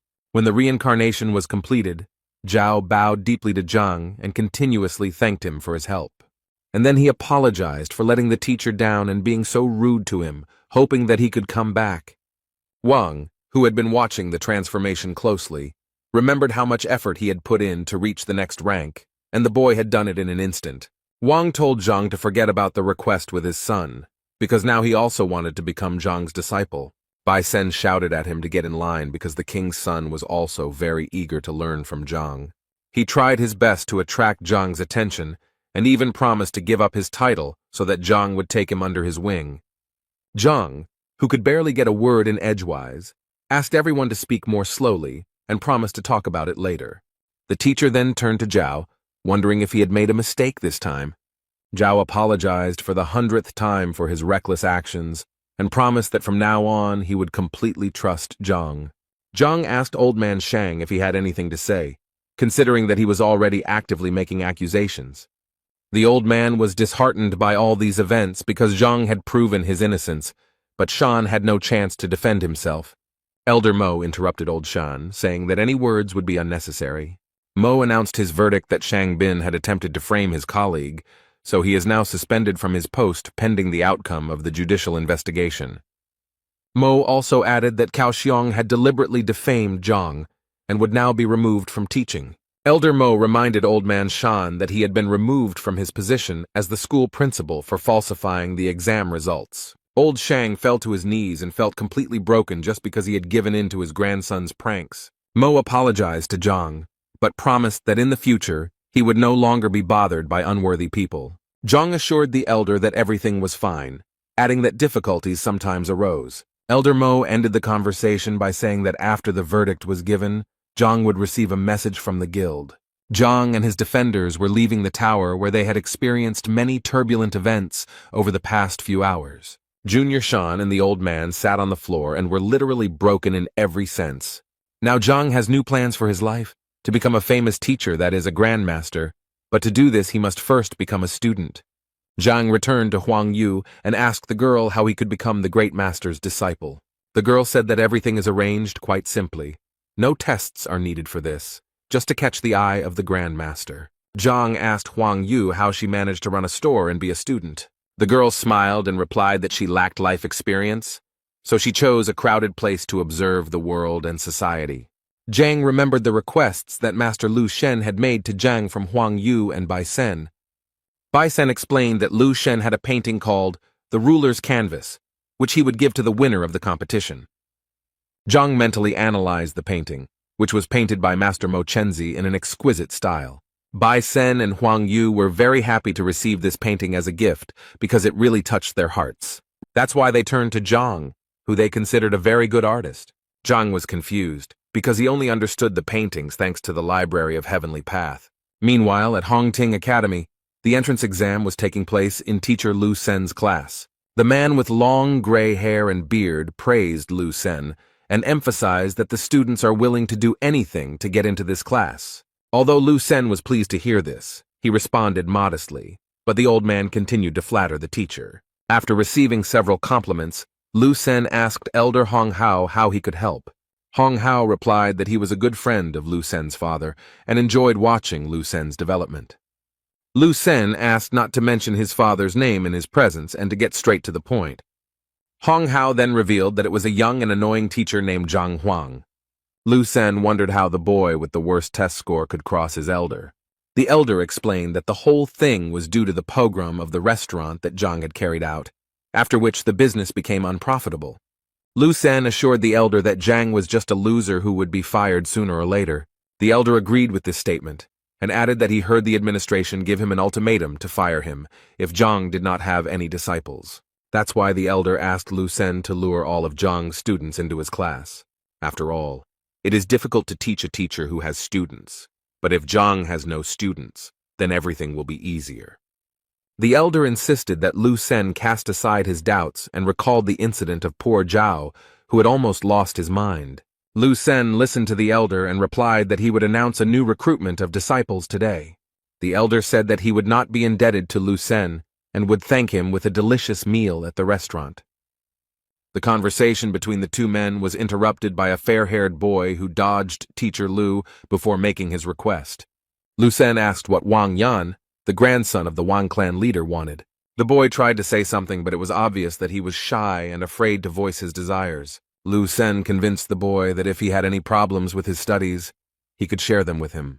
The elder did not miss the opportunity to praise Lu Sen once again, and assured the boy that he would receive an answer to any question. Wang Yang knelt down and announced that he intended to leave teacher Lu Sen's class. Lu Sen didn't expect this development, because people want to get into this class more than anything else. Lu Sen wondered what the reason for this decision was, whether anyone had offended the boy, but Wang Yang insisted on his initiative. Lu Sen tried his best to keep the boy, so he said that if he left this class, no other teacher would accept him. The boy said that if he left this class, he would have the opportunity to listen to teacher Zhang's lectures. This news shocked Lu Sen greatly, and after becoming Zhang's free listener, the boy punched Lu Sen in the nose. The elder was also extremely surprised by this decision, since Zhang's reputation was not the best. Lu Sen asked the boy if he knew of the case of a student who had lost his mind while studying under Zhang. The conversation was interrupted by Zhao Yanfeng, who was told by Lu Sen that Wang Yan wanted to go to Zhang's class. Lu Sen asked Zhao to tell Wang what Zhao had gone through while studying under Zhang. But Zhao also knelt down and asked Lu Sen to let him into teacher Zhang's classroom. Lu Sen now didn't understand what was going on at all, because the disciple who had suffered under Zhang was now also going to Zhang. Zhao explained that Zhang was a good teacher, and now Zhao regretted his mistake. Lu Sen turned pale at this and couldn't understand why Zhang's thoughtless actions turned into good deeds for Zhao. Without thinking twice, Lu Sen agreed to let the boys go, believing that they had thought about their decision. The boys were very happy that they would now be able to listen to lectures from such a talented teacher as Zhang. Before Lu Sen could finish speaking about what the boys looked like, the spirit disappeared as if they had never been kneeling. Now Lu Sen was very angry with Zhang because he had somehow taken away his two disciples. The anger burning inside Lu Sen made him act immediately and decisively, so he called Zhang Hong for help. The boy, who looked like the embodiment of evil and hatred, was already standing next to Lu Sen, waiting for instructions in a moment. Lu Sen ordered his disciple to go to Zhang and give him a letter declaring war. The elder was surprised by the decisive step of declaring war on the freshman competition. Lu Sen was extremely angry, and now if Zhang was so impudent, he would have to answer for his actions. Lu Sen was also going to conduct an evaluation of the teachers, and when Zhang lost, Lu would take the students to his place. Before these events, Lu Sen wanted to attract the Grandmaster's attention at the novice competition in order to become his assistant, but his plans changed. Meanwhile, in Zhang's class, the students were discussing their upcoming classes with Zhang and what unforgettable experiences awaited them. The conversation was interrupted by the sharp sound of the door flying into pieces. The red-haired boy stood at the door and broke the door of Zhang's class. He barely touched the ground with his fingertips, and all he cared about was Zhang's whereabouts. The students of Zhang's class were outraged by this development and were already ready to defend the honor of the class and their teacher. One of the students recognized the red-haired guy as Zhu Hong, who had placed fourth in the entrance exam. Holding the envelope addressed to Zhang, Zhu Hong was glad that he was so popular. He told a student in Zhang's class that the envelope contained a letter from Lu Sen calling for Zhang to be examined by his teachers. Zhu Hong threw the envelope at the feet of the disciples, adding that Lu Sen was angry after the recent events and therefore declared war on Zhang. Zhang's students were confused by this statement, as they believed that Zhang was the best teacher. Zhu Hong was about to leave when one of Zhang's disciples decided to stop him. Zhang's student accused Zhu Hong of disrespecting their teacher and smashed the classroom door. Zhu Hong laughed at the boy, especially at his apology for his actions. In an instant, Zhu Hong, like a butterfly, began to reproduce his graceful and decisive fighting technique. After that, he punched Zhang's disciple straight in the face, but he was not ready to block the blow. The boy flew several meters at lightning speed, his face touching the grass near the classroom. Zhu Hong, who had not a single scratch on him, stood proudly and declared that Zhang and his disciples deserved no mercy. Such remarks had a strong effect on Zhang's student, and she decided to teach him a lesson in good manners. The girl was the first to attack Zhu Hong, but he immediately blocked her bold strike. And the next step, he counterattacked the girl, and so quickly that the student did not have time to understand anything. Zhu Hong's blow was precise and powerful. He also kissed the girl on the face, and she flew away with a cry of pain. The boy who wanted to help the injured Zhao Yao didn't have time to look back before Zhu Hong was already behind him. He deceived Zhang's disciple and also injured him, leaving him no room for counterattack. A pink-haired girl from Zhang's class ran up to her injured colleagues and tried to help them, but Zhu Hong approached her like a ghost, preparing to cause irreparable damage. A moment later, Zhu would have carried out his plan, but Zhao stood up to defend himself, blocking the aggressor's blow. He tried his best to resist Zhu, but it was not easy because Zhu was quite professional in his technique. Zhu taunted his opponent, adding fuel to the fire by pointing out that Zhao lacked strength and training. Zhao held on with all his might as Zhu Na dealt him blow after blow, sapping his fighting spirit. Each attack was extremely exhausting for Zhao, and he was already at the limit of his capabilities. At one point, Zhu broke through Zhao's defense and delivered a powerful blow that left him unable to stay on his feet. Zhang's students, beaten and mutilated, barely regained consciousness after Zhu dealt with each of them. Zhu emphasized that this was just the first lesson, and if they did not want it to happen again, then Zhang should apologize to Lu Sen. Suddenly, Zhang appeared in the courtyard with Zhang, who had already heard Zhu's threats. Zhu told Zhang that he was just in time because he was talking about the defeat that awaited Zhang. Zhang ran to his disciples to help them, and told Zhu to return to Lu Sen with the news that Zhang accepted the challenge. Zhang was momentarily saddened by the fact that he had spoken to Bai Sen and Huang Yu and saw his disciples now suffering. Zhu, mocking Zhang and his disciples, was already saying goodbye to them and rejoicing in his victory. One of the injured students told the teacher that Zhu had spoken disrespectfully of Zhang and smashed the classroom door. The boy asked Zhang if there was any way to get revenge on Zhu for the damage he had caused, when Zhu suddenly heard this and stopped abruptly. In Zhu Zhang's opinion, he was the worst teacher, and such worthless students would hardly be able to stand up to him again. Zhang, on the other hand, listened carefully to his student, who wanted to take revenge for the harm caused to the class and all those who receive knowledge here. The student wondered if he had a chance to take revenge, and Zhang convinced him that it was possible. Yuan Tao was Zhang's weakest disciple, but very capable, so Zhang wanted to show him the technique of revenge. Zhang, who was helping the injured students after the fight, listened carefully to the teacher and realized that he had made the right choice. The girls were also stunned by Zhang's statement, because just recently they simply did not have the strength to get up, and now Zhang suggests fasting. Zhu ridiculed Zhang's belief that he was trying to send such a clumsy student into battle to extort reparations from Zhu for the pogrom. But Zhu was curious, so he agreed and promised that if he lost, he would not only pay for the repairs, but also throw in 1,000 gold coins. Zhang rose to his feet and asked if he had heard, but Zhu assured him that Zhang had heard correctly. In this case, Zhang told Yuan Tao that this was also a chance to make some money, so it was necessary to win. Zhang convinced the student that he would show him 3 simple steps that, if followed, would enable the student to win. Zhu could hardly contain his laughter at the sight of Zhang's actions, who was about to give a lesson to his student right before the fight. Zhang called other students to whom he was going to tell about the tactics that would bring victory in the future. Yuan Tao was already beginning to doubt his own strength, and was he too hasty in his desire for revenge? Zhang encouraged his colleague and convinced him that the boy should trust Zhang. Yuan Tao was encouraged by the words of encouragement. He had been beaten before, so it would be okay if he was beaten again, especially since he was thick-skinned. Zhang, who had gathered his students around him, spoke about the winning technique, and all the students listened attentively to his every word. Zhang now decided to demonstrate the technique by standing in a stance and then suddenly throwing his left hand forward and spreading his fingers. The second step in Zhang's technique was to move the left leg to the right, thus creating a secure footing. And the last, third step is a right hand strike. The students were shocked by this move, because there was nothing special about it. Yuan Tao even asked Zhang if he had made a mistake since it was an extremely simple and low strike. Zhu, who was watching this, also saw no point in teaching students such terrible blows, even in his presence. Zhang convinced his student that if he could repeat these simple steps correctly, he would easily win. Yuan Tao finally cast aside all doubts, stood up and walked towards Zhu, preparing to teach him a lesson. Zhu gave the boy one last chance to refuse the fight and run away as far as possible, because after the fight he would hardly be able to walk.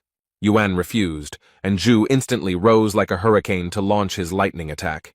Yuan was momentarily confused, but then he heard a voice speaking to him, and it was Zhang giving him hints through the qi connection. Zhang asked Tai to change the order of his hands and feet, and towards the end he struck with one finger 3 inches lower. Zhu still didn't believe in Zhang's disciple's technique, so he easily dodged the first strike. Meanwhile, Yuan did everything according to Zhang's instructions, moving his right leg to the required position. Yuan was convinced that one must trust the teacher, and only in this case can one win. Zhu, who was already celebrating his easy victory, instantly realized that Yuan had not yet landed a single blow.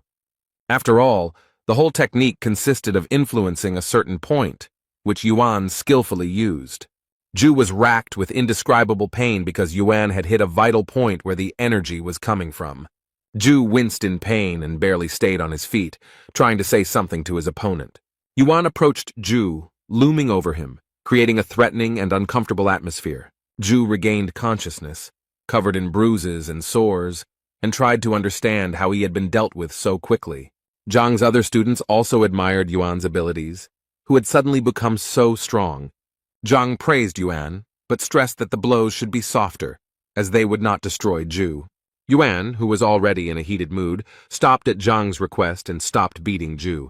Ju lay on the ground with a swollen face and whined that he had been knocked down by such a simple blow. Yuan was outraged that Ju was devaluing simplicity, so he threatened to hit him again if he did not calm down.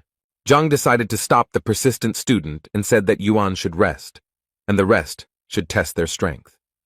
Zhang invited Zhang Yang to try his hand while there was still a good opportunity to practice. Ju, who thought he would be released after this match, did not expect to become a punching bag. But Ju was convinced that since Zheng had failed to parry even one blow last time, victory would be easy. Ju was now ready to watch his opponent's strikes closely, but Zhang had only worked out the tactics for one fight. Zheng rushed into battle. Out of nowhere, he heard Zhang's voice giving him battle advice, so he realized it was Chi Ziquo. Ju did not believe that Zhang's disciple was serious, so the duel had to be easy. Therefore, when Zheng dared to strike, Ju forestalled him, as he was already familiar with such tactic. Ju admired himself for not falling into the same trap twice, and so he won a few more victories. But while the narcissistic Ju was rejoicing over something unknown, Zheng delivered a powerful punch to the bully's face. Ju did not expect this development and was very angry that he had miscalculated. So he tried to strike back at Zheng, but Tai successfully dodged it. Zheng even managed to counterattack, and it was powerful because the boy hit the mark again. Ju fell to the ground, clutching the spot where the attack had just occurred with his hands. Ju accused Zheng of being mean and of Zheng's student having touched a vital point. Zheng saw nothing mean in his tactics because in battle there was no difference in how to win. But if Ju spoke of meanness, then Zheng decided to act honorably and struck again, but this time with his fist in the face. Ju's face now resembled a chopped steak with a crimson hue and numerous wounds. With such injuries, Ju had no choice but to admit defeat. Zheng prepared to deliver another decisive blow, but upon hearing that Ju was surrendering, he was disappointed. Zhang, who was watching the duel, smiled sarcastically and invited the next student to duel. Ju was barely able to stand when he was soon forced to compete with another of Zhang's students. Zhang asked Wang Ying and Liu Yang to also prepare for the fight after Zhao Yao finished. While all of Zhang's students were practicing their martial arts on Ju, he lay on the ground and barely moved. Yuan approached Ju and reminded him that it was time to pay. Now each student had to pay 1,000. And when Yuan added that the total payment was 10,000, Ju's bloated body could not understand where such a sum came from. Yuan reminded Ju that he included the broken door in the compensation amount, which was not that expensive, only 5,000. Yuan suggested a backup plan that Ju could use in sparring during the entrance exam. Ju was covered in bruises and sores and cried in pain, but he had no choice but to agree to the payments. Meanwhile, in Lu Sen's class, Hong Hao wondered if Zhang would accept Lu Sen's challenge. Lu Sen didn't care anymore because he couldn't just leave the situation like that. Otherwise, he wouldn't be able to succeed. Hong Hao fully agreed with Lu Sen's vision and wanted to add something, but their dialogue was interrupted. Ju appeared in the classroom, and now it was difficult to recognize him due to numerous bruises and a swollen face. Master Lu Sen did not recognize his disciple, who now resembled an aggressive needlefish. Then Ju Hong had to mutter his name, but his swollen lips were unable to do so right away. Lu Sen asked his disciple what could have happened to him when he only had to deliver the letter to Zhang. Looking at his poor disciple, Lu Sen even assumed that Zhang was capable of raising a hand against him. But Ju quickly denied this information and told me that he received it from Zhang's students. Lu Sen didn't expect this development, as it meant that his former students were also involved. Lu Sen was upset that Ju was unable to stand up to such weaklings, as he had paid special attention to Ju. When Lu Sen learned how exactly the students managed to defeat Ju, he said that knowing the point was no guarantee of victory. Combat is a much more complex system, where the speed of reaction and adaptation to the enemy is important, Lu Sen said. Lu Sen understood that this tactic was not invented by the students, but by Zhang, so this teacher was not as simple as he seemed at first glance. Lu Sen promised Ju that he would help him recover, advance to the next level, and quickly increase his vitality.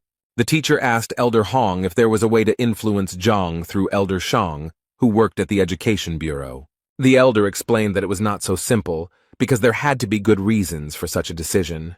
While the elder and the teacher were talking, an unknown man entered the hall and interrupted the conversation. The young man had flowing blue hair and bowed to the elder and teacher as a sign of respect. Lu Sen greeted Teacher Wang and asked him what he was doing here. Wang announced that he had news from the Education Bureau and that the audience might not like it very much. Lu Sen became wary in anticipation and told Wang not to intrigue and to get down to business. Wang reported that from now on, Elder Shang has been released and is under investigation. Lu Sen was now interested in the details of these events, since Elder Shang had held this position for a long time. Wang said he heard that Shan was suspected of falsifying the teacher's test results, and this was discovered during Will's check. Lu Sen became nervous when he heard about the detector because he knew that Cao Xiong was the one who initiated its creation. Lu Sen then asked Wang which of the teachers dared to accuse Elder Shang of such a thing. Elder Hong whispered to Lu Sen that Shang had good connections in the teachers' council, so it would not be easy to get him released. Wang said the decision was influenced by a teacher with poor academic performance, Zhang Huang.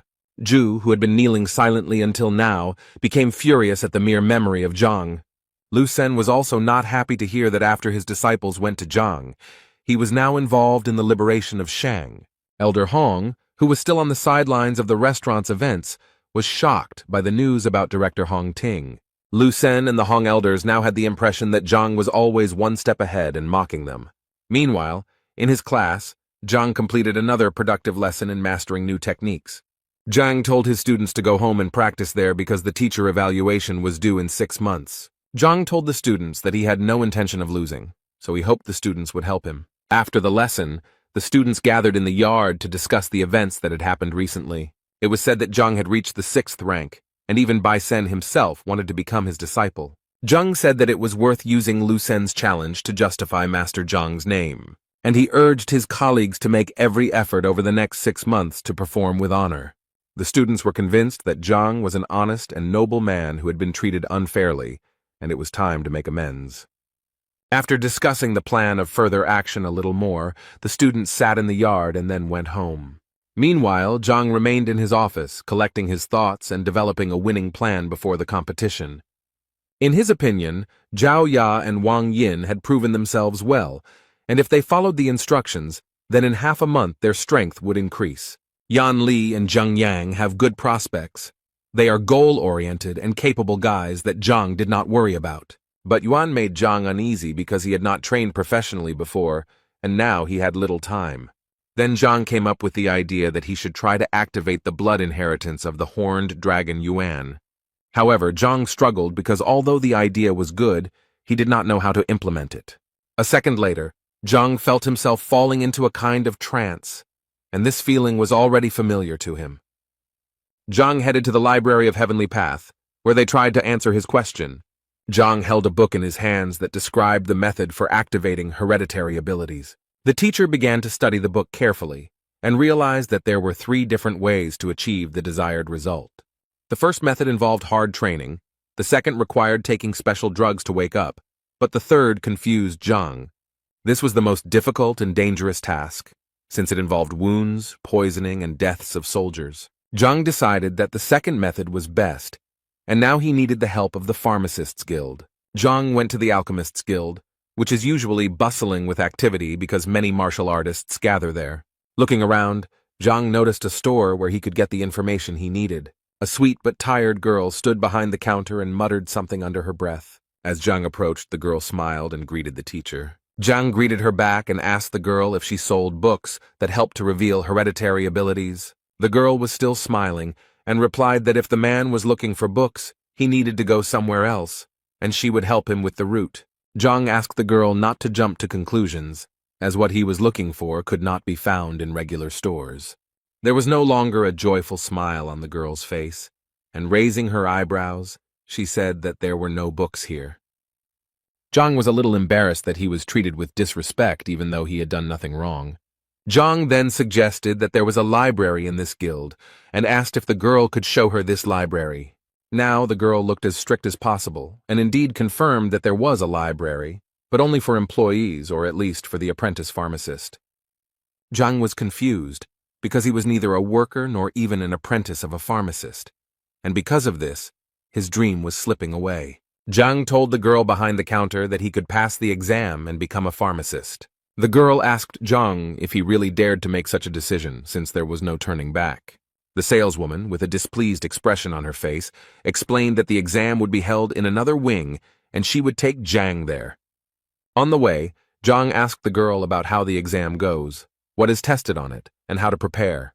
The girl felt that Zhang was deliberately pretending to be a fool in order to make a good impression on the saleswoman. But she still explained to Zhang that the exam would test knowledge of the properties of more than 1,000 herbs, the history of alchemy, and the origins of the guild. The task seemed very simple to Zhang, so he was ready to start training right away. The girl was surprised that Zhang considered such a process to be very simple, because one must be able to monitor the results of the combination of herbs. So the girl felt like Zhang was just bragging to her, because even she, with her excellent memory, was confused. The girl led Zhang into the examination room, where a plump man named Li stood behind the counter. The girl introduced Li Zhang and spoke about her intentions to take the pharmacology exam. Li greeted Zhang Guo and told him that here he would find the necessary books to prepare for the exam. Li also said that registration costs 2,000 gold coins, which are returned if successful and remain in the guild if unsuccessful. Zhang agreed to the terms of participation and reached into his pocket for the money that he fortunately had left over from the incident with the appraiser. The girl who brought Zhang watched with envy as he counted the bills, as she had rarely seen such large sums. Li told Zhang that the exam would start in 2 hours and that he could do his own thing in the meantime. Zhang thought about returning home, but this turned out to be a bad option since it took 2 hours to get from Hongting to the guild. Zhang then asked where he could find books to prepare for the exams. Li pointed to the room behind him and said that everything you need is there. You can just read it or buy it. Zhang had no need to buy these books, so he decided to just read them. The girl who brought Zhang still looked at him with distrust and watched him closely. From the room where Zhang was familiar with books, the constant sound of pages being turned could be heard. The girl was alarmed by this, and it seemed that Zhang was only pretending to learn something new. Li advised the girl not to pay attention to Zhang. Perhaps he was just looking for the right book. But the girl was convinced that in order to achieve a title in any profession, you need to work hard, and not just learn something in 2 hours. Zhang, who finished reading the last book, came to the conclusion that to succeed in alchemy, it is not enough to simply mix everything. Now it became clear to him why there are so few real pharmacists, and why people who are perfect have several professions. The girl who didn't believe in Zhang felt that Zhang had pretended very well for 2 hours. But Zhang had just finished his studies and was already full of the knowledge needed to pass the exam. When he entered the room where the exam was to take place, he saw other participants who were actively discussing something and were worried. The examiner and his assistant announced the start, and warned that if the participant was caught cheating, he would be disqualified from taking the exam. The examiner explained that there are 3 stages to the exam, where the first is a test, the second is the identification of the ingredient, and the third is a check of the combat rank. So now that the conditions of the exam were known, the examiner wished everyone good luck and gave permission to write the tests for an hour. Zhang carefully studied the exam papers, which required him to answer a large number of tests. The examiner reminded the participants of the need to control their time and complete all tasks on time. Zhang was completely calm because he was hoping for help from the books he had recently read. He placed his palm on the test paper, hoping to get the answers in his head. Zhang had doubts about the quality of the parchment on which the exam was created, as well as the information about the ink. Zhang exhaled and decided that he needed to focus on the task at hand. Otherwise, he wouldn't be able to answer correctly. He reread the question he needed to answer several times and programmed himself to search. He imagined himself rummaging through the vast expanses of the celestial library in search of what he needed. Several such attempts bore fruit, and Zhang already had the answers to the exam questions in front of him. He began to write them down quickly, which confused the examiner a little while all the other participants were still collecting their thoughts. The examiner watched Zhang closely, thinking that he was just another arrogant son of rich parents. Zhang ignored the examiner's scrutinizing gaze and confidently continued working. In a few minutes he used up all the paper given to him for the exam and put his pen aside. Zhang stood up preparing to hand in his paper, which surprised the crowd, considering there was still so much time left. When Zhang handed in his written work, he asked the examiner to announce the start of a new round. The examiner asked Zhang to wait outside the door. The test results would be announced later. The assistant asked the examiner if he would check Zhang's work now, but it seemed the examiner was not going to do so as not to spoil the mood. Li and the saleswoman were surprised when, less than a minute later, Zhang was already standing in front of them. Then the girl decided that the exam was too difficult, and Zhang could not stand the stress and gave up. Zhang assured me that everything went quite smoothly, and he answered questions quickly. The exam hour flew by rather quickly, so all the participants went out into the corridor in anticipation of the fateful result of the stage. The examiner took the answers of all the participants and began to carefully check the level of their knowledge. The examiner's brother asked how the exam was going and whether we could count on new students.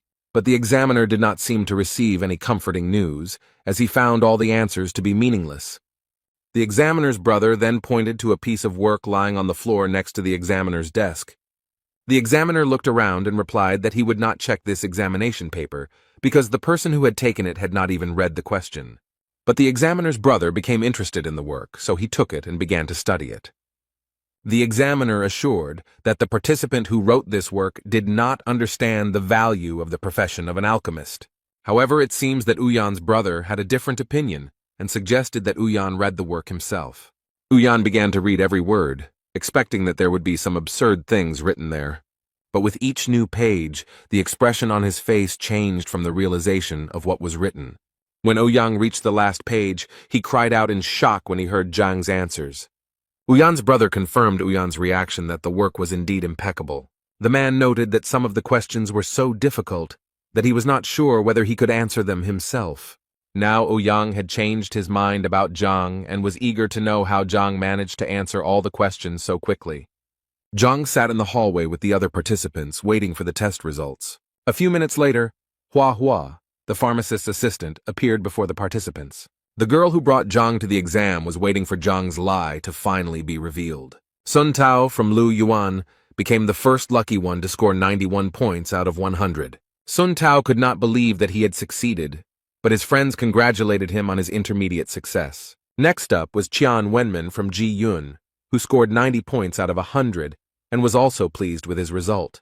Hua was about to announce the third lucky winner, who turned out to be Zhang Huang from Qian Xuan, but the assistant looked closely at the result. Hua couldn't believe his eyes, but he said that Zhang had scored the maximum points, 100. The other participants began to whisper to each other. How did Zhang manage not to make a single mistake in the tests? Hua announced that the participants he named must follow him to the second stage. The saleswoman from the drugstore was glad that the boy she brought failed the exam. But when Zhang stood up, she realized that she had not known his name before, but now she realized that he had passed the test with flying colors. Zhang smiled at the girl and waved his hand, indicating that it was time for him to go to the second stage of the inspection.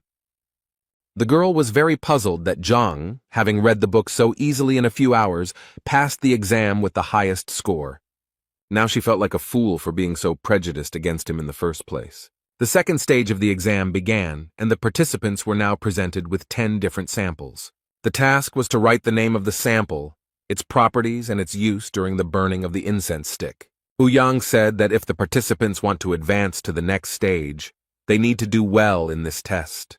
Zhang picked up the first sprout and began to examine it, but after a few seconds he realized that it was Greenbeard. The information in the Heavenly Library was the same as the real library. Zhang only needed to take a sample, and he would already have the answer. Ouyang watched Zhang closely, who looked quite confident in the second stage as well. Meanwhile, Zhang described sample after sample, detailing each point as needed. Less than half of the allotted time had passed before Zhang had already finished the description and was ready to hand in the work. Ouyang looked at Zhang again in surprise, but he had no choice but to accept the job. Now Ouyang decided to immediately check Zhang's work by reading every word the teacher wrote. When all the participants had finished their work, Ouyang was ready to announce the result after checking. Only one participant was able to answer the questions perfectly, and that was Sun Tao from Lu Yuan. Sun Tao's pupils dilated to the size of gold coins at this joyful news. But Zhang didn't believe it because he checked the answers to the questions using the Library of Heaven's path. Zhang felt he had been treated unfairly, so he decided to ask the examiners about his mistakes. The other participants did not expect such audacity, since, in their opinion, the examiner's decision could not be challenged. The examiners also did not expect such a development of events, and therefore looked at each other. Ouyang explained to Zhang that he had made a mistake by calling it dragon-scale grass instead of fish-scale grass. So they wanted Zhang to practice more so that he could pass the pharmacist exam next time. They believed that Zhang had potential, so he should not stop studying alchemy. Zhang walked over to the sample stand and took the one he needed to prove the examiners wrong. But Ouyang insisted on his point of view and, as evidence, cited a description from a textbook in which these two plants were distinguished. Zhang demonstratively picked up a plant stem and assured the examiners that he could prove otherwise. He assured the examiners that they should not make hasty decisions as they themselves did not know what samples would be in the exam. Zhang then said that the book Special Herb Review in the cooking room would help verify his words. Ouyang asked his assistant Hua to bring this book to resolve the dispute. A moment later, Hua brought out the textbook in question, and Zhang pointed out that the information he needed was on page 17. Ouyang was surprised by Zhang's accuracy, as it showed his excellent memory, but he began to study the textbook. When he finished reading the information, his expression instantly became surprised. Zhang then said that if this evidence is not enough, there is another book, A Brief Introduction to Rare Medicines, that confirms his words. Zhang could also practically prove his point by cutting off the stem of the plant. When fish-scale grass is cut, a milky liquid is released, and when dragon grass is cut, it turns yellowish, which dispels the cold. After these arguments, one of the examiners asked Zhang to hand him the stem. He tore off a stem, from which a warm yellow liquid immediately flowed, dispelling the cold. After this, the experts were convinced that they really did not have a sample of fish grass in their hands. Hua asked Ouyang if he needed to bring another textbook from the library to check Zhang's words, but Ouyang said that there was no need. Zhang's opponents, realizing the events that had just happened before their eyes, were very upset. Huayan smiled and said that they had indeed made a mistake, and so it needed to be corrected. Since Zhang demonstrated excellent knowledge in the second stage of the exam, he will definitely advance to the next stage. Sun Tao, who had just celebrated his victory, turned pale and fell to his knees in despair. Ouyang's colleague gave Zhang an alchemist's badge, which gave him access to the basic section of the library and a discount at pharmacies. Zhang smiled and lovingly accepted the well-deserved prize, which was supposed to improve his life a little. Now the examiners, getting ahead of each other, offered Zhang to become their student. They showered him with compliments and promises, but Zhang very quickly rejected their offer. Ouyang explained that after such a difficult exam, Zhang really should have thought it over carefully. The colleague agreed, but stressed that Zhang should not put off such a proposal for long, so as not to harm the talent. Zhang asked the examiners where he could buy a drug that could help identify hereditary characteristics. The smiles on the examiners' faces turned to surprise and confusion at Zhang's question. Then Ouyang's colleague said that such drugs exist, but they have individual characteristics, and one must be careful with them. Zhang was very interested in this issue, so he tried to grasp at any straw and inquired about textbooks on this subject. Ouyang assured Zhang that there were many such textbooks, but they were all in the advanced section of the library. Huayan's colleague added that this is very important information and only wise specialists have access to it. Ouyang's comrade convinced Zhang that if he wanted to gain access to difficult books, he should study with him. The man stressed that if Zhang chooses the path of a pharmacist, he will be respected everywhere. Zhang winced at such promising prospects, but all he needed was a book on hereditary abilities. Ouyang reminded that access to the library is limited, and to get in, you need to be at least a pharmacist. Then Zhang thought about how to become a pharmacist, because he really needed a book. Ouyang took Zhang's curiosity as a desire to learn something from him, which upset his colleague. Ouyang knew that he could not lose such a valuable student as Zhang, who was endowed with extraordinary abilities in pharmacology. Ouyang began to explain that in order to become a great pharmacist, one must be able to distinguish and classify different plants. Colleague Ouyang added that only through hard work and time spent studying can one achieve great heights. Zhang thought out loud that in 6 months he would have to become a pharmacist and that other options did not suit him. With this statement, he stunned the examiners, who exchanged surprised glances. Ouyang laughed and said that Zhang should be spared since, despite his young age, he still managed to do well on the exam. Zhang sighed heavily and said that he was not ready to spend much time on studying, so he would look for another option. Ouyang tried to stop Zhang from making a rash move so that the wasted years of alchemy would not be erased. Zhang didn't know how to react to such statements, because it wasn't a matter of wasted years. His preparation took hours. So Zhang decided to say goodbye to the examiners as he had other urgent matters to attend to. Ouyang decided to stop Zhang by offering him another way to become a pharmacist. Ouyang began to talk about a method that suited Zhang, given his extraordinary memory, but his colleague stopped him.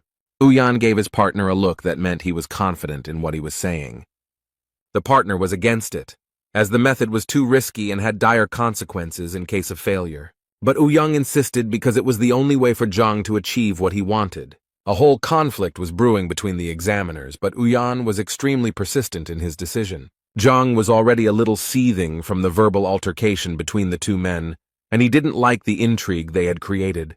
Ouyang started by saying that there are two ways to become a pharmacist, the first being the traditional way, which takes a lot of time and effort. A colleague told me about the second method, and this method did not consist of preparing medicines, but of discussing them. Zhang scratched his temple, analyzing the information he had just heard, but he lacked the details to understand it. Ouyang then continued that the most respected profession was the grandmaster that everyone had heard of. The examiner said that the grandmaster is proficient in several crafts at the same time, but Ouyang stressed that becoming a grandmaster takes a lot of time and effort. Colleague Ouyang added that it is impossible to guide others to the true path without having significant status. That's why Ouyang decided to share a quick method called pill talk. Grandmasters don't have time to endlessly make pills, but they can demonstrate their knowledge during discussions. This skill is also not easy, because you need to be able to defend your knowledge from the attacks of 10 alchemy experts. Zhang thought about this proposal, since with the Library of Heaven's Path, this method was the best for him. They explained to Zhang that although the discussion method seemed simpler at first glance, they preferred long-term training. Zhang wondered why most people choose the long road when they have the option of shortening their studies. Ouyang explained that in no profession is there a path without practice, no matter how much time was spent on theory. Zhang considered his decision, but also thought that he would never know until he tried. Ouyang continued that since the invention of this technique, more than 1,000 brilliant people have tried their hand at it, and only 5 have succeeded. These statistics frightened and upset Zhang, because he was sure that everything was much simpler. Therefore, Ouyang once again emphasized the difference between theory and practice, and many generations have not used this method, and it is considered forgotten. Zhang thought positively. If people who tried failed, it didn't mean he couldn't do it too. So the teacher gathered his courage and declared his intention to take part in the pill discussion and become a pharmacist. He stunned the examiners with this answer because they didn't even have time to tell Zhang about the consequences.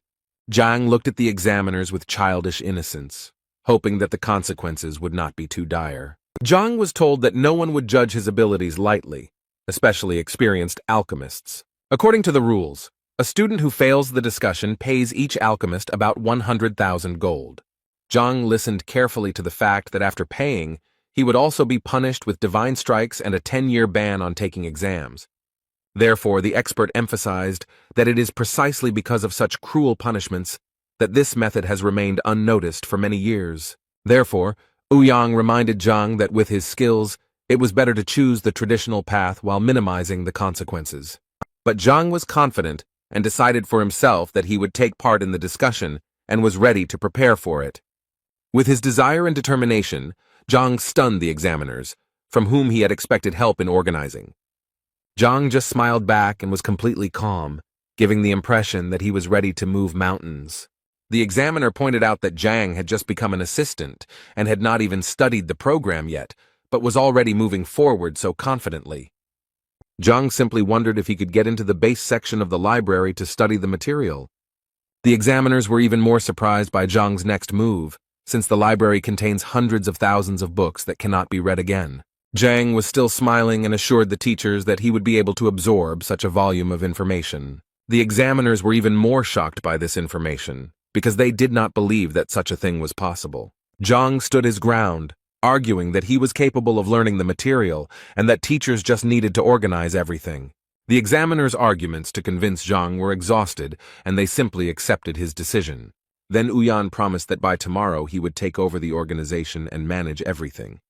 Zhang thanked the examiners for their help, then said goodbye to them and prepared to leave. And then he suddenly came back and asked how he could get into the library, frightening the examiners. When Zhang finally left, the men began to discuss among themselves whether it was too risky to reveal the method during the discussion. But Ouyang emphasized Zhang's talent and special tenacity, which could help him. However, Ouyang's colleague did not believe that Zhang's persistence had any basis, and would he regret it? So the examiners decided to send someone to the library after Zhang to observe his methods. After a while, Hua, who had followed Zhang in the library, returned to the examiners. When the men asked him what he could tell them, he scratched the back of his head and could not find the words. All he could say about Zhang was that he was simply leafing through book after book, much to Ouyang's surprise. Hua said Zhang studied books such as Basic Methods of Alchemy or All About Alchemical Cauldrons. After listing the books, the examiners looked at each other and were surprised by this choice. After all, Ouyang understood that these were ordinary basic textbooks that every pharmacist's assistant should know. Hua was then asked if he had mixed up anything and if Zhang had looked at any other books. Hua assured that he saw everything correctly and made a gesture with his hands, demonstrating how Zhang was studying books. The examiners were unable to figure out exactly what Zhang's method was, as he simply skimmed through the textbooks. They then suggested that perhaps he was looking for a specific book in this way, studying it by its cover.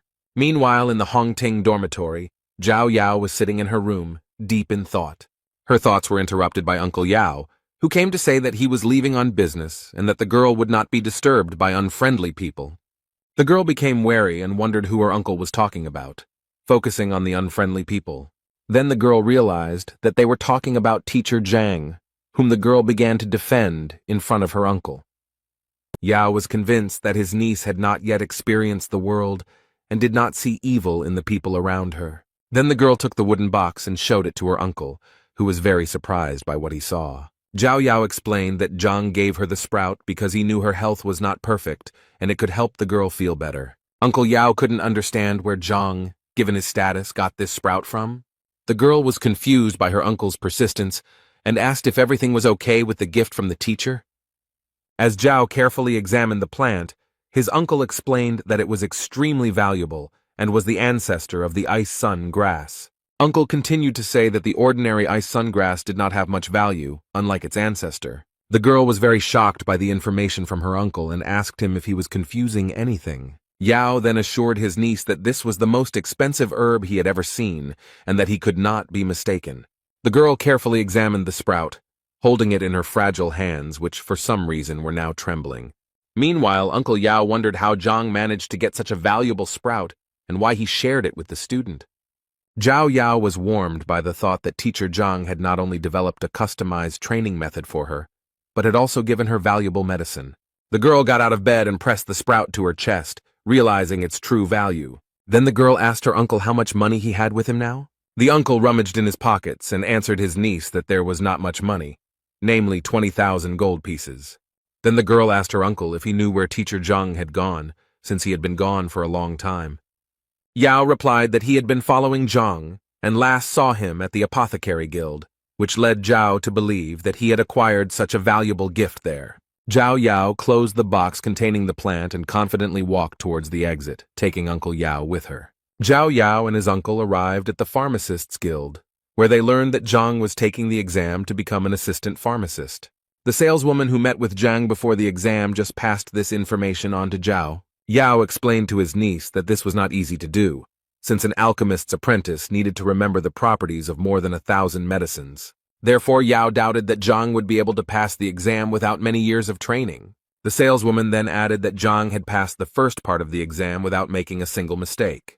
The first test tests knowledge of the properties of medicinal herbs, and a significant number of people fail this step, so Yao was surprised by Zhang's skill.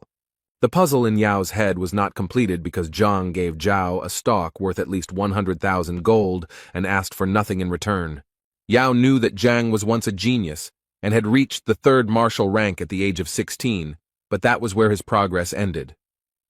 The saleswoman pointed out that theory without practice is meaningless, so Zhang needs to go through the 2nd stage by describing the herbal samples.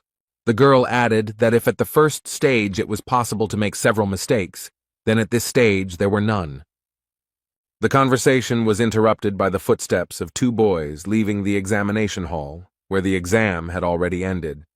It was Sun Tao and his friend, with whom the saleswoman was asking how everything went, and if there was any good news. The boys hung their heads, sighed heavily, and replied that they had failed this part of the exam. The saleswoman asked about Zhang because he had not yet left the examination room. Sun Tao said with a sad expression that Zhang had passed the exam and would now be an assistant. The saleswoman did not expect such an answer, as she did not believe that Zhang would be able to pass the second stage. Zhao Yao ran to Sun Tao to ask when Zhang would leave the auditorium as she needed to talk to him. Sun's partner told the girl that Zhang had gone to the library to prepare for the pill debate. Now the girl was shocked that Zhang's career was developing extremely rapidly. The boys said that when they were outside the door, they heard that Zhang had been asked to take part in the debate, but at some risk. The saleswoman remembered reading about the dispute and how complex it was, almost beyond comprehension.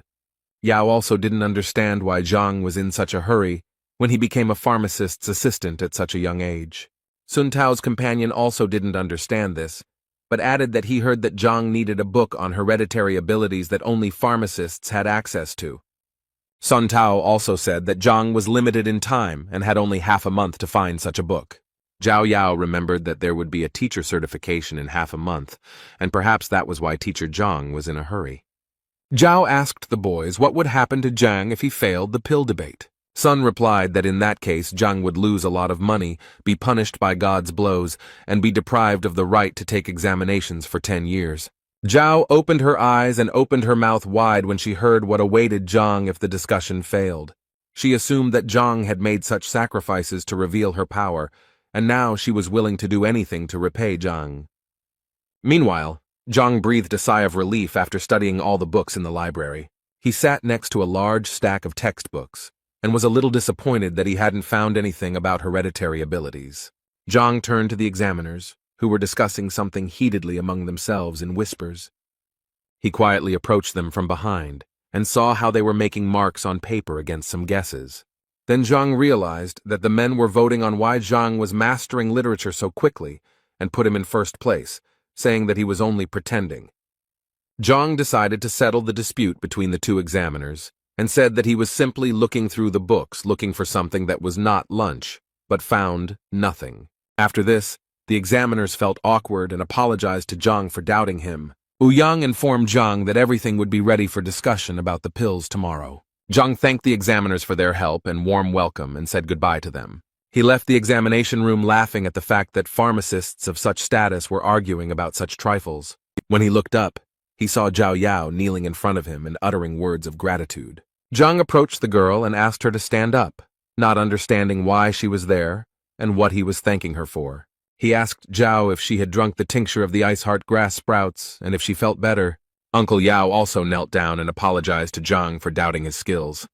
Zhang couldn't understand what was going on because he had just passed the exam to become an assistant pharmacist. And why did he receive these honors? He assumed that the girl came here because she found out that he was planning to activate her body. Zhang thought about how he had previously seen his students as material from which he would make perfect warriors, but now he realized that they had feelings. He now felt a deep responsibility as a teacher for what he did for others, because it had an effect on him too. He approached Zhao, thanked her for her trust, and assured her that he was willing to do everything possible to develop his students. After these words, it was as if a new section of sacred knowledge in the library of the heavenly path had opened up for Zhang. Yao decided to thank Zhang and wanted to give the money for medicine for his niece, emphasizing that this was only a part because he had nothing else. Yao did not want Zhang to go bankrupt because of such generous gifts, but Zhang insisted on selflessness. However, Yao insisted that Zhang accept the money, as he had spent an insane amount of 100,000 gold. When Zhang heard how much the stock cost, he hesitated for a moment, because if he knew the true price, he would have resold the shoot. Yao seemed to sense Zhang's suspicions and wondered if the teacher knew about the preciousness of the gift before handing it to him. Zhang collected his thoughts and assured Yao that he respected his students very much, so the amount of expenses was not important to him. The saleswoman who brought Zhang to the guild watched the entire conversation and scolded herself for her biased attitude towards him. When Zhao Yao returned to the dormitory, his uncle decided to find out more about why Zhang had given this filming. The girl told her uncle that all this time the training was difficult for her. She could not release the yin energy, and sometimes it hurt. The uncle asked the girl why Zhang was such a capable teacher, but at the same time had a negative reputation. Zhao revealed that Zhang had passed Yang Li's will detector, where the truth about Zhang's reputation came out. Yao was shocked that Shang Bin dared to tarnish teacher Zhang's reputation. Yao clenched his fist in anger, convinced that Shang was a selfish man, and his grandfather was the same. Therefore, Zhao asked his uncle to show respect to teacher Zhang after the truth was revealed. The uncle laughed and assured his niece that he would not step on the same rake twice. But now Yao was thinking about how to teach a lesson to the Shan family, who had made Yao form a false opinion about Zhang. Zhao Yao asked her uncle to tell people the truth about Zhang from now on, so as not to tarnish his reputation. The uncle smiled broadly at his niece and promised that he would do everything in the best possible way. Zhang sat in his small house and looked out the window at the star-studded night sky. He spent the entire night practicing and easily improved his abilities, finding 20 new points. In the morning, he went out into the yard and saw a company that was impatiently waiting for him. There were 3 boys there, 2 of whom were his disciples, and the third was Zhao Yanfeng, Lu's disciple. Yanfeng bowed to Zhang and said that he had gathered the courage to refuse to study with Master Lu. Now Zhang understood why Lu was angry with Zhang and called him for teacher evaluation. Zhang decided to leave Yanfeng to listen to the lecture that Zhang was going to give to his student. So when everyone had gathered, Zhang took the notebook with his work and began to tell the students the information. The students were delighted as Zhang explained completely new teaching methods and techniques. The lecture lasted quite a long time, almost until sunset, and when it finally ended, the tired but satisfied students went home. But Zhang had a test ahead of him, the debate that was about to begin. Zhang arrived at the guild, where he heard a familiar female voice calling his name. It was the same saleswoman from the store who said that the masters had arrived for a conversation, but Zhang still had a chance to refuse. Zhang assured the girl that everything was fine and that he was determined, so he was ready to participate. The girl smiled back and made an inviting gesture to Zhang. As Zhang walked down the hallway, he reflected on the importance of this test, since the success of his students was at stake. When they finally arrived at the examination hall, Zhang saw Ouyang with a semicircular table and a large bronze cauldron standing behind him. Ouyang also decided that it was necessary to remind Zhang that it was not too late to withdraw from the discussion. Zhang smiled back and convinced Ouyang that there was no turning back. Then Ouyang also smiled and replied that he would no longer dissuade Zhang and wished him success. Ouyang decided that it would be a good idea to invite respected pharmacists who would appreciate Zhang's skills. A few minutes later, 10 respectable people, young and old, tall and short, gathered on the threshold. One of the judges asked Ouyang, pointing to Zhang, whether he really decided to participate in debates at such a young age. The other judges who took their seats at the table also picked up on this, mockingly claiming that Zhang had studied alchemy in his mother's womb. Ouyang said that despite his young age, he passed all stages of the exams with honors, scoring 100 points on the test. This information surprised the judges, but they quickly stated that it no longer mattered. One of the highly respected people was convinced that alchemy is not only knowledge of herbs, but also understanding the principles of their action. Zhang was outraged by the judge's behavior and thought that if age affects knowledge, then maybe he should get a few from the ground. Gathering his courage, he congratulated everyone present and emphasized that the discussion was not about his age. Zhang then tried to cast aside all prejudices about his age, because he was confident that his knowledge was no worse than that of the judges. One of the judges, who was an adult, did not appreciate Zhang's story and advised him to choose his words better. Ouyang called on all the judges to get down to business, as everyone was here to discuss pills, not discuss Zhang's age. Ouyang clarified the rules of the discussion, according to which Zhang had to give clear answers to the master's questions. He also added that if both parties are unsure of the answer, then the truth can be found out by making a pill. Ouyang also noted that the questions should concern only pharmacology without classified information. Ouyang made sure that everyone understood the rules, and all participants responded that they were ready to begin the discussion. Ouyang was ready to start the discussion, but Zhang made it clear that he wanted to make some adjustments. The masters laughed at Zhang, saying that it was too late to give up or declare defeat. Zhang smiled at the masters and assured them that he was not at all afraid of their questions. One of the masters did not like Zhang's behavior and became wary, waiting to see what would happen next. Zhang apologized for his behavior but added that none of the masters would have conducted the discussion properly on their own. With these words, Zhang seemed to have stirred up a hornet's nest, and the masters were already on the verge of getting angry at Zhang. One of the masters advised Ouyang to guide Zhang onto the true path, since he could pay dearly for such statements. But Zhang suggested that Ouyang raise the level of difficulty of the discussion, so that the masters would not have any questions about his competence. Ouyang turned pale at this request, because the discussion itself was a complex phenomenon, and raising the level could turn out to be negative for Zhang. But Zhang suggested that each master prepare a pill, and he would explain the method of preparation and point out the shortcomings of the medicine.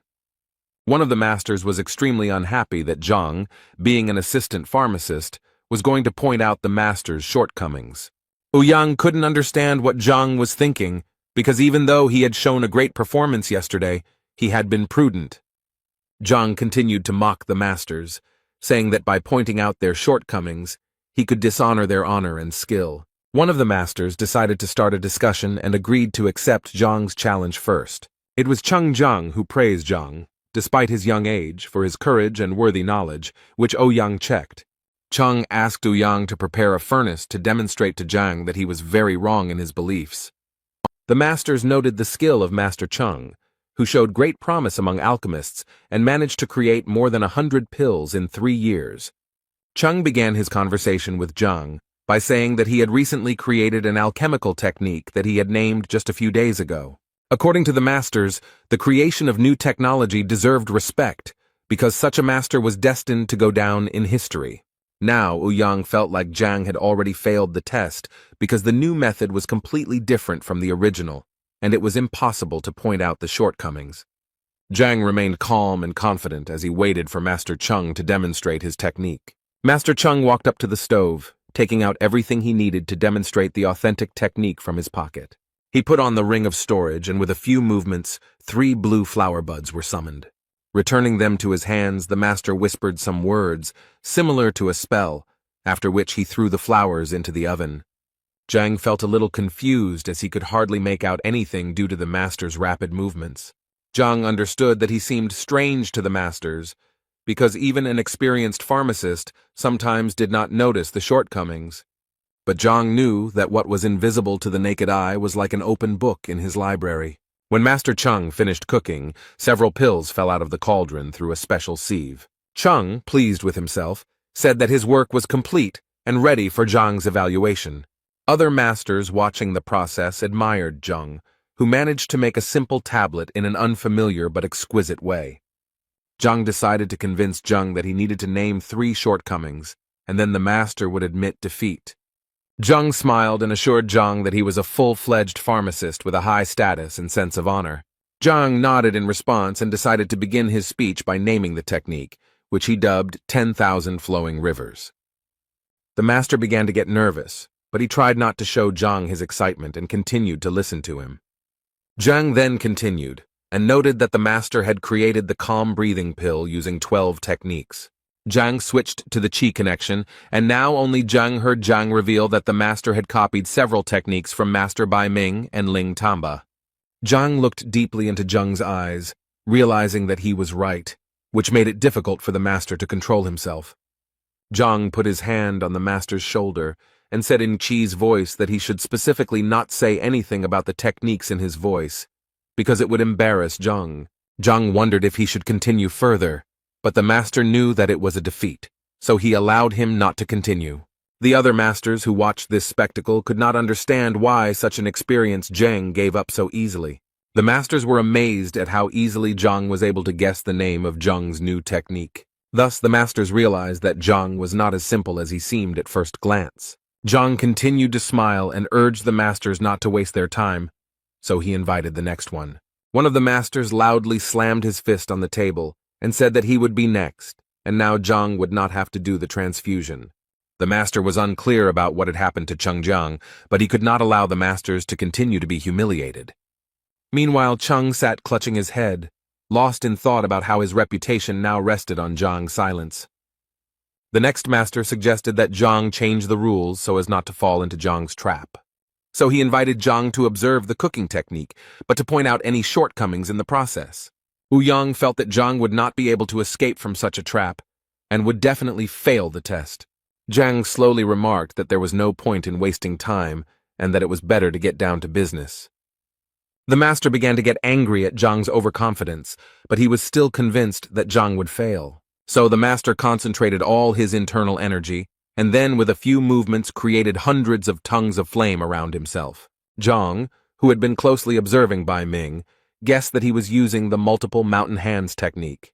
The masters sitting at the table did not hide their admiration for the skill of Bai Ming, who created a pill for relieving pain at acupuncture points. Bai Ming took a deep breath and told Zhang that he could begin his part of the test. And now Bai Ming stood proudly and waited for Zhang to list all the shortcomings of this technique. Bai Ming believed that without Zhang's talent, he would not be able to obtain the approval he desired from him. Zhang showed complete calm and composure, and said that the master should mentally prepare himself for what Zhang would say. Zhang began by saying that this was actually the multiple mountain hands technique, in which the herbs were arranged in a certain order, like stones. But for Zhang, the shortcomings of this method were obvious, and therefore even if the pills were of good quality, it was impossible to achieve the ideal. When Zhang said that this technique was suitable for mass production by low-level pharmacists, the master's face twisted with rage. According to Zhang, this method is a dead end, and in this case the pharmacist will bury himself. Ouyang turned pale after hearing Zhang's words. After all, Bai Ming was not only a first-class pharmacist, but also one of the most influential people in the kingdom. Bai Ming was furious, but Zhang's words were meaningless to him until the technical shortcomings were mentioned. Zhang walked closer to the furnace and said that he would start the list of defects with the simplest one. Zhang asked the master if he knew anything about the equipment he used, since pharmacists must have the skills to use it. Zhang guessed that most likely all the kilns were roughly the same, so the master was not too worried about this issue. But Zhang, pointing to the cauldron, said that one technique is intended for one cauldron, and if this is not taken into account, the recipe will give different results. Zhang slapped his palm on the cauldron and indicated the exact parameters of the cauldron, even noting that there were scratches on it. Zhang continued that the cauldron was smelted under the supervision of a master in a quarry more than 7 years ago. After Zhang finished his speech, there was silence for a few seconds, and then the whispers of the masters could be heard. Ouyang was always amazed by the information Zhang gave, especially when he gave the exact parameters of the furnace. Now that Zhang had finished talking about the cauldron, he turned to the flames that the heavenly embers created. Zhang noted that ordinary coal, passing through the walls of the boiler, gives off only a third of its heat, while heavenly coal gives off almost half. Zhang smiled at the master and said that he had only reminded Bai Ming of the basics of alchemy. Bai Ming was seething with rage because if he had taken into account all the factors Zhang had listed, he would have had to prepare the pill for 3 days. Zhang moved away from the cauldron and approached Bai Ming to continue explaining the process. Zhang noted that 47 herbs are needed to make the pill, and some of them are incompatible with each other. And if you don't follow the process, the pill will lose its properties. And then Zhang gave the example of the heart herb, which is resistant to heat. In addition to the fact that it needs to be cooked over high heat, Zhang also noted that the master used the young stem, which contains all the properties. Therefore, Zhang said that it was necessary to change the order and add the split palm herbs slowly along the side of the pot. But according to Zhang, the properties of these 2 herbs compete, and to avoid this, the herbal collection scattered flowers should be added. Zhang continued listing herb after herb, causing the masters to be amazed as he spoke about each one in turn. The masters thought that Zhang knew absolutely everything that was needed to create the perfect pill. The little things Zhang pointed out caused some masters to admire them and understand why they were not improving. Bai Ming turned pale and froze, analyzing every word Zhang said about alchemy. He clutched his heart and thought that he had wasted all this time of precious herbs on useless pills. Bai Ming hated himself, fell to his knees and started vomiting right in the middle of the hall. He sat and told himself that he saw no point in his career because he was a tumor on the body of alchemy. So, kneeling in front of Zhang, Bai Ming raised 3 fingers and vowed to never make pills again. With this statement, Bai Ming stunned all the masters present, who had never doubted his skill before. The masters could not understand how a pharmacist, who was simply told of the shortcomings, was ready to give up his life's work. Zhang continued to maintain his dignity, while the others were discussing him heatedly and casting sidelong glances at him. Now he was ready for a new challenge, but he decided to slow down and choose his words more carefully. One of the blue-haired masters cast a wary glance somewhere to the side. His attention was drawn to another master with blue eyes and thick gray eyebrows. It was Masters Meng Yan and Chen Dan who rose from their seats to challenge Zhang. Zheng was still recovering from the round, but the masters decided that Zhang would not be able to face two professionals at the same time. They informed Zhang that they understood that his knowledge was no worse than their own, so they decided not to ask Zhang about the shortcomings of the technique. Instead, they asked Zhang to determine the quality of the meditation pills they had prepared that morning. One of the masters protested, as this meant that the masters had forgotten the honor of the apothecary. Meng Yan and Chen Dan looked back at the displeased master, pierced him with an angry gaze, and advised him to shut up. Zhang said he was willing to consider the pills, especially since the debate was still ongoing. So he approached the masters, took the pills from their hands, for which they thanked young Zhang for his help. Zhang first looked at the pills carefully, then clenched his fist, analyzing the flaws. He later said that they cannot be called meditation pills because they have negative effects such as rabies and death. The masters were stunned by Zhang's statement and looked at the young master with apprehension. Zhang noted that it is important to remain calm while preparing pills, as preparing medicines is not only a technique but also an emotion. The young man said that one of the pills was prepared by a man with an overly ardent heart, and it worked. Zhang suggested that the masters test his claim on the guild's experimental animals. Master Chen Dan immediately rejected such a proposal, much to the surprise of his colleague. Chen Dan actually recently noticed that his meditation pills had a detrimental effect on test animals. Chen Dan told Meng Yan that he had doubts deep down in his heart, so he didn't regret checking the pills.